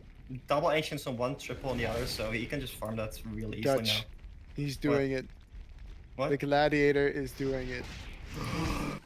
Oh, this the Gladiator Rift build. meme potential, I like it. Meme potential is here. This is he's what gonna it's all try about. and he's gonna go bottom to push now. Like, if he gets like a 5-man crit, even if that team loses, they win in my heart. Yeah, they win in your heart. And that's the only thing that matters, right? Exactly. They're going for the audience win, the Twitch chat. Yep. Anyway, they're trading towers basically. Both teams actually last hitting the tower instead of letting it go to their teams. Yeah, but the Devo is getting quite close to a portal key if he wants to buy that. I would have personally preferred to see, it if he went for some build-up, like a Shamans or something. Simply because he does so much damage to himself with Decay. Yeah, I mean, with the Cadaver armor, you do have 9 extra magic armor. Well, no, 4 magic armor extra. Yeah, but sorry, with the Mystic Vestments as well. Yeah. But it's still, I think it's still effective, especially versus a Pebbles and a Witch Slayer. And even Gladiator's abilities do quite some magic damage. Yeah, no, I agree with that. It's a bit, it's like, it's nice to use Decay as a farming tool as well, if you get like Shamans or Barrier. And if you don't have one of those 2 items, it makes using Decay as a farming tool a little bit harder. Yeah, that's pretty much the point of it, and it's also the fact that you just get so much HP regen. Yeah. Anyway, Predator is gonna start farming those Ancients now. So he should start taking off quite hard here. Surprisingly, Gladiator is actually out-farming the Predator by quite a bit. Gladiator being 7 and 1. Yeah. He's doing a fantastic job of also scouting out kills with his Invis. I would like to see Fade do that a bit more. Level 3 wrist shards now. Oh, are they going middle? Or, oh no, he's porting back to base. What do you think the Gladiator's going for next after Rift Shards? Another Rift Shards. Like, I would get a Shrunken. I would arguably get a PK. Yeah, PK is good as well, so you can show down yourself and then, whip. Exactly. But if the enemy team wisens up and gets a Storm, then you might have... No, you already discussed this, so I'm going tablets. Oh yeah. Merman is actually getting a tablet, by the way. Yeah, I like it. Yeah. Like, I feel like Storm Spirit is mainly a defensive item, while tablet is either defensive or offensive. Well, no. Storm on an engineer is also an offensive item. Storm on a Kraken, same thing. In this case. Yeah. So, yeah, I know what you mean. And like, in the late game, when the enemy... Oh, wow. Dancing Blade picked up on Andromeda. He's going for the What's Ebola? that item? Your favorite Ebola item. Ebola. Did he I couldn't help actually? myself. Yeah, he Wait. did. He picked up a dancing blade. Look at him. I mean, I like it actually. Against a predator? Yeah, for sure. That's insane. I mean, it's surprising for sure to see him instantly go for that before like a PK or a tablet. But I still like it. Also, if you're buying Ebola, can you please just buy the other item first? The fortifying bracelet. It's so much stats. So much stats. So Isn't it much stats. six strength or something? It's efficient though. It's efficient. And those are the words we like to hear. Efficiency. Honestly, that always gets me off efficiency. Look at this though. Fade is going to be in some trouble maybe from the Deadwood. Nice sun coming out onto the pebble, so there's no follow-up. But was this hook really worth it? Because he's going to get punched in the face. And then the Pebble Sun. Ooh, the Pebbles does end up falling. Because remember, guys, Pebbles doesn't have any items. Sorry. Pebbles needs to really get some more items now. But Andromeda actually might be in some trouble. He's going to get jumped by the Predator. He is going to swap the Witch Slayer, saying, "You're going to die, not me." But in the end, it doesn't matter because Gladiator is doing damage. He is whipping hard. Nice whip coming in again, but he needs to run away now from that Predator because he is going to be way too tanky. That was 800 crits from the Gladiator. Yeah. Oh, he might be able to catch the Fade here. Nice sun coming out from the Fade again, though, making... Oh, can he kill him? No, he's too scared. He needs to run. Oh, nice that he's able to dodge the auto attack, but is it going to be enough? Smack. Smack. He's slowed because Smack. he... Oh, and it's not going to be enough. He's got a stun in 1 second, but he doesn't have the mana to use it, so... Unfortunate, but he did betray that they have a ward there. Yeah, they did betray that they have a ward there. Yeah, if they picked up on that, it should not be 100% obvious. I mean, yeah, actually they should know. But then again, it's really worth countering. But now, I mean, the Legion side still has a bottom tower or a bottom tier 1 tower. But yeah, the Rift Shard's paying off, but you can see that when you really need it, those crits, they might just not be there. Yeah, they make or break the game, really. Yeah, it's like it's unreliable. That's why it's generally speaking not too useful. Did he just pick up a Twin Blades on Pebbles? Please don't. I think he did. No, you don't. He did. No. There's the Bola picked up though. No, he picked up an Arcana. Maybe he just used it to get it, but... It's going to be a spell shot, I believe. No, spell shots isn't built like that anymore. I know. Silly Dutch. I know. It's still going to be a spell shot. Okay. Anywho, they are going to be doing Kong right now. Pebbles is going to try to tank that. Oh, in the mid lane, Deadwood actually creating space. I mean, this is the moment of hashtag space created, right? I mean, if you're dying for a team, it's always good, right? Yeah. So, Pebbles trying to tank the Kong, taking so much damage. Why don't they use the stunts on the Witch Slayer? Witch Slayer ultimating Kongor. Yeah, I just need to secure the kill, you know. Hashtag KS or just show that monkey. Show that monkey what you're made of. Deal a bullet to the face. Get wrecked with a monkey. I mean, what's more effective than a bullet, Dutch? Can you tell me? One wins. One AP boy or one bullet. I know. Yeah, I mean the bullet wins for sure. Predator getting kind of low as well. Yep, but he's going to be able to use the aim. He can't heal with Carnivorous, of course, so he's going to be like, oh, I'm just going to auto-attack some dragons and then get my HP back, but even that, he's not really healing. He has no armor. Yeah. He takes so much damage. Nice Astrolabe there, though, and Devo there to save the day with his Devour. If the Gladiator was there with a PK, I would have. That would have been a pork moment, dude. That would have been so sick. Yeah, they didn't don't seem to have any vision. Yeah, they had wards and vision ready. So, yeah, nice. Anyway, they both chose to kill the Kongors, and Andromeda did indeed finish that Bola. Yeah, that's sick, right? Yeah, it's so good because Predator chasing you. Yeah. Just Bola and laugh. That's all you need to do. Honestly, I would have liked the Gladiator if you're going for this kind of build, just get a mock first, because it just helps you with farming and stuff. No, And- I don't think so, because you can farm quite well with the whip already, especially when you get an early shroud, and I feel like it has more impact with that shroud. Because right now, if he were to have gone a mock, he wouldn't even have had the rift shards fully. So maybe an Astro then instead? Well, to be honest, when you're playing Gladiator carry, you go all in anyways, right? That's definitely true. And yeah, he can crit for 800, as we just saw here. That's without the Shroud, I believe. Yeah. Also choosing to go for the damage buff on the Conquer thing. And Predator picking up a Geobane. Seeing that the Andro picked up Ebola, my guess. But it doesn't Fate, get rid of it. Fate killing the Pebbles here. Fade actually killing the Pebbles. No. It was really close, but the hook! Oh, it missed as well. Oh, the Pebbles was porting out or something. And the But Fate, he's got the twin blades now. No, that's the visual bug. Oh, yeah, sorry, It's, my bad. it's a spell shot, I believe. Or a staff. I think it's a staff, it's blue. Either way, as you can hear, Pebbles, we feel Pebbles should go other items, but it could be good if he now has a Shrunken. I mean, So he can actually auto attack. I would like it maybe if he didn't go for Striders. But Striders, it's... Wouldn't Twin Blades be good on Gladiator, by the way? Because both your No. attacks have a chance to crit. Yes, but no, because you only care about the true damage. Is it still true damage? Yeah, it is. So, like, Look at the mid lane. We have the punch coming in on the Predator, but he seems to be too tanky. Is he going to be able to get a leap?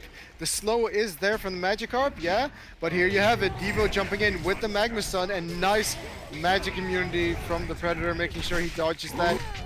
No, actually, he dodged it with Geometer's Bane. What a guy. And then in the meantime, we have Pebbles getting smacked by Myrmidon ulti. He is going to be able to dodge the Wheat Field, so he's fine for now. But in the meantime, the Andro does end up falling as well as the Pebbles. So Hellborn taking this fight really well. Gladiator getting stunned up, but he does have the Shrunken. Is it going to matter, though? No, it doesn't, because Predator is there with a DD rune. But he has Shrunken. Smack! No, he doesn't want to smack. He also used the showdown on himself to try and get a hit in, but he got sent back right before he could hit. That's unfortunate. That's why I think the PK is a really good pickup on the Gladiator, even when you have like a Shroud. Yeah, for sure. But the Predator is showing to be a powerhouse, and actually, Look at this though, mid lane. Is he gonna smack him? I want him to smack. He's not gonna try and smack. Okay, he does in the end. I really think they could have even just straight up killed him with the Predator. This is the point in the game where if you kill the Gladiator, you win. Yeah. Mid lane, we do have the Deadwood getting stunned up by the Magnus, and I wanted to discuss the Ice Brand with you. He's going for an what's his face? I think he may have bought a Frostburn at some point before the Geobane. So I think that's where the Ice. No, Deadwood. Oh wait, Deadwood picked an Ice Brand. Yep. That is interesting, to say the least. All right. Yeah, but in the end, it does slow attack speed when you use the Ring of Freezing, and it also by 50%. Yeah, that's if you get the Look at this though, Fade getting a two-man stun right now, and the hook coming in on the Gladiator. That's the guy they want to kill, but it doesn't matter because Andro is there with the swap, and the Shrunken comes up. He doesn't get the crit on the hip whip, but the ulti does end up finishing off the Devo. He's still following the Myrmidon, but he is going to get stunned up by the Wheatfield, and it's going to be enough for them to die. That's just 2 hits with no crits. It's really, really unfortunate. Yep. But that's kind of the problem with that build. Mm-hmm. The crits are never there when you want them to be. And now it is time for a Doombringer. I have decreed. I second this motion. I think therefore Hellborn is actually Legion is forced to buy a Doombringer at this point. All in Twitch chat who agree, say aye. Yeah, there's gonna be some delay. Yeah, but we'll see it in 6 minutes. It's fine. True. But anywho, the Hellborn team taking that fight quite comfortably, but Honestly, that is the difference of having a carry versus a Gladiator. I Gladiator think- can carry, but honestly, Predator is just way more effective at his job. Yeah, Predator is just a harder carry. That's practically it, right? Plus, like Predator can just comfortably chase down a lot of the heroes on the Legion side, right? Mm-hmm. The Witch Slayer, the Deadwood, the Pebbles. Once the Predator just activates that Shrunken, it's gonna be quite easy for him to just kill them. You mean Stonehide? Yeah, Stonehide, yeah. Yeah. So he did pick up a Geos on the Predator, as you said earlier, in combination with the Lightning. You said you didn't like it. I personally think it's decent, even though it's a very limited movement speed. Here's the jump coming in from the Fade, missing everything, but there you have Predator not caring. He activated Stonehide, got rid of the Bola, and Andromeda ends up falling. Pebbles in with the combo, but it was not enough to kill anything. And there you have the jump, actually, but Deadwood missing the punch. But here comes Oak from the Devo. So is Predator in trouble? No, he's not. He's manning up that Lightning, getting him a hat trick. Is it going to be a quad kill? And it's not going to be a quad kill. Nice dodge coming out from the Deadwood. That was a 4v5 fight. Yes. I mean, I think what we should take away from that is that we should probably stop ultimating illusions on the Deadwoods. That's a good plan. Yeah, I think that's is definitely a good thing we can learn here. But yeah, it's difficult because those Geo illusions, they look just like the real one. They even sound the same. Do they also have the voice lines and stuff? Yeah, I'm not entirely sure, but Frostwolf Skull being picked up on the Predator now, and I do like that. Makes it harder for him to be kited. Yeah, but the Pebbles having a high HP total is just so easy for the Predator. Well, I have to say, there's by the way, the jump in on the Predator, but he was able to he managed to activate Stonehide with a swap to save the Pebbles, but you know, he got the Bola on him and he wasn't able to do anything anymore, and Andrew's gonna fall now. So there you have it. Yeah, one thing is that I think the Legion side... Nice hook in on the Deadwood, finishing him off, but Magnus might be in a bit of trouble, but he actually showed down himself, so he's not getting anything, and no crit again, unfortunate, but using that Shrunken right now, he's gonna be in trouble when it's down, so here comes a Magikarp, and he could maybe Wheat Field, but chooses not to. Predator is still living on the edge. Low right now. Man, this guy is not lucky with his crits. Not at all. Are you sure the 488 isn't a crit? Because he only has 288 damage, so... No, that's anyway, Shroud. initiation in on the Pebbles, so there was the crit, so there he got the Shroud crit, but it doesn't matter in the end, because Pred is still alive. Pred just went back to base, by the way. But here's the Magnus choosing not to use the Storm, or it's on cooldown, I mean, and he is going to get killed by the Gladiator, so they do hold on to the Rex. Yeah, I feel like the Gladiator, sorry, the Predator could just have gone to the jungle and hit some Ancients and basically be full HP again. But the thing I wanted to say is the Legion side is actually a USA team, a burger team. And no, they are just from the United States of America. Yeah. And that means that it's gonna be harder for them to hit these things, right? Especially when your illusions, when you're ultimating crap, it's just you don't have the same amount of time to observe the situation. So yeah, I should probably be a little bit more lenient towards them. But yeah, the Gladiator is not getting those crits off, man. Yeah, it's really unfortunate for him. I don't think he made his offerings to the RNG gods. I really hope he does, though. Yeah, I believe. Because he needs to now go for a Doombringer and hope for the best. He also is playing the Rift Shards avatar. Yeah, so you'd expect him to activate the skill, luck skill. Yeah, it's I feel like Gladiator should maybe have a staff effect that does something similar, but like maybe like double damage on the flag or something. Yeah, it could be, but that would be really broken, I think. Yeah, but also so much fun. The amount of like annihilation compilations is gonna be insane. You're right on that one. Devo actually picking up a Void Talisman, which I don't feel is a very good choice of item either. Yeah, it doesn't even work against Gladiator Flag, because true damage. True damage, yeah, but I guess it's for the Deadwood, but even so, I just mean, get more armor. You have armor boots. You're as tanky as you need to be, right? Mm-hmm. Get a Shrunken otherwise. Force them to use the ulti on you instead of on the Predator. What about barbed armor? See the Gladiator running in, just pop barbed and... yeah, that works too. Honestly, it wouldn't even be that terrible. But look at this, they're Anyway, setting up for the Kongor. They have only a 21k lead, so they're not sure they can really comfortably take it. one thing actually I just noticed is that the Andromeda Aura gives 22% extra base damage. It's actually quite relevant for the Gladiator. Yeah, except he doesn't build any strength, so it doesn't have any impact at all. It still is 100 strength, so it's still like extra 22 damage or something. Yeah, but really that's not that much. When considering what it could be. True. Anyway, so they do end up taking the Conqueror now with the DD room. They needed to make sure to feel comfortable to do it, and now Predator is porting to the other Conqueror. You know, just yeah, no, making like, sure they're comfortable. Yeah. One thing I want to say is like, look at Predator. He has Geobane, Frost of Skull, and still only 14 armor right now. Yep. This late into the game, it just Predator feels like a hero you never have any armor on. Yeah, then you should get a demonic. Yeah. You should always build up something like armor on the Predator. Yep. And they forget token, maybe? Do they? Predator definitely forgot.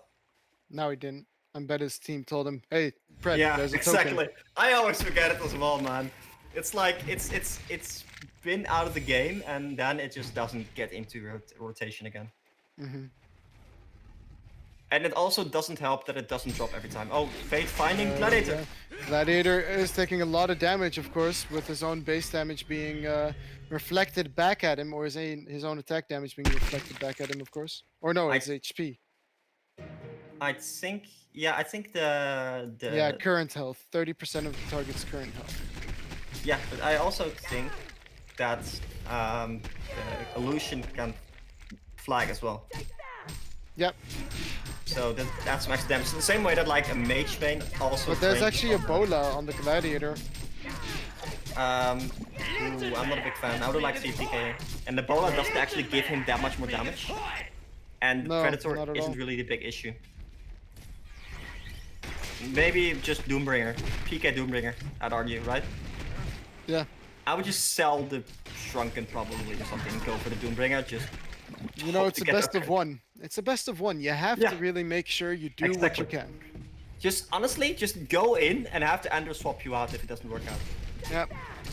That's, I feel like, the best way to win this game. Here's the hook incoming, isn't going to hit anything, but here's the Pebbles combo in on the Devo actually, but this is the mistake. If you don't kill Predator, then the Predator kills you. And Predator is smelling blood right now. Yep, and look at him, how tanky he is. He's been hit by every stun imaginable, and he still has the token. Yeah, and that's the Basher coming in there, actually. I actually kind of like the Basher pickup. Nice hook from the Diva. Nice hook from the Diva, indeed. Right, there you have it, GG! Right, yeah. No luck from the Gladiator, I think that's what takes away. Gladiator really needs to work on his critting skills, because I'm gonna be honest with you, he clearly did not make any sacrifices to the HoN gods. Yep. The HoN gods were not on his side. Either way, boys and girls, let this be a lesson to you all. Rushing a PK is probably never a good idea, and make sure that you buy the proper build-up items so you have a chance in the lane, as well as always have a better chance to gank. That's the second thing to take away? Yeah. No? Always buy Doombringer. Exactly. Remember, kids, always buy Doombringer. especially when you're in any team, by the way. Mm-hmm. Anyway. Especially if you're against us. So final thoughts, Dutch. Yeah, just well played by the Hellborn team. A little bit some questionable decisions by the Legion team. That can definitely not be attributed to lag. Like skilling mana drain a lot and what's face and getting into PK. I think that really secured the early game for the Hellborn team here. And for them, that's a Predator scary hero when it gets farmed. Yep, for sure. He just does a great job at carrying. So we're going to get a few more games after this. If I am not mistaken, the next team is No Boots Gaming versus TGYV. So it's not going to be Dutch or I casting that, but you're going to be in the loving arms of what you got. So without further ado, till next time. See you guys next time. Yeah. And remember, stay tuned. There's still games coming up, but not with me. So yeah, enjoy.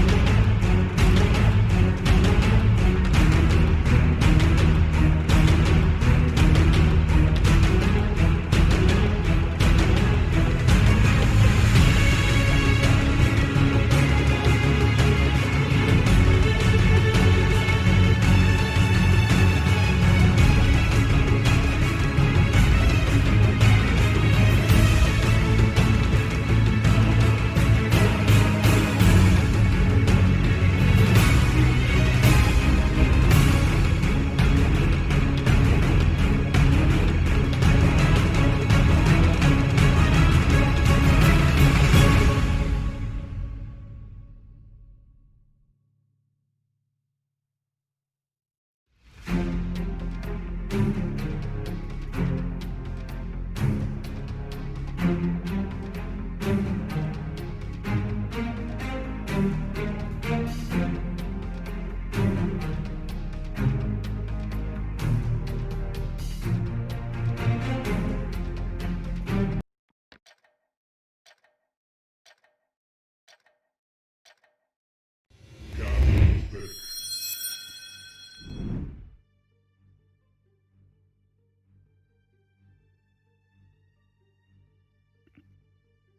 right, welcome everyone.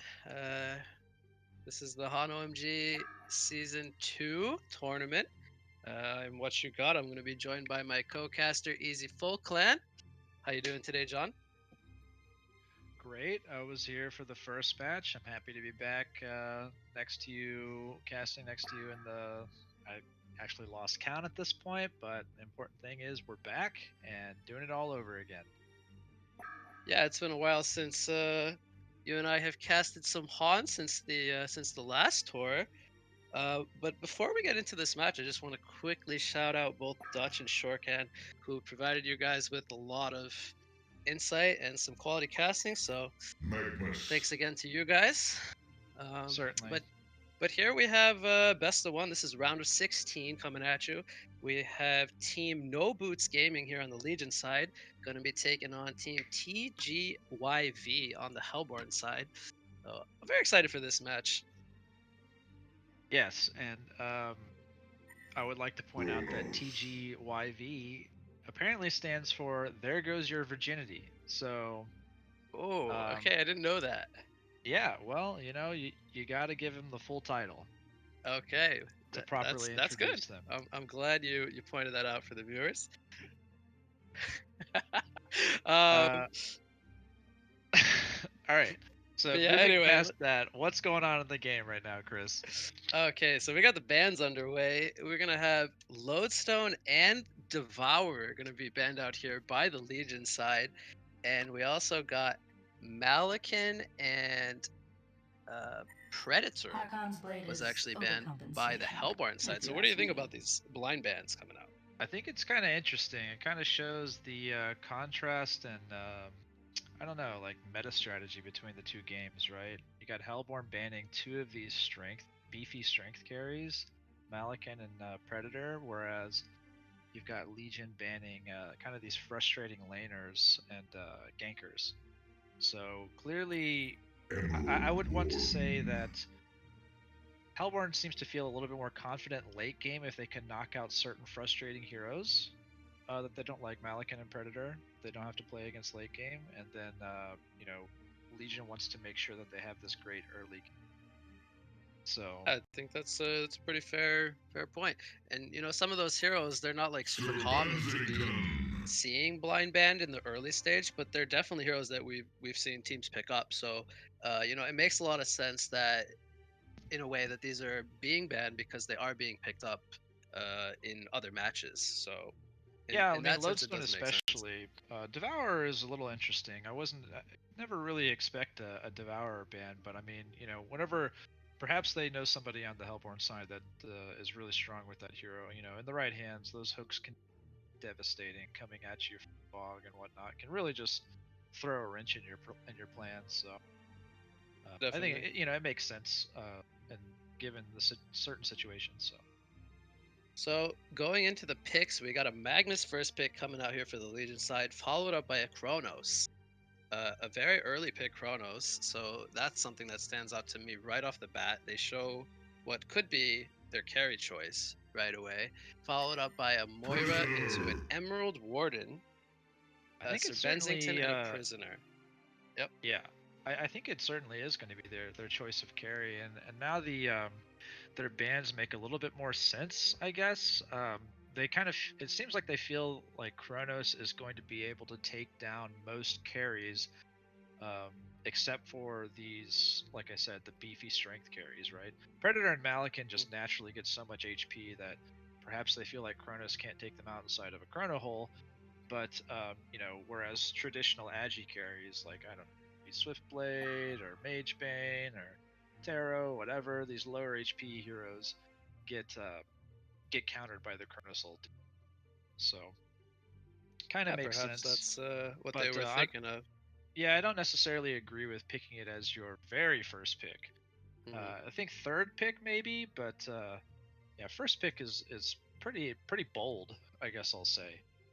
Yeah, I But gotta agree with you. And I love the Legion. They immediately responded with a Moira pick. I feel like Moira is fantastic hero at dealing with heroes like Kronos. She can just kind of sit in the back, and when that Chrono field does come out, she just has to have the Arcane Vortex ready, and that just kind of pauses the team fight until yeah, the bubble wears absolutely. off. So I love the Moira pick coming from the Legion side so far. Yeah, and it kind of goes back to what I was saying about Cronus being more of a third pick if you're going to pick it in the first wave of picks, because Yeah. perhaps you wouldn't have seen a Moira support. Typically people pick one of their main support heroes in the first 3 picks, and maybe they would have picked something, I don't know, a Luna or Nymphora or just something else, Right. not Moira. But Moira really is kind of a really hard counter to Kronos, and they pick it up immediately after Kronos gets picked. So kudos to Legion for that heads up draft. Yeah, But so the other hero that intrigues me a lot is the Emerald Warden. Now, this hero I'm personally a big fan of. I love the playstyle of the hero, but I'm interested, where do you think this Emerald Warden is going to lane? Do you think it's going to be, thrown into the long lane, maybe with another hero, or do you think he'll go middle? Since they have the Chronos, expecting him to not go to the short lane, but anything's possible, I suppose. it feels like a 2-on-2 draft. It feels at this moment, it feels like Warden and Prisoner are going to be going together. Okay. Perhaps with some sort of hook into trap scheme that Okay. they might be trying to set up. Especially Prisoner with the shackle can it's quite easy to drop a trap under somebody's feet and proc it Okay. Yep. immediately. So with a shackle and a chase, that seems like a pretty reliable combo. But yeah, I don't really see Warden as an especially strong tri-lane hero, even though the traps do have value in a tri-lane. But I think you do want some levels on this hero. So it to me, Hellborn, it seems like they're going a 2-1-2 route. Could be wrong, but Yeah, I think yeah. I have to agree with you there. I think, like you pointed out, you just want to get the levels on Warden because all the abilities are really nice, and also they scale pretty nice as you level them up. So if you were to try lane, you'd be pretty weak with the early levels of your abilities. Thus, we are already done with the second stage of bans. So we have a Martyr, an Icor, and a Kinesis ban coming out from the Legion side. So heavily focusing on some of those supports and perhaps even uh, Initiator slash Roamer hero and Kinesis. The Dark Lady, Gemini, and Swiftblade get banned out by the Hellborn side. So they target the carries now in their second stage of bans. Yeah, they target What these. strikes you from these picks? Or bans, excuse me. Well, I mean, it just goes back to the it kind of goes back to the first wave of bans. I mean, look at the contrast here, right? Hellborn is banning 3 different carries that they don't want to play against, right? Hmm. Whereas Legion is banning 3 different supports. Now, it makes a little bit more sense at this point because they know that Hellborn has their carries, so there's no need to ban carries if you're going to if the enemy team already has a hard carry picked. But the Hellborn team seem to really be zeroing in on what carry hero they want to play versus. So, or at least limiting the options out there. But Yeah. you can see that the Legion draft is finalized. And they have what looked to be a Bensington short farm, is what I would say. So Yeah, I think there's a good chance we'll see Bensington, and and I then like this draft. I like this draft against Hellborn right now. Just this 5 stunner lineup, really kind of just identifying the weakness in the Chronos, right? The Chronos does not have a very good laning phase, right? It can escape and everything, but aggressive hero it cannot be in most yep. situations. So they quickly identified that and said, all right, we're going uber aggression, and that's exactly what their first 3 heroes were. right? Moira, Magnus, Bensington. Just Let's get it on. 3 stunners. 2 of those have massive global presence. 2 of them line stuns with a lot of catch potential, and they finish it off with Kraken and Valkyrie. So the present moment, I got to give this draft over to Legion. They're really going to be putting a tremendous amount of pressure onto Hellborn, and it's going to be up to Hellborn to play it right, play it to get the farm on Chronos somehow, to take it into late game, get off some ideal ganks. Obviously they pick up a Solstice, so they're going for some kind of wombo combo with Chrono Hole and Solstice ulti, but it's going to be really it's going to be dependent upon them to play around the Moira ulti, because you talked about how strong that ulti is at canceling out Chrono Hole, and could potentially thwart the Breath of Soul from the Solstice as well. So their wombo combo is it's going to be difficult for them to land it the way they want, I think. Yeah, I think I definitely agree with you. And they also picked up Bubbles on the Hellborn side as their last pick. So another AoE centered hero, maybe even perhaps to set up for heroes like the Solstice and the Chronos to get them all grouped together. So continuing Yeah, that theme. I'm also a big fan of the Bubbles pick here. I think it works pretty well. It lanes fairly well against Kraken. Yep. It's kind of it's pretty even matchup. I think both of these heroes in the mid lane are going to have their work cut out for them, given even skill to outplay the other and control the runes and everything. So But, what I noticed, excuse me, right off the bat is Kronos actually walks down to the bottom lane. Yes, So I this wanted is to talk not about what we that. were expecting, actually. I wanted to talk about that So exactly, but we were anticipating him going into the short lane, but they send the Prisoner and the Emerald Warden to the top lane. And they send Kronos to the bottom lane to go up against the Moira and the Bensington. yeah, so they're playing Prisoner as like their position 1 right now, kind of prioritizing farm on prioritizing him farm to on battle Prisoner, this aggressive makeup of Magnus and Valkyrie. Yeah, it's still going to be really tough. I mean, anybody who's played against Mag Valk in lane knows how dangerous this hero combo can be. Oh And yeah. unfortunately, neither of these heroes on the Hellborn side, Emerald Warden or Prisoner, can really do much to save the other from the double stun combo. So, especially Emerald Warden. I mean, yes, a ball and chain can pull Magnus away, I guess, but really, it's in close range. It's actually quite easy to sidestep. So, yeah, I'm worried about this top lane. It's not going to do exactly what they wanted it to do. I don't think. So although we might not see kills happen right at level 1, I think once they start reaching the level 2 of their abilities, like the level 2 Javelin or the level 2 Lava Surge, that's when we could start to see a kill perhaps on the Emerald Warden, for example. Pretty squishy target, doesn't have the most HP. If he gets caught out by the Lava Surge, I don't think, as you pointed out, there will be anything Prisoner could do to save him, where the arrow connects. So yeah, I'm gonna be interested to see how Solstice is, how he's gonna impact the game with the space he's given, because here we have a jungle lineup on Hellborn side versus a non-jungle lineup.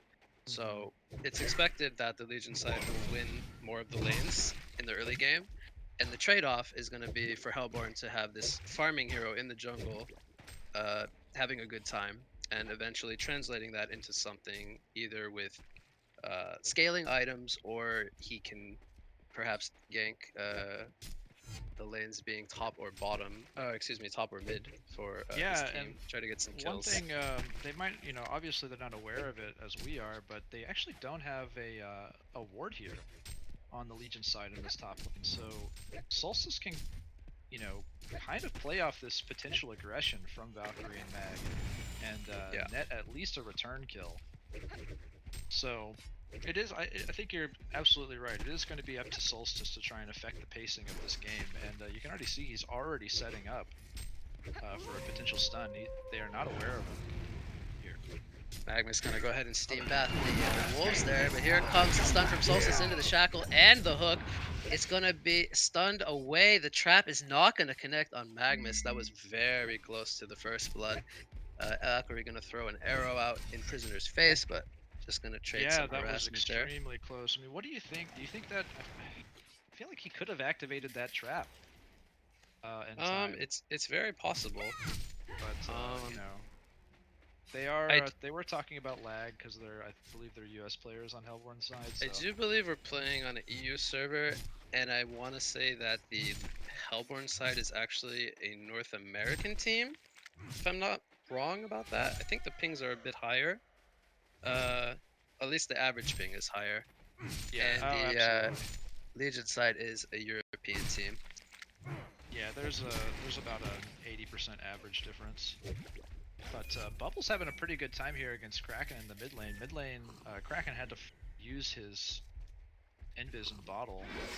Got really low, but now he's got a haste rune in the bot at the bot river, so we'll see so he's controlling the runes pretty well. That is an extremely big rune. Wasn't able to make use of any of I mean, a first rune Invis rune really isn't usually you're not gonna gank a side lane.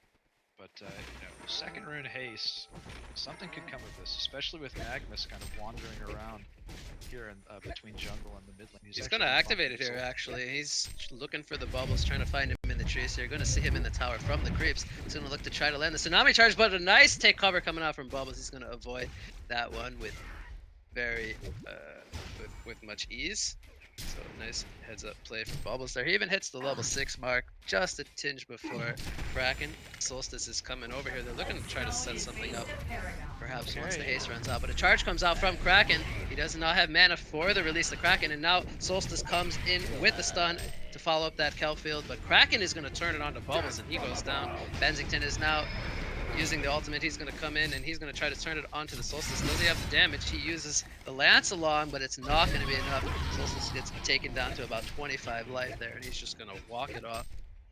Go to base. Meanwhile, in the top lane, we have an engagement. Valkyrie going deep for the Prisoner. Not going to get the kill. Emerald Ward is going to unfortunately miss the trap. And I believe Magnus actually died in the top lane as they went for that kill. So yeah, I was watching. Nice I was paying Legion. attention to the action mid, so I missed the exactly how Magnus went down. But they did go onto Prisoner, it seems, and Valk hit a big arrow onto Prisoner. That's why he went all in, but just wasn't able to get him down in the long run. So, but that was quite an exchange, quite an exciting exchange mid. You know, you got to hand it to Kraken for. You know, just taking the moment. He realized he survived the initial stun combo between Bubbles and Solstice and had about, I don't know, somewhere around 100 HP, maybe a little bit less, and then just turned around and smacked Bubbles for the finishing auto attack with the splash damage. So well played by Jim and I on Kraken there. He's gonna even find himself a double damage rune on top lane and bottle that up. Gonna put a little bit more pressure on Bubbles in the mid lane. Top lane we have a Magnus Lava Surge, but it's gonna be used defensively as Valkyrie did get taken down to very low life. Even the Wolves coming out, gonna bring him down to around 100 life, but they're just gonna walk it off. Solstice is in the nearby area. They're farming that medium camp, so. Hey, you know, so it's only a 2-1 game here in favor of Legion, but Legion has pulled ahead quite a bit in the gold department, even without taking a tower yet. Where is that coming from exactly? I think it's the fact that Kraken has taken a 120 GPM lead over Bubbles in mid lane, as well as the Benzington. He's doing so well. Bottom lane, 430 gold per minute. And Hellborn just doesn't have the equivalent hero farming in their team. The Prisoner in the short lane is not equivalent to the Benzington in their respective lanes. I also think it comes back to the Solstice a little bit. Solstice has been doing, you know, giving it his best effort to try and help his mid and top lanes, but he hasn't been able to find a kill in either lane. Yeah, that's a good So point. he's taken, and in fact, it is the first night. So we all know that Solstice is most effective at farming daytime because he's got the cleave on his passive, and so he spent a good portion of his first day trying to set gank up for his ganks. team. They just didn't work out. So in the end, he just falls behind in the GPM. He's actually sub 200 right now, 195. In the meantime, they did find a kill on Bubbles. Yeah. Missed that. Yeah, it was a collapse from both the mid and the bottom lanes from Legion in the bottom river. They just caught Bubbles out of position. Bottom lane, we're gonna have a Bennington stun come out onto the Kronos, but he's gonna leap away before the Mana Sunder can follow it up. Yeah, so Legion really just taking full advantage of this aggressive draft and having a wonderful early game. It's going to, at this pace, it's going to translate into really dangerous. Middle lane, here comes the charge from Kraken onto Emerald Warden. Does he have the damage? Solstice comes in with that charge. He's gonna use the Lunar Judgment, as it's called in nighttime. They're gonna get a actually, they didn't get the return kill. They actually lost the prisoner as well in the top lane. Yeah, my goodness, Kraken. This is the second time that I've seen Kraken in the mid lane find a kill while he's behind the tower. Yep. And he manages to live as well. So that it's just massive that they're committing massive in favor of the Legion. That the Hellborn is committing all of these resources to try and gank this Kraken, and Kraken is still finding his way on top. And two scenarios. Almost got caught again in the middle lane from a Bensington stun, and they just had the damage with Magnus there as well. Bubbles continuing to struggle. Only 196 gold per minute, 0-3 now. In the bottom lane, we have another kill onto the Kronos. These pair of heroes, the Bensington and the Magnus, they're just so strong at setting up kills with their reach from their spells. They complement each other very well, I would say. I absolutely agree, and a Thunderclaw already finished on Bensington, so his burst damage is just going to be even higher now.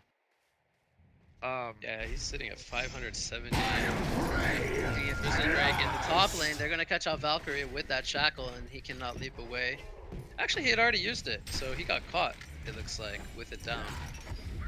Kraken and Moira are looking to turn this around, though. Here comes the Arcane Stun?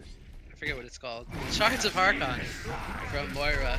And now Kraken is looking to chase it with that release of the Kraken. The Vortex is going to stall for them with the Emerald Warden inside, and she's going to go down as well. It's a double tap coming out for the Kraken, and they're not done. They're going for the bubbles.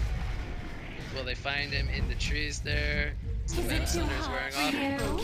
Hat-trick coming out for the Kraken. So it's a complete genocide for the Legion team. Only at the 11-minute mark. That is an insane team fight coming out for Legion. They now pull ahead to 10,000 gold lead and 6,000 experience lead. So, in the bottom lane, Solstice did manage to take down Bensington. I'm not exactly sure how that happened. Oh, I completely missed that. So they at least got something. Yeah, slowed him down a little bit, but the work is still certainly cut out for them. Hellborn has broken the 200 GPM mark on one hero. Solstice is at 217 right now, but you've got 500 GPM. Bottom lane, Nightfall comes out from Bensington and they catch the Kronos. Bubbles looking to turn it around, but he doesn't have the follow-up as he's got all his spells now on cooldown. So they find Kronos in the bottom lane. I was gonna say, I would honestly, because they're in such a deficit, as we might see an initiation here, Bensington looking to land stun. He does connect into the Lance Along, and it will bring down Bubbles. Top lane, we have action as well. Prisoner getting caught in the release. The Kraken, he is gonna fall. Kraken with a haste rune. He's gonna look to catch the Emerald Warden. 2 more auto attacks should be enough. He's gonna avoid the trap there. He's gonna throw out the torrent for the last hit. He's on an onslaught streak now. He's even looking for more. It's not done Kronos yet. will leap away though. it's all said and done. I was gonna say I would love to see the Chrono Field used just anywhere, just to try to set up some kind of a kill, because they are at such a deficit. Yeah, I mean it's got to be. I'm not even sure what path to take. They in have order the to Breath of swing Soul this up from momentum. Solstice. They can look to try to combo. Here comes the Shards of Harkon in the mid lane. Onto the Prisoner. Chrono sleeps in. He's going to get a Sphere out in the background, but it's going to get immediately Arcane Vortex. Mana Sunder does come out onto the bubbles. And now it's Magnus turning it with a 2-man Lava Surge stun, but the damage follow-up isn't there just yet. They're turning it onto Kraken with that trap from Emerald Warden, and Kraken is going to fall. Benzington comes in with the Joust. He's going to pick up 2 kills there onto the Chronos and the Solstice. Kelfield does come out, but the team support is no longer there, as they have already lost 2 players, so more of a defensive Kelfield than anything. Meanwhile, in the bottom river area, we have Benzington and Bubbles going at it. Bubbles is now on the run. Ghost Marchers are being applied by the Benzington. Will he be able to chase and bring down the Chronos? Moira even going to spawn the Ephemeral Forge there, but not going to be necessary to help Benzington with that one. Gets the kill onto Bubbles. So, yep, it's just kind of snowballing now. Legion is just kind of clicking on all cylinders, it's not looking and good. they've kind of taken over the Hellborn's jungle area as well. No items seem to be on the way for Hellborn. I mean, it's basically all or nothing at this point. They have to make some kind of play, and even then, Legion is such a padding that they could probably receive 2 genocides by Hellborn at this point and still be fine.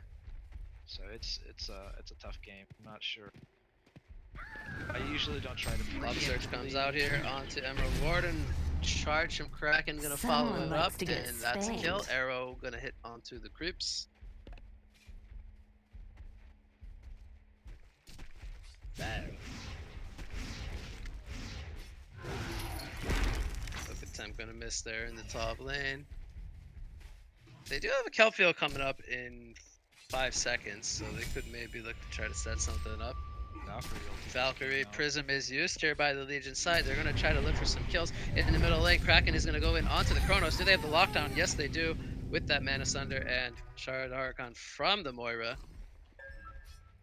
They might even... Do they know Prisoners up here? Oh, they're just going straight into the top tower. Arrow is going to miss, but it's going to give them the vision. And here comes the release of Kraken. Lava Surge is going to follow, and they will bring down the Prisoner. Now they're chasing Emerald Warden, and I don't see him getting out of this one. He's going to go down to Valkyrie, picks up the double tap. Solstice is going to get into Arcane Vortex, but that's just going to slow him down. Taunts come out, and Benzington is going to take the kill for that one. Kelfield comes out, but Bubbles is going to fall as well to the Benzington.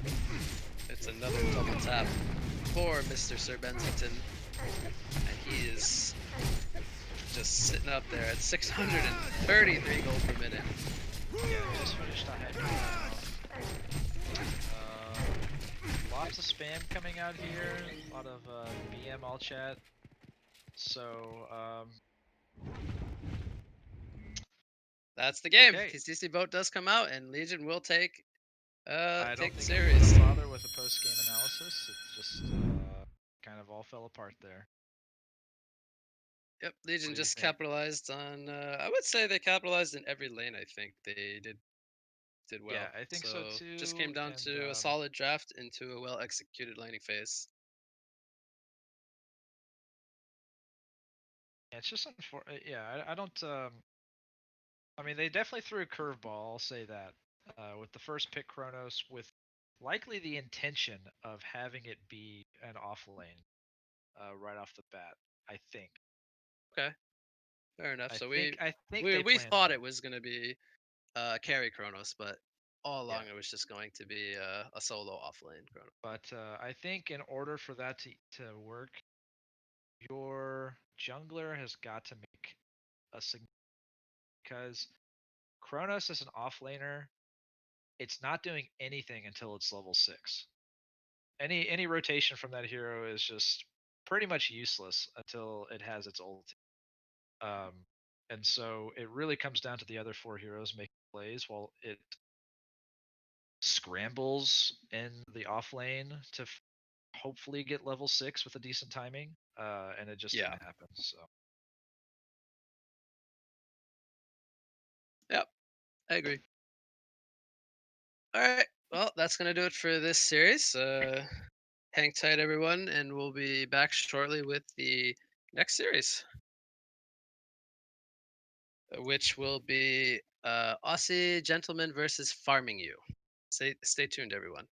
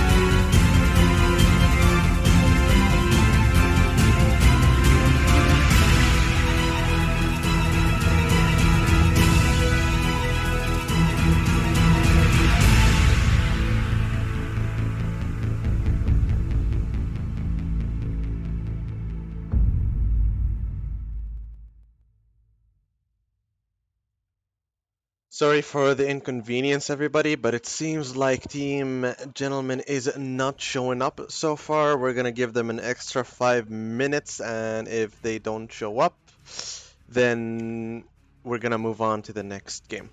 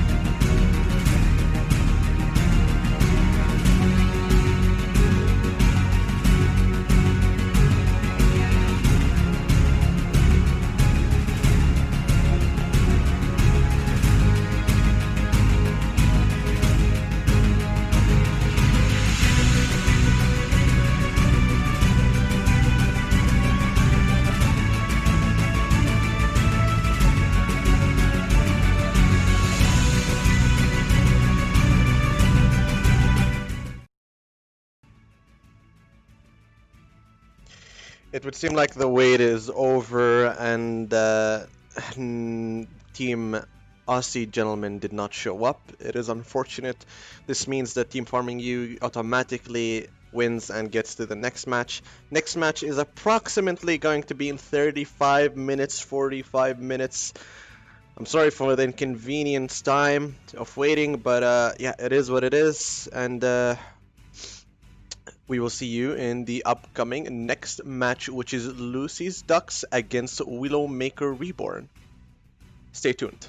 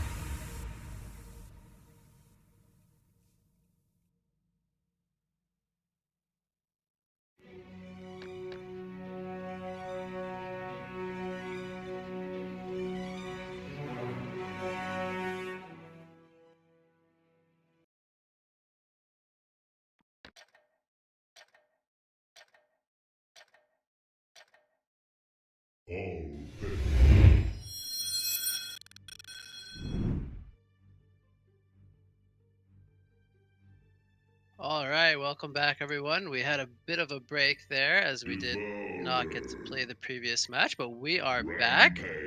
And this one is going to be Lucky Ducks versus Willow Keeper Reborn. Again, this is a best of one series, as this is a round of 16 match coming at you.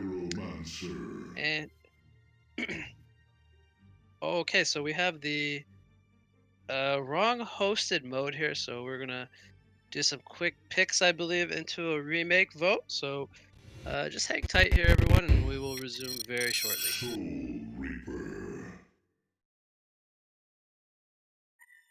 Blacksmith. So I am what you got, and I am going to be joined by my co-caster here, Big Bad Dave. How you doing, Dave? Dude, I'm doing fantastic, man. I'm pretty stoked to have the opportunity to cast alongside you. Appreciate it. Oh yeah, thanks for joining me, taking the place of Mr. Easy Full Clan here for one game. Thank you for spending some time with the HoN community and volunteering and stepping in. Yeah, one Appreciate it. great voice to another great voice, you know? Exactly. So, is there anything in particular that you're expecting to see from these two teams, like hero pick wise, or like any kind of crazy strats, or do we just gotta kind of wait and let it kind of unfold and see what happens? I expect Lodestone and Kinesis to be banned, and probably Okay. Magnus.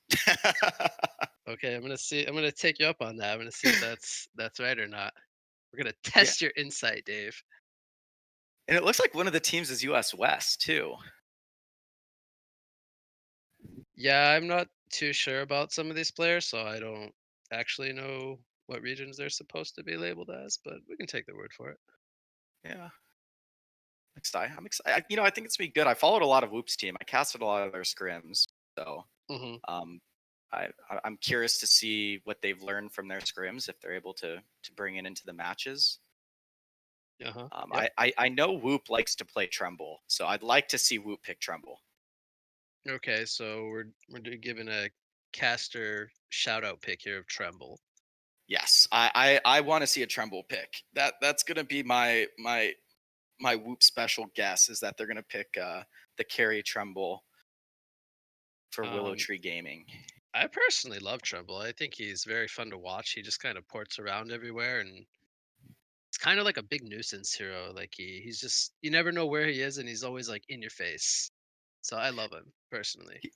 Oh, he's so good in the current meta too, which is just global abilities. So if you have like a fade, he's kind of up there with like a Bensington in terms of being able to port around the map. So if you have like a fade and a tremble being able to set up kills, it's really good, strong hero. His laning phase can be a little bit weak though. So I Yeah. guess it kind of depends on the matchup. You definitely don't want to pick it in the first three. Okay. But I'd like to see it. I saw Woot played a couple times, and I personally liked his play style with it. He was very active. Okay. We'll see if they heed the caster pick and throw us a Tremble. What are you thinking? What's your caster pick? Oh man, I have no idea. Um, I wouldn't be surprised if we see either a Devo or a Snail pick. Some kind of Ooh, oddball hero that like maybe not every team is willing to try out or play, but maybe one of these teams will fit it into their lineup somewhere. I wish I saw more of Shell Shock so far this tournament. Did any teams pick it? Do you know so far? I from the casted games, I didn't see anything. But do you know for round one if anyone picked Shell Shock? I actually haven't watched a lot of the games today. I've been kind of busy at home. Yeah. So I'm not particularly sure, but we did play against it in a scrim and it was very annoying. So and they won that game, by the way, the snail won. So it's not like he can't win or anything. Oh, the So hero's fantastic. yeah. So Um he's really strong early game because you can go invulnerable and you can, surprise people like from fog with a whole bunch of people getting in the shell. So it can be unexpected sometimes. They just fly at you and surprise, I'm here, and you die. Yeah, I remember from the last HoN OMG tournament, Chris actually played at mid. Mhm. So I mean, that's another option. If they put Platy Chris mid and they pick the snail and he goes mid with it, that'd be pretty entertaining. But we'll have So to that's wait my and see. curveball pick. Either that I or a like it. Devo, just because I love watching people throw hooks, and then people fly across the screen and they die. You It's know, fun. I was slightly bummed at the shade Shorecan threw towards Jungle Devo when he cast Yeah, it. I mean, Like Jungle that, Devo owns. I do that all the time. so Strong, good. strong strats.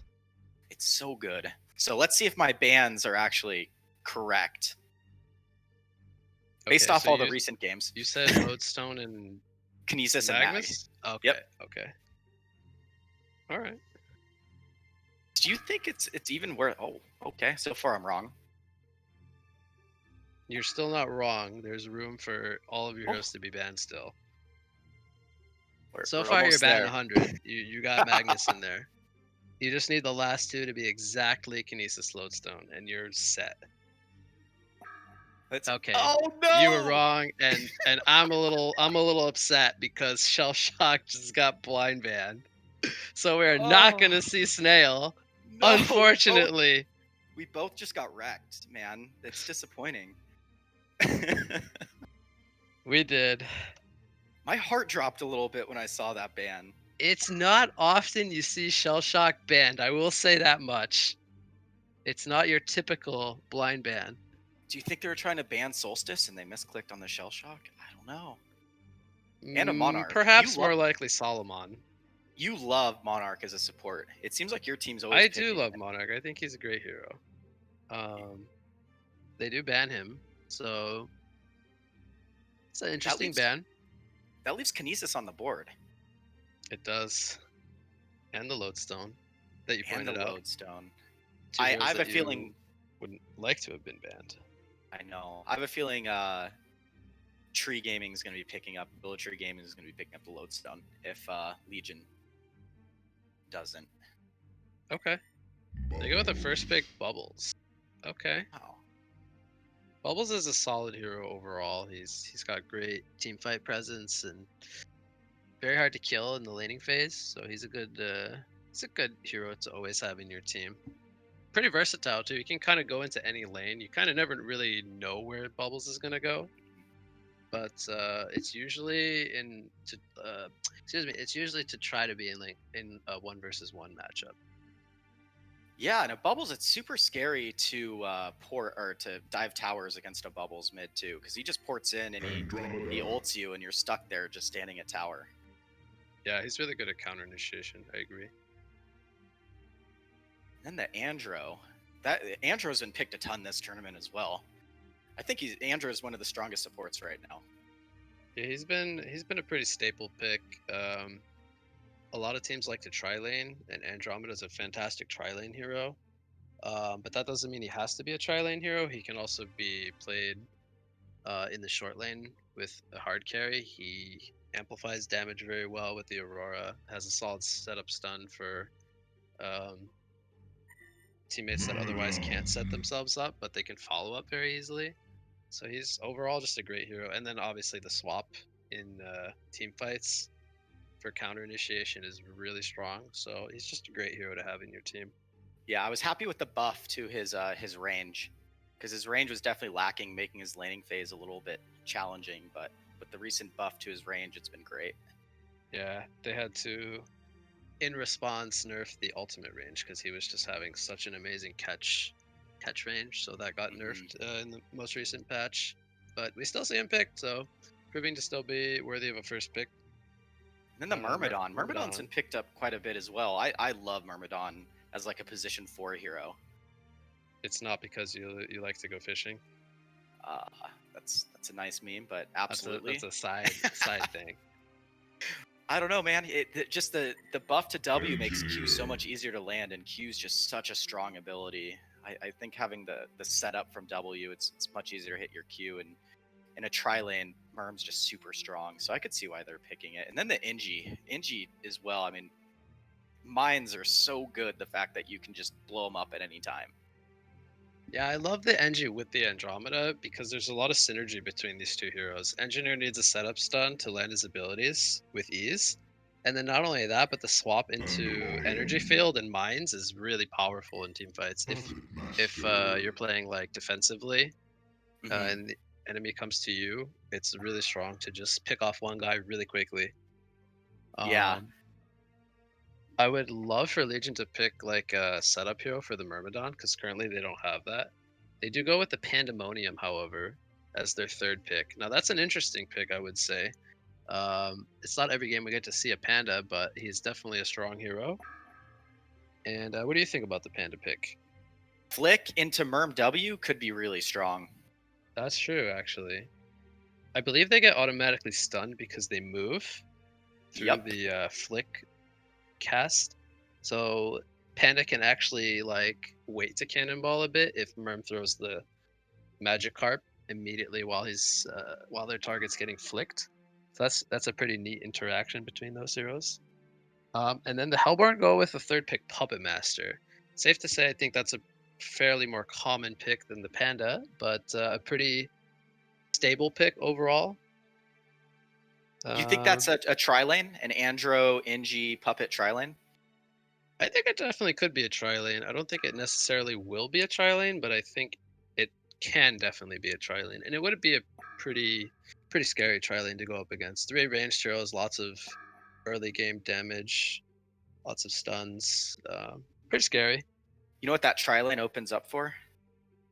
A tremble pick from Whoop. A tremble. And then you look here, Lodestone was banned, so I got 2 of the 3. I'll take it. Okay. Well, technically, you didn't say the first set of bans, so yeah, you're right.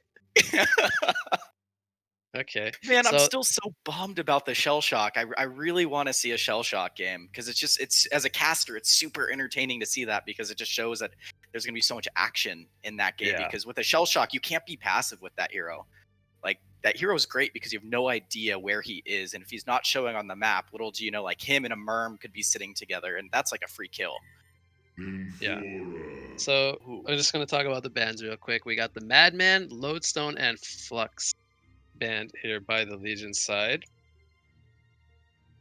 On the Hellborn side, we have Oogie, Silhouette, and Swiftblade. So all carries by the Hellborn side there.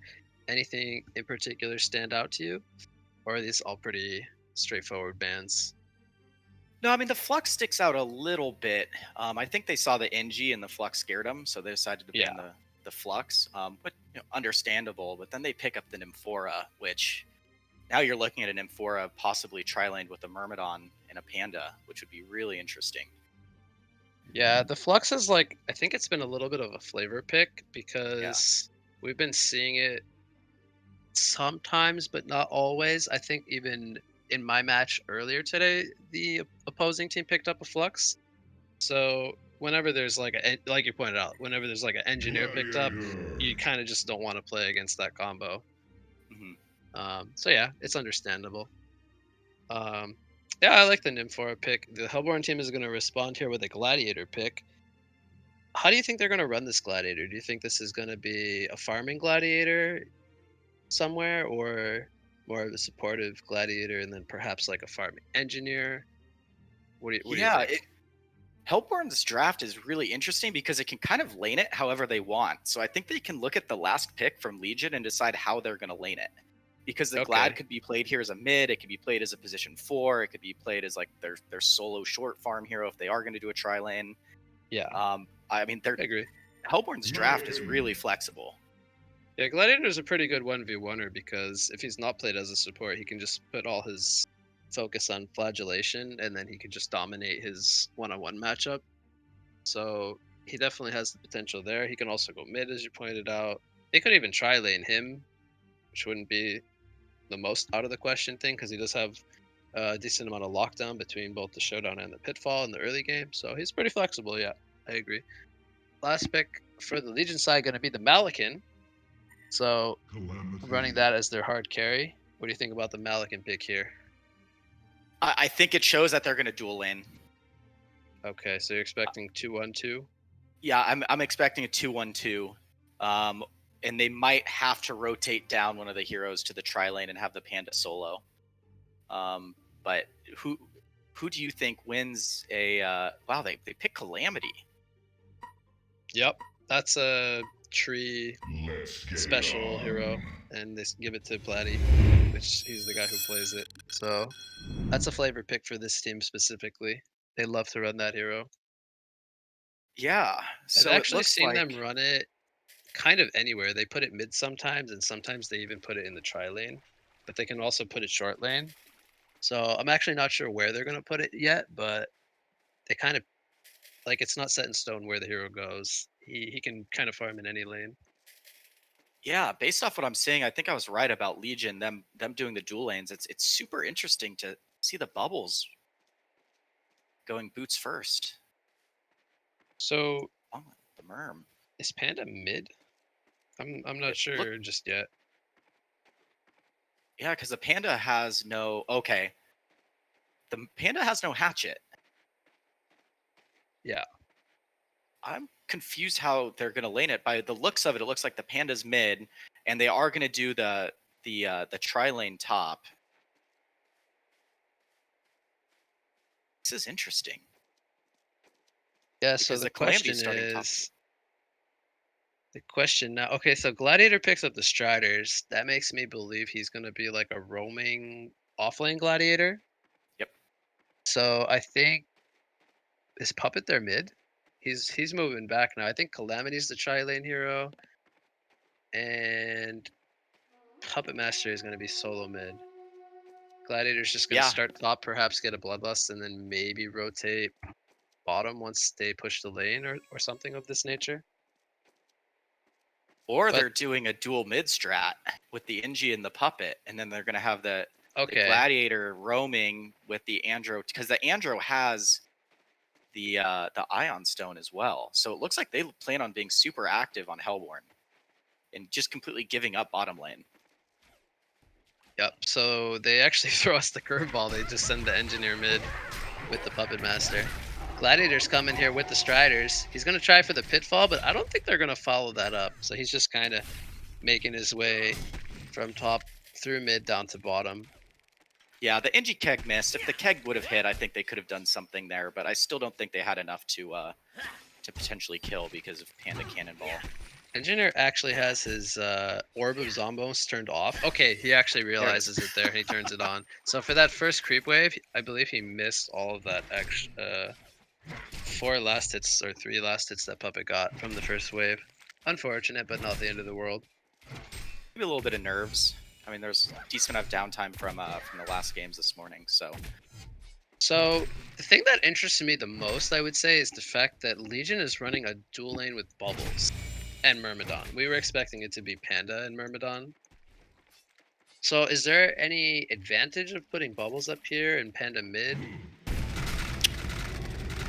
Based off the items from, and it looks like they're dewarding right Mid lane Panda here. Is he gonna go down? One more auto attack from Engineer. Actually, I think he'll need 2 now. Kexton is gonna connect in the fog there, and he will get the Bloodlust kill. So yeah, I was watching that. Panda was just kind of going down little by little. Turret was sticking him down in the puppet show. He cannonball defensively, and then Engineer finished him off with a nice keg stun. Yeah, that was a very nice keg, and it looks like Legion. Top lane Bubbles is going to be forced to use a defensive shell serve. Lots of damage coming up between Andro and the Calamity Dragons there. Yep. And Glad what happened with with neutrals. Was that was that to deny a kill, or was that to just regen back to base faster? I didn't see. Regen back to base faster. Okay. He gone on bottom and just ran to the hard camp to deny himself, so he get back to base quicker. Okay. He didn't lose anything. But yeah, no, going back to it, I mean, the Merm doesn't have the Zamos, so he has the Wind Whistle, which means he needs that hero plans on being super active. He hasn't skilled any ability yet. He's level 3. I find that kind of interesting. I'm wondering if there's something he's waiting for. Okay, he goes 1-1-1. Okay. All right. So he's gonna rotate mid now. They could actually possibly kill the puppet here. Engineer picked up a regen rune. He's going to come back into the middle lane. He's going to hit the Kexon. Here comes the mine. Wheatfield is going to connect onto Engineer. Panda and Murmur looking to turn this one around. Bubbles is coming in from the flank with the shell surf, and they're going to get the kill onto Engineer. But Puppet, can he get the return kill? A nice power supply from Panda going to give him enough HP to survive, but he's actually going to run into the Andromeda Aurora, which takes him down. And meanwhile, Puppet Master will survive when it's all said and done. There's so many heroes here in the mid lane. I think there's like 6 players in total. This is just so chaotic. Oh my gosh, 6 mid at 3-minute mark. Yep. Yeah, crazy. I mean, I guess that's going to be a very active Bubbles, getting the boots first. I think they plan on. What are your thoughts about that, Wig? Because it's not something you see very often. Is a Bubbles kind of with that roaming role, going boots first. I feel like because he was dual lane with Murm, he could have just bought laning items. He already has the shell surf to escape. I feel like you don't really need the move speed from boots. You can just kind of have stats, and that's good enough. In the top lane, as I'm talking, we have an engagement. They bring down the Myrmidon between the Andromeda and the Engineer. So the 2 supports find Myrm there. I'm not sure if he used the waveform to try to get the rune, and that's what made it so that he got caught out. Did you see who got the runes at all? Yeah, he got a haste rune top. So the Merm used waveform to get the haste rune, and then Andro stunned him into a NG keg. So he was chain stunned, and then the NG mine killed him along with turret. Oh, so he just died to spells with hit. Okay. I was wondering because Engineer's bottle is empty, so they did not get the rune. So okay. No, they were able to take the rune, but yeah, back to I think they should have sent the Bubbles mid. I mean, the Bubbles is going to do okay versus Puppet because he can stay back and just last hit with the Q, and Panda and Murm could actually do quite a bit of damage to the Calamity. So I don't know. Well, what are your thoughts about that? I think the biggest thing is that Panda and Murm could just they get a couple of levels and then they just jump on Calamity, and he doesn't really have an escape. So it would be more threatening for Calamity. And right now, he's like behind Legion's tower. So he's so confident with his positioning because he knows he has Andro here and it's just Bubbles alone that he can play like this. But if Panda was up here and Bubbles was mid, if it was vice versa, there's no way Calamity would be playing like this. Yep. Completely agree. And then you have the Malakin free farming uncontested bottom, but the Gladiator's still getting decent XP bottom lane. Yeah, he's doing okay. He's level 3 now. This game, his job is just going to be to get XP, max out his showdown and pitfall, and set up ganks once he gets the ultimate. Even before that, he can also do that as well. I think the big thing is Nymphora needs to get her level 6 as quickly as possible and then start making some rotations because they are struggling in the other 2 lanes. And if they don't make any adjustments soon, although it's great that Malakin has good farm, it might not be enough because they're farming well on both the Puppet Master and the Calamity, who scale very well. Oh, absolutely. So I mean, Gladiator is doing exactly what he needs to, given the fact that he's against a dual lane. Yeah. I'm still a little slightly confused because Bubbles buying boots first.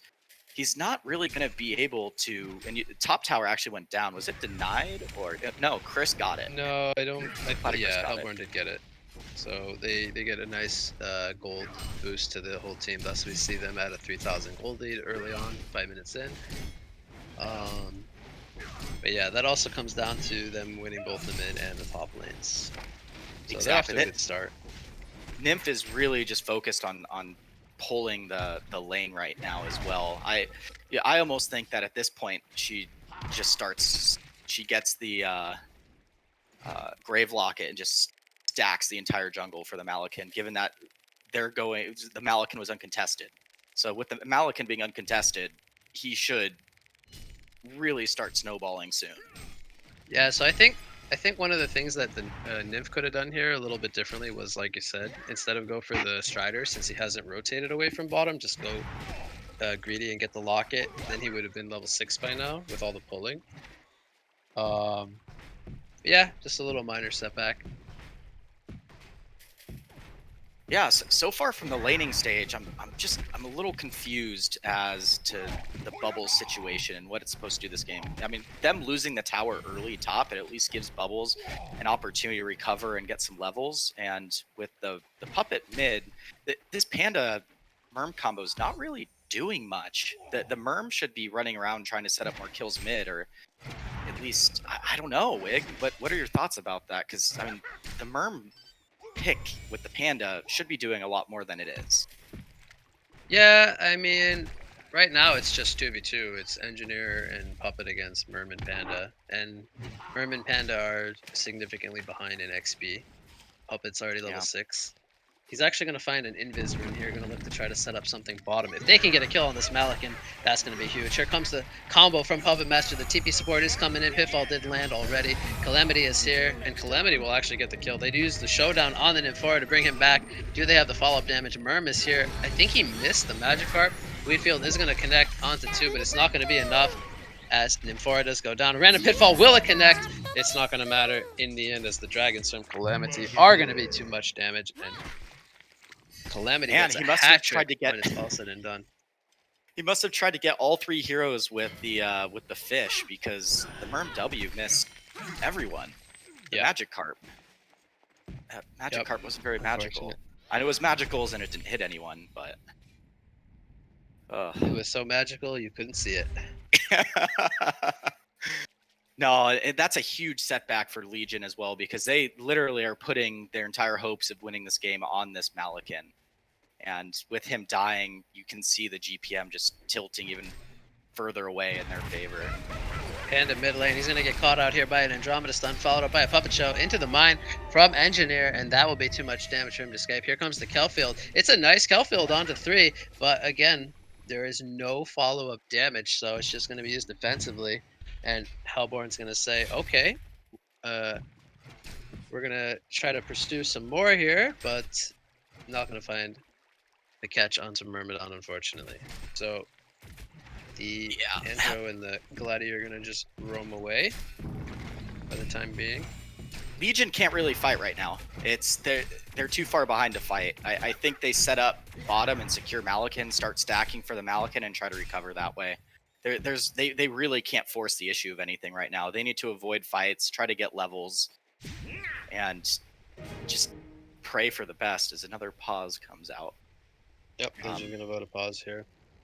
Yeah, I'm really surprised that there hasn't been enough stacks, because Nymph is one of the best supports at doing and farming triple stacks, because Q just does so much damage and so much healing, especially with the Malikan. So the Malikan gets low, you Q, Malikan's back up to full health. He's able to just farm the creep wave or the neutral super fast. And you can see Hellborn kind of understands that, so they placed that really sneaky ward by the second hard camp on Legion's side to see if there's any rotations.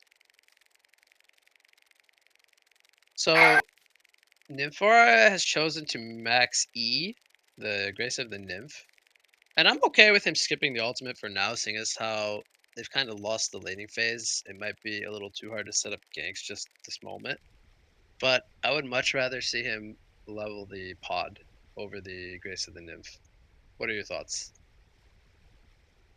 Absolutely. The Grace of the Nymph, what's he doing with that? I mean, is he just giving it to Malikan so he can spam Q constantly on the Malikan in lane? It really doesn't make that sense, given how the game's been going, because it's not like he's being aggressive. It's not like he's running around with the Myrmidon and setting up kills. Yeah, that's kind of the main reason why I would rather see the pod, so they can use it to clear stacks and just continue farming. But if you're maxing out Grace of the Nymph, that usually means you're playing really aggressive, constantly using your spells. You need to just keep refueling, but they're not really doing that. They're being really passive, so I feel like that's the wrong route to go. And you see the light brand coming out from Chris on the Calamity. That's an interesting first item pick. Yeah, it's probably gonna go towards a Dawnbringer, I would say. I guess the light brand as the early piece will help him farm quicker. He will probably spam out his firebomb, I guess. Yeah. While farming the stacks, or maybe even just to upkeep the dragon's path to make them proc faster. So you push the creep, or you kill the creeps quicker. But I don't know if it's necessarily faster than Firebrand, but I think it's kind of either or. Both kind of do the job. Since Calamity is an agility hero, Firebrand being the more damage route, but Lightbrand is good as well. Yeah, and you can see Hellborn's done what we wanted Legion to do, and that is they've made all these stacks for Puppet Master in the jungle. So the NG and the Puppet are farming those stacks right now. And the NG, actually, I don't know if you saw this, Wig, but the NG had a regen room bottled, and the Puppet was about 100 HP, and the NG accidentally used the rune on himself instead of the Puppet. Okay. A little bit of a mistake there. But what I was going to point out is the Hellborn won the early laning phase on, with their Puppet and their Calamity, and now they're also going for Alchemist Bones on Puppet. So that's going to even further increase their lead. He could definitely play greedy given to how the early game went. Yeah, but he could have also gotten a quick shroud and just ended the game. So I guess there's a pro and con to both, correct? Perhaps, yeah. As long as what I like to see is if you choose an item path, you stick to that game plan. So if he picks up bones, that means he wants to keep farming, progress toward his next item before looking to do anything. So as long as that's the decision behind the item, then I'm fine with it. Kelfield comes out in the top lane onto Calamity here. Here comes the Sunder's Vault in defense from Calamity. The team support is coming in, but not going to be in time to save him. They're going to look to try to go onto the Andro here. Panda Flick comes out, and Andro will fall as well. So they rotate all 5 heroes up here. They get 2 kills. That's exactly what you want to see happen so that they can try to get back into this game. I would love to see them push the tower in the top lane as well, which is what I think they're about to do. Veiled Rod here on the Myrmidon, but we have an Invis Puppet. Are they going to spot the engineer here? The keg is going to miss. Puppet Show comes out onto the Panda. Weedfield is going to miss, unfortunately, in the background. Mine and the energy field will bring down Panda. Voodoo Puppet does connect onto Myrmidon, so they get 2 kills. So Legion unable to connect with their advantage here, unfortunately, as they get caught out on 2 of their heroes. The respawns are back, and TPs are coming in. Calamity is here. Firebomb is used. Meanwhile, in the background, Puppet Show does come out, and Engineer gets credit for the kill onto Bubbles. Nymphora is being chased down. Stun is going to connect, but I think the Dragons are just going to be too quick. Firebomb comes out as well, and that will secure the kill on Nymphora. Meanwhile, in the jungle here, we have Malakin trying to escape. If they can get a kill on Malakin, that's going to be huge. Puppet Show comes out after the Comet Stun, and Malakin is going to go down. So Legion just kind of getting picked off in all different spots here. What do you think, Yeah, Dave? that was a misplay by the Malakin. The Malakin sword throwed in and dove the tower after the Myrm, and... Mine's in the middle lane. Myrmidon is going to go down to the mine trap there as he tried to go for the Andromeda. Surprise! The mines are here. It would be more fulfilling if it was a Vindicator and not a Myrmidon, but I guess kind of similar, right? Both pretty strong heroes. Yep.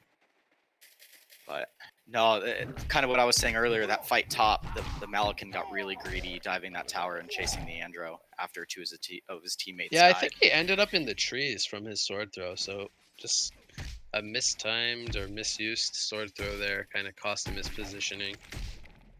And I don't know if you saw as well, but the Andro swap, when Andro swapped, he actually swapped him into the Malakin ulti for the Calamity. Okay. So yeah, they got that fight started with a kill onto the Calamity, so it was well played by them. Yeah, that was the fight Legion needed, but they kind of, what you said, instead of pushing the tower, they went into the jungle and tried to find another pick, which was really greedy. And they did it as 2 instead of as 5.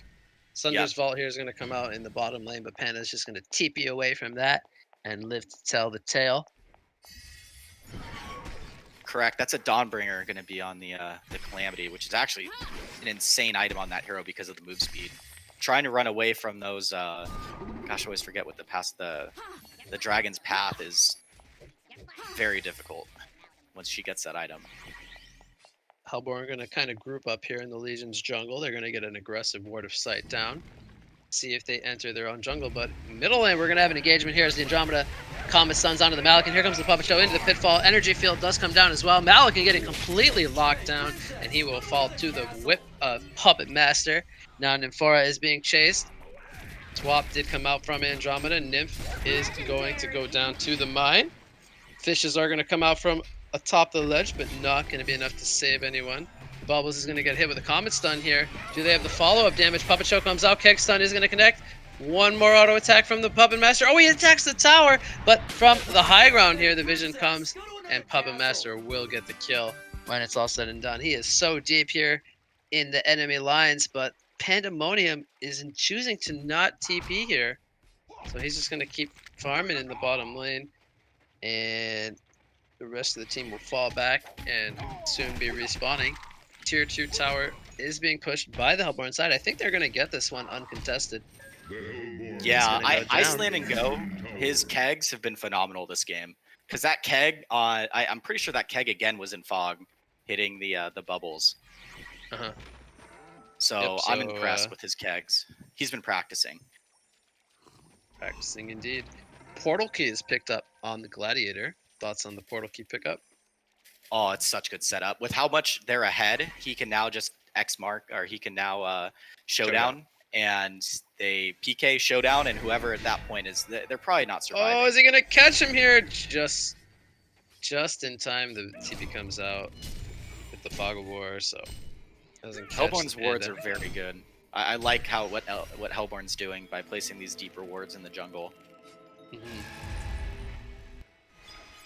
So it looks like Puppet is trying to initiate. Yep, Puppet Show, or Voodoo Puppet is going to come out here onto Malikan. Are they going to get him in the energy field? Looks like not. And Hellborn is going to be falling back here as they are kind of out man-powered.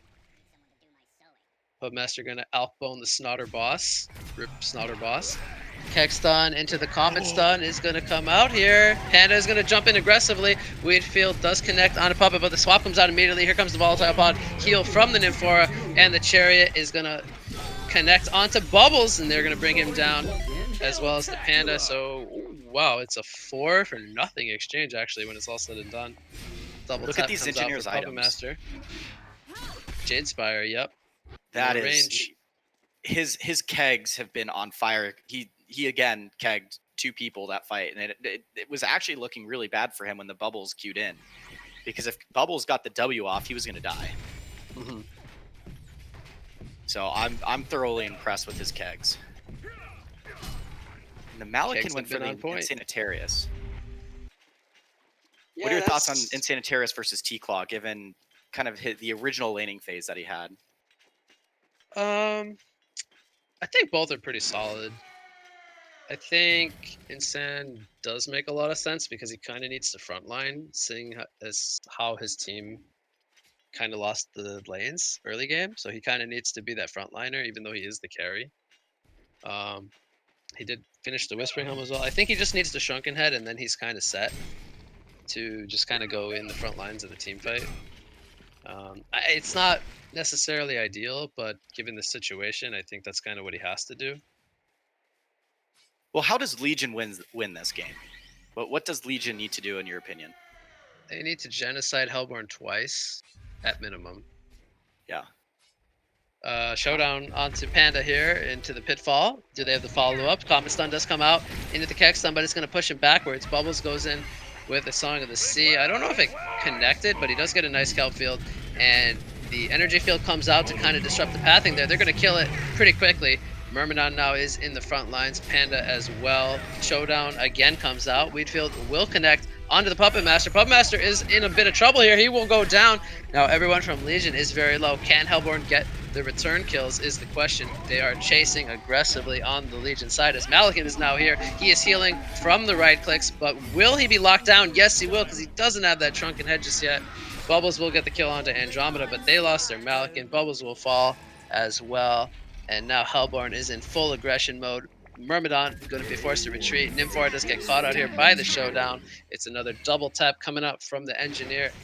And Merman Panda are the sole survivors, but Myrmidon might go down. He jukes the pitfall here. Can he get out of this one? Fish comes out, but no, Calamity has joined the party. He even picks up a tablet, gets the kill with the Dragon's Path. When it's all said and done, only Pandemonium survives for the Legion side. So, yep, the wounds just keep getting dug deeper and deeper. 21, near 22,000 gold lead for Hellborn. Panda goes in aggressively here. He's going to punch Calamity backwards. Oh, the tablet cancels the face smash. And now Calamity is looking to turn it around. Bubbles is here. Can he get revenge for the Panda falling? The firebomb is doing so much damage. Bubbles will go in aggressively, but he will die to the Dragon's Path. It's a double tap coming out for Calamity. He's looking to turn it now. He avoids the Weed Field.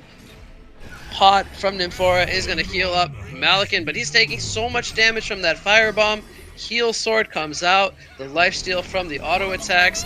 And Calamity gets a hat trick onto the Myrmidon. He's got the double damage, by the way. He gets the quad kill onto Nymphora. Can he find the Malakin for the full annihilation? The team support is coming in. Here comes the lockdown. Sword throw is going to be pulled back from the showdown, and the annihilation for Calamity when it's all said and done. Wow, Chris, man, really well right there. I liked it. That's HoN top 10. I think you got a little bit of lag there, Dave, as you were going a little bit robotic. But I think what you were trying to say was Calamity did a nice job in that fight. Yeah, I was gonna say that's a HoN OMG top 5 play right there. He was below 100 HP for most of that fight and still got the annihilation. Aggressive Storm Spirit comes out here from Engineer onto Myrmidon. Nymphora throws down the heal. They're going to look to try to turn this one as Gladiator gets punched backwards into the tower from Panda. Panda is going to fall when it's said and done. Engineer Energy Field comes down, and that's going to be a dead Bubbles. Sunder's Vault, I believe it's called, comes out in the Legion base. Quad kill for the Calamity. He will fall, I believe, to the tower. Bubbles gets credit for the kill. I think Bubbles bought back there as well. Puppet Show onto Malakin. He cannot get the heals up to save him. Puppet Master is diving deep here. He uses the Assassin Shroud in the Legion's base. He's just sitting here. Very low. He's only 75 life. Bubbles gonna snipe him out with a shell serve, so he will go down. Engineer almost dies to the tower. Him and Andromeda are just living on edge here. They're just farming the creeps next to Legion's base with 40 life. Buyback comes out from the Puppet Master as well. Myrmidon, can he land the fish? He fishes the Andrew for the kill. Hellborn getting a little greedy right there. Whoop buys back. Engineer, I think he's going to try to Storm Spirit the next fish that comes out. Shell Surf is going to connect into the... Oh! He mistimes the Song of the Sea and he gets Puppet Showed. Engineer is going to survive. And they're going to get the kill onto Bubbles. He's going to buy the Rejuvenation Potion. Myrm is here. Defensive Keg Stun going to push him backwards. Here comes the Pitfall into the Chariot, but Panda, no, he's going to get hit by it. Face Smash comes out. Can he bring down the Engineer? Punches come out. Oh, but he's stuck in the trees. The punches are going to be avoided, and Engineer survives with 1 HP. Wow, that was very Champion well and Neworth for Engineer, by the way. I think Hellborn is just kind of toying with them at this point. Double tap comes out from Gladiator, who picks up the Gnome's Wisdom, just another team fighting aura. Yeah, the Engineer is playing out of his mind. These kegs, these 2-man kegs, he should have died again, but the Puppet W ended up saving him from the Bubbles song, as you said. Well, to be honest, he used Song of the Sea while he was still stormed, so that was mistimed by Bubbles. But the mines are being thrown down in the Legion base, going to clean up the creep wave. So they get the racks. So the first racks of the game has fallen. Yeah, I thought Bubbles might go in right there and get the kill on the NG since he's on a kill streak. Swap comes out from Andromeda. Nymph, is he going to go down? Oh, Engineer actually falls. They bring down his champion and newer streak. Instant buyback coming out from Engineer. Can they bring down the Gladiator? He's sitting on 28 life. Chariot comes down. It hits so many heroes. Calamity with Oh, it's actually not a double damage. It just kind of looks like it. He's just glowing. I think it's the avatar. He's glowing blue all the time. So another hat trick comes out for Calamity. Andro is going to be low as well, but he's going to walk it off. Buyback comes out for Myrmidon. Legion team votes a CC, but it doesn't pass. GGs are being called by both teams, but nothing is official just yet. Yeah, I want to see Calamity picked up by more teams. I mean, the way Platycris played at this game, the hero was really strong in team fights. Yeah, it's a very aggressive early game centered hero, for sure. What are your thoughts about it? Because, I mean, it's mainly something you see kind of a little bit more in TMM, not so much in the competitive scene. It's a hero that not a lot of people may perhaps know how to play or utilize his skill set, but pretty powerful if you can capitalize on his strengths. Andro gets caught out here. He goes down. Calamity's in the Legion base. He tablets another face smash. So that's happened twice this game. Defensive energy field, not going to catch anyone, but Bubbles does go down in the Legion base as well as Nymphora. And another quad kill for Calamity, so a bit of stat padding going on. Wow. The Funeral Pyro, he basically two-shot that Nymphora with the passive from Calamity. Yeah, he's almost... Actually, he hits the 700 GPM mark there as he picks up the tower kill. So, yeah. Calamity finishes the game at 700 GPM. No big deal. I think he out GPM'd the entire Legion team if you add them all together. Exactly. No, I mean there was a lot of good things from Willow Tree Gaming that I liked. The lanes were fantastic, and the engineer play and the dual mid, I really like that. Engineer in a dual mid situation is really strong, especially with setup. Yeah. So final thoughts, just laning phase went too well for their Hellborn and they pushed their lead into a victory. Yeah.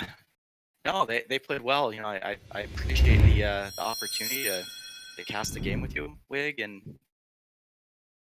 Yeah, thanks for joining me for this match. We will be back shortly with Down Ace versus Big Ego Crew.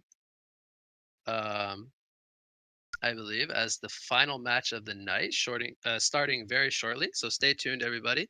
And for that one, I will be joined by Easy Full Clan for the final match. So stay tuned, everyone. See you very shortly.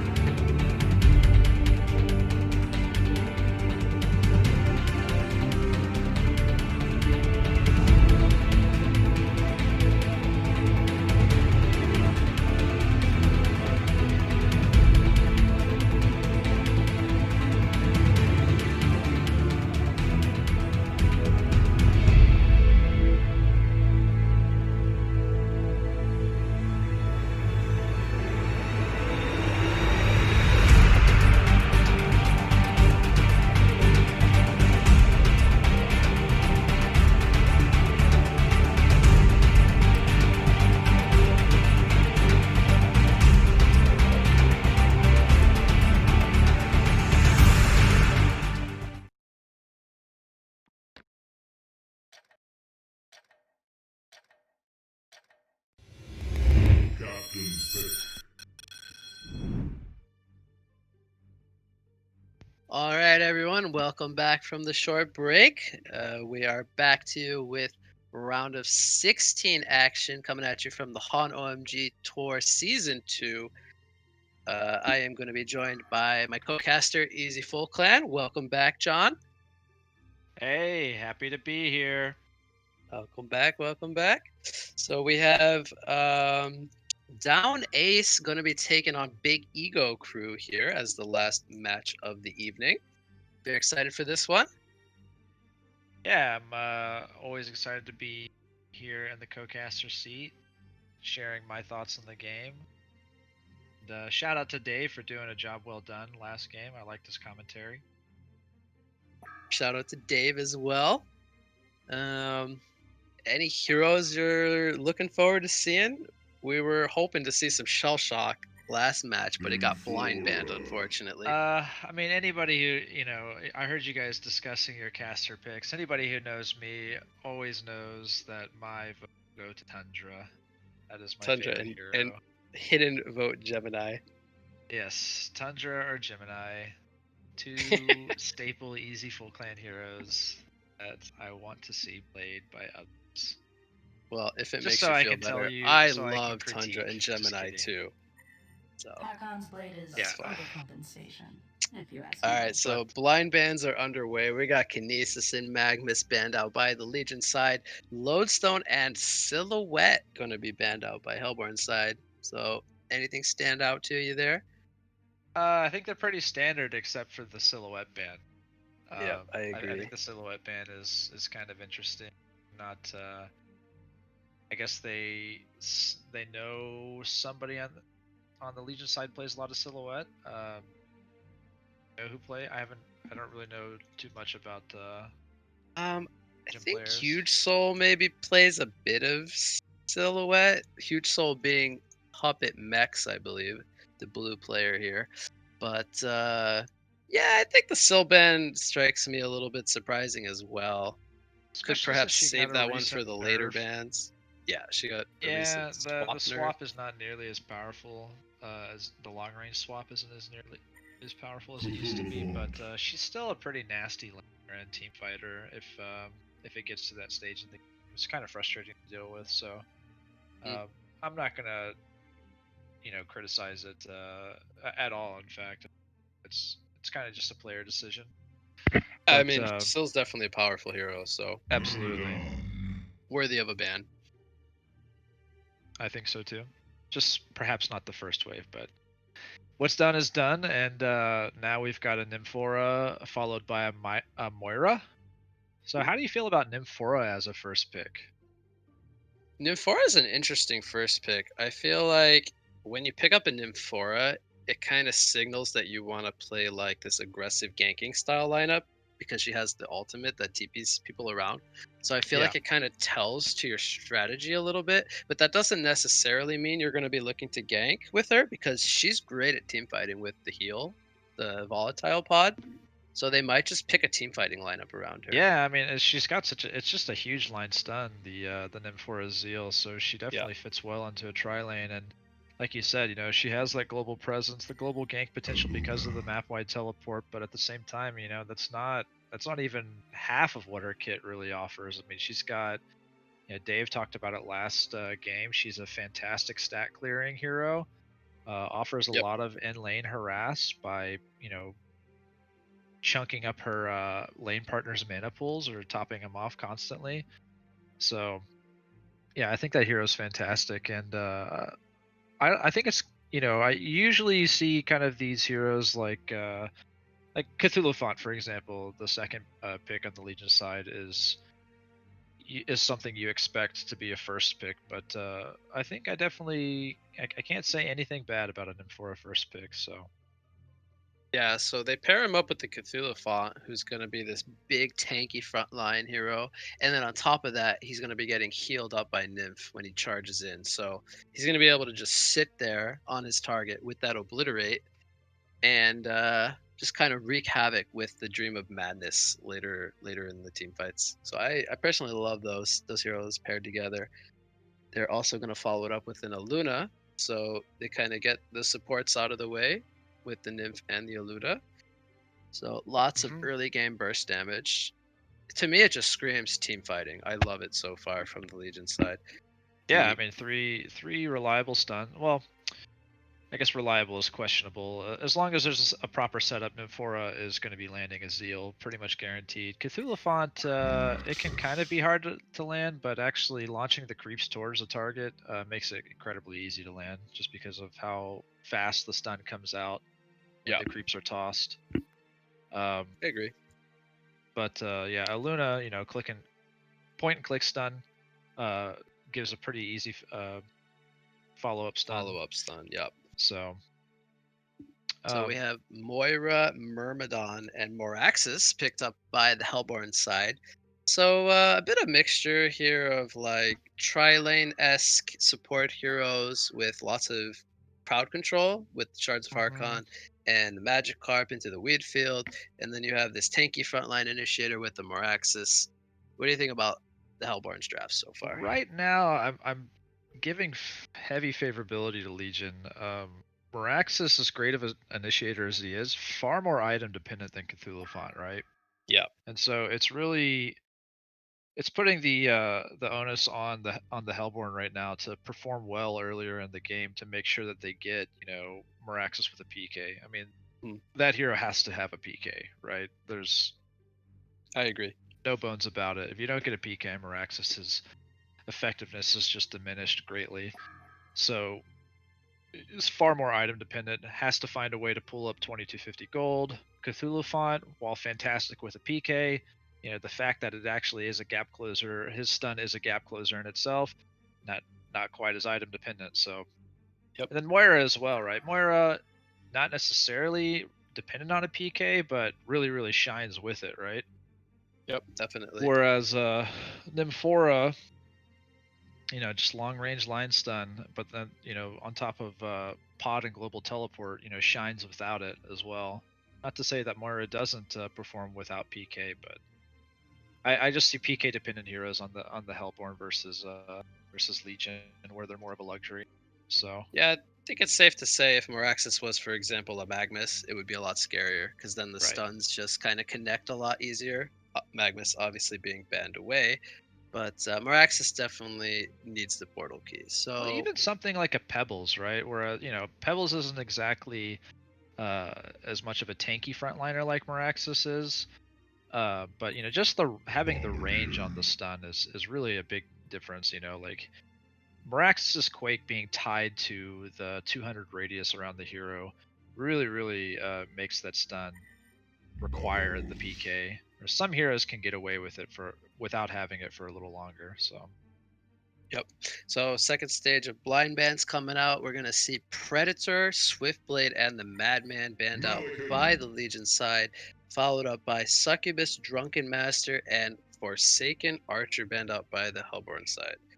So pretty carry centric bans as both teams kind of need other to than the pick up that Succubus carry hero. and Drunken Master, looked like I think Succubus and Drunken Master are probably, those look like mid bans to me. Looks like two mid heroes that whoever is going to be the mid player for Hellborn probably going to be. I expect it to be Bubbles, but they are flexible. Probably two mid heroes that he doesn't want to play against. But other than that, of course, all carries and pretty powerful carries at that. So Legion's gonna go ahead and snatch up the Bombardier as their fourth pick. They're going to follow it up with a Malakin as their final pick to round off their lineup. Hellborn will respond with Bubbles into a Dampier. I don't think we've seen any Dampier yet today. I'm not 100% sure about that because I haven't watched every game, but it's not quite the common pick, I would say. What do you think about the last two picks for each side here? If I can just go ahead with what you're talking about with Dampier. I think Dampier is a very strong hero. It has a lot of survivability in lane, a lot of it's so tanky with just being able to lifesteal off of every auto attack that you go for last hits, and then also the vampiric flight heals. It's deceptively tanky a agility carry. But the one thing I don't like about it is when you look at this Hellborn draft, Hellborn is all in on magic damage right now, and so they're leaving open the opportunity for Legion to just build five, vestments on every hero, or that feels like they need it, and then like a headdress on Cthulhu Font. Cthulhu Font is just going to be a tanky beast this game. I can already foresee it. And then Malakin was just such a great pick because he naturally gets tankier against magic damage as he gets lower on HP from the Hellborn from Zeal. the Hellborn Zeal. So that's a great tool this game. Yeah, and if I can just look back at the chat, I think they when did they pick Malakin in the phase? Yeah, it was picked before Dampier, so it was Malakin and then Dampier. So the Malakin was a great pick because they already knew that they were going against 4 heavy magic damage heroes, and then Hellborn followed up with a 5th one. So yeah, it's going to be probably rather like to see some physical hitter. Yeah. This game, but especially because whenever you have 4 magic damage heroes and then like 1 heavy physical hitter, like I don't know, there's a handful to pick from, but let's just use like Tarot as an example, right? Or even whatever. Basically, one of the easy outs against heavy physical hitters is Void Talisman, right? Like say you pick TDL. I think TDL is a great example, right? Void Talisman helps against TDL fantastically, but whenever you have this 4 magic damage supporting cast for a heavy physical hitter like TDL, it kind of by they get the punished for Dark Lady activating Void with the Void in a team fight. So Yep. I really think they needed to go. Their 5th hero needed to be heavy physical, but it is what it is, and we now have a Dampier carry. So I think in order to compete with Malik in this game, he's got to get a great start, and if he gets a great start, that hero is fantastic. Has fantastic farming potential by going pretty much nothing but team fight items. I think he's a little weaker after this last patch that nerfed spell shards. I think spell shards was like the token item pickup on Dampier. It was But now great not for so flash much. farming. Yeah, now not so much because it doesn't offer significantly more expensive to get the level 3 maximum magic armor reduction, but also it just doesn't have those good combat stats for auto attacking heroes. It used like to give Dampier. attack speed, I believe, with the Arcana build-up, and now it got swapped Attack to speed and damage. So Yep, and now it got it was swapped really to great. a perpetual cogwheel, I believe. Yeah, so now If the I only remember stats it's correctly. giving other than the mana the regen. buff to is mana regen and intel. So it's just and then the total cost ends up being around, is it like 3,600 or so? Yeah, so Maybe since a little Dampier more. is an So agility hero, he won't be getting those benefits of the intelligence and I whatnot. think the go-to item and is staff now. Staff is definitely still powerful on Dampier. It Yeah. ups his charges on consume from 3 to 6, so significantly amplifies his damage, but also his heal. Yeah, all of his So abilities get so affected by more essences, and he'll be outputting lots of damage. He'll be turning the fight more significantly with the heals. Yeah, I think staff is definitely an item we could see makes picked him up on the tankier Dampier. too, just because of the raw HP from the strength and the glowstone that it gives. But So laning phase, we see Malakin and Nymphora in the bottom lane going up against Myrmidon and Moraxis. Mid lane, we see Bombardier going up against Bubbles, so I think that one was pretty expected. And then we see Dampier and Moira going up against Cthulhu and Aluna. Is anything really standing out to you, or this is pretty much what we expected? I think, right? I did pretty much expect this. Actually, I expected kind of felt I expected Nymphora and Cthulhu to go together, but Aluna and Cthulhu works just as well. But I don't know, maybe something about your mention of Cthulhu being so tanky already, and then having an Nymphora pod on top of it, just made me a little biased towards that dual lane, but um, what's sticking out to me is my nervousness for Hellborn because based on paper, based on this lane setup, I feel like Legion wins all three given even skill. I think Bombardier's got a leg up on Bubbles mid. I think That that one I agree with. Malik and Nymphora has a leg up on Myrmidon Moraxis. They've got, Okay. in my opinion, they got more poke, and then more sustain from Nymphora. I mean, think Yeah. about I think the only thing that the Hellborn that Myrmidon and Moraxis have going for them is they have some great poke from the Myrmidon cart, but it just gets thwarted completely by Nymphora's pod. But also, I mean, Green Sword is just such a nice sustained for Yeah. They don't have Malikan like in lane. enough burst damage, I think, to bring down Malikan. Exactly. With a Nymph healing him at least, if Nymph's able to heal him as well. There's just too much sustain, like you pointed out. And then Cthulhufont's just like super tanky frontliner, does a fair amount of damage himself. You know, like I said, Dan Pierce got some nice lane sustain from his, his kit that offers healing, but Aluna and Cthulhufont are sort of two frustrating heroes to deal with in lane, just because the creep push from Cthulhufont, but man, I hate laning against Aluna. Like Emerald Lightning attack speed steal is extremely frustrating. What is going on? Trying to follow what was going on in the chat. We've been having lots of back and forth between the two teams. I think the issue is that Hellborn is I think they're a Latin team, so I think because we're playing on an EU server, the ping is very high for them, which does give a bit of an advantage to the Legion side. Of course, the average pings is I think 90 to like 260. It's pretty significant. So perhaps they just didn't want to play. I'm not actually sure what happened. Okay. Well, that's very unfortunate for us as casters, but also for you all guys of this theory viewing. crafting for that. Yeah, we kind of. Well, if they don't actually play the match, there's only so much the theory crafting goes towards. Okay.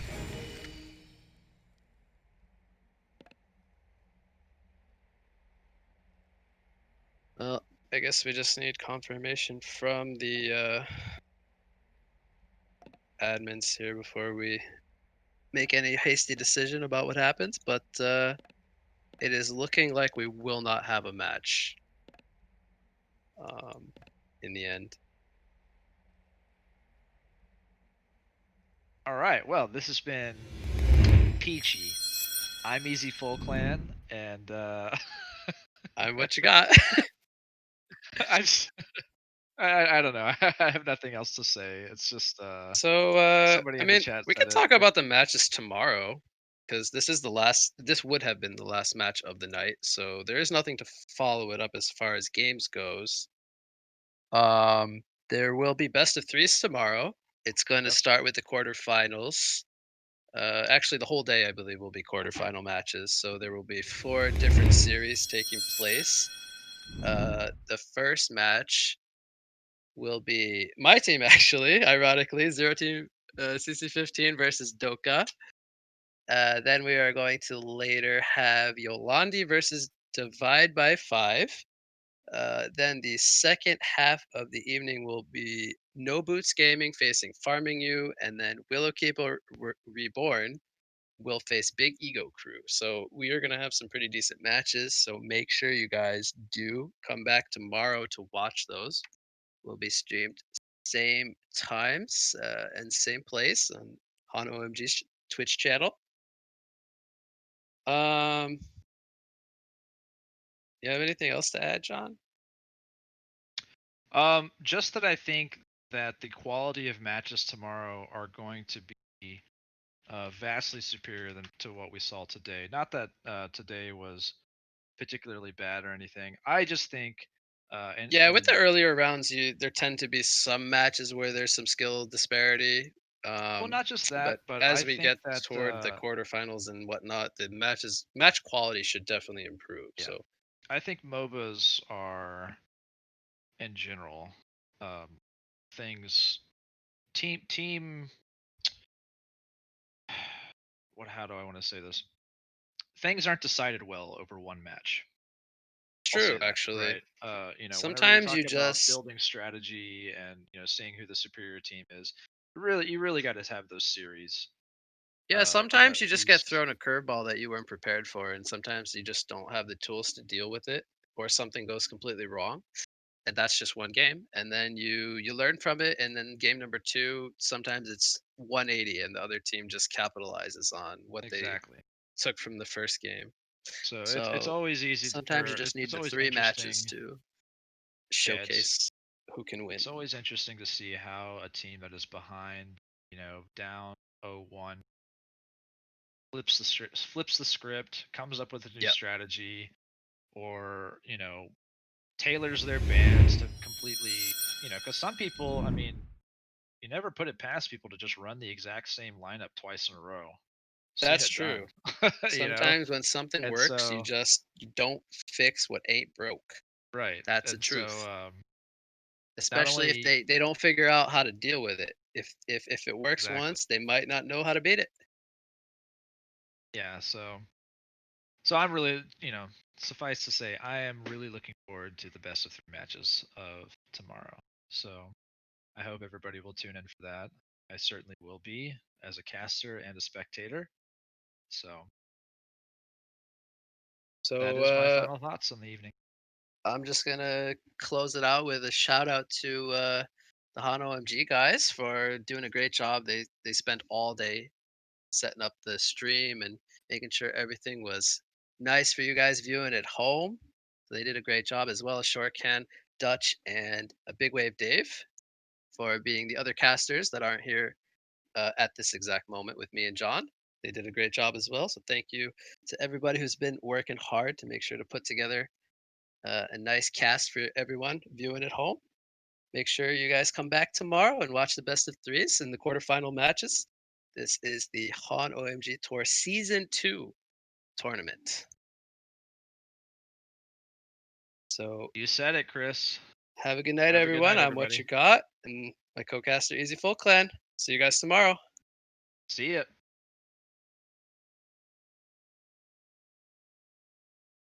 And there you have it, boys. Thanks to all of our casters today, Dutch and Easy Falkland, aka John. What you got, Chris, Shortcan, aka Thomas, and Big Dave Wave, aka Dave. Big shout out to all of our casters. Big shout out to everyone who tuned in to play and everyone who tuned in to watch as well. Was a bit unfortunate with the teams that left, but rules are the rules, and we cannot change the server unless the other team accepted, and not a whole lot of teams accepted, so it is unfortunate.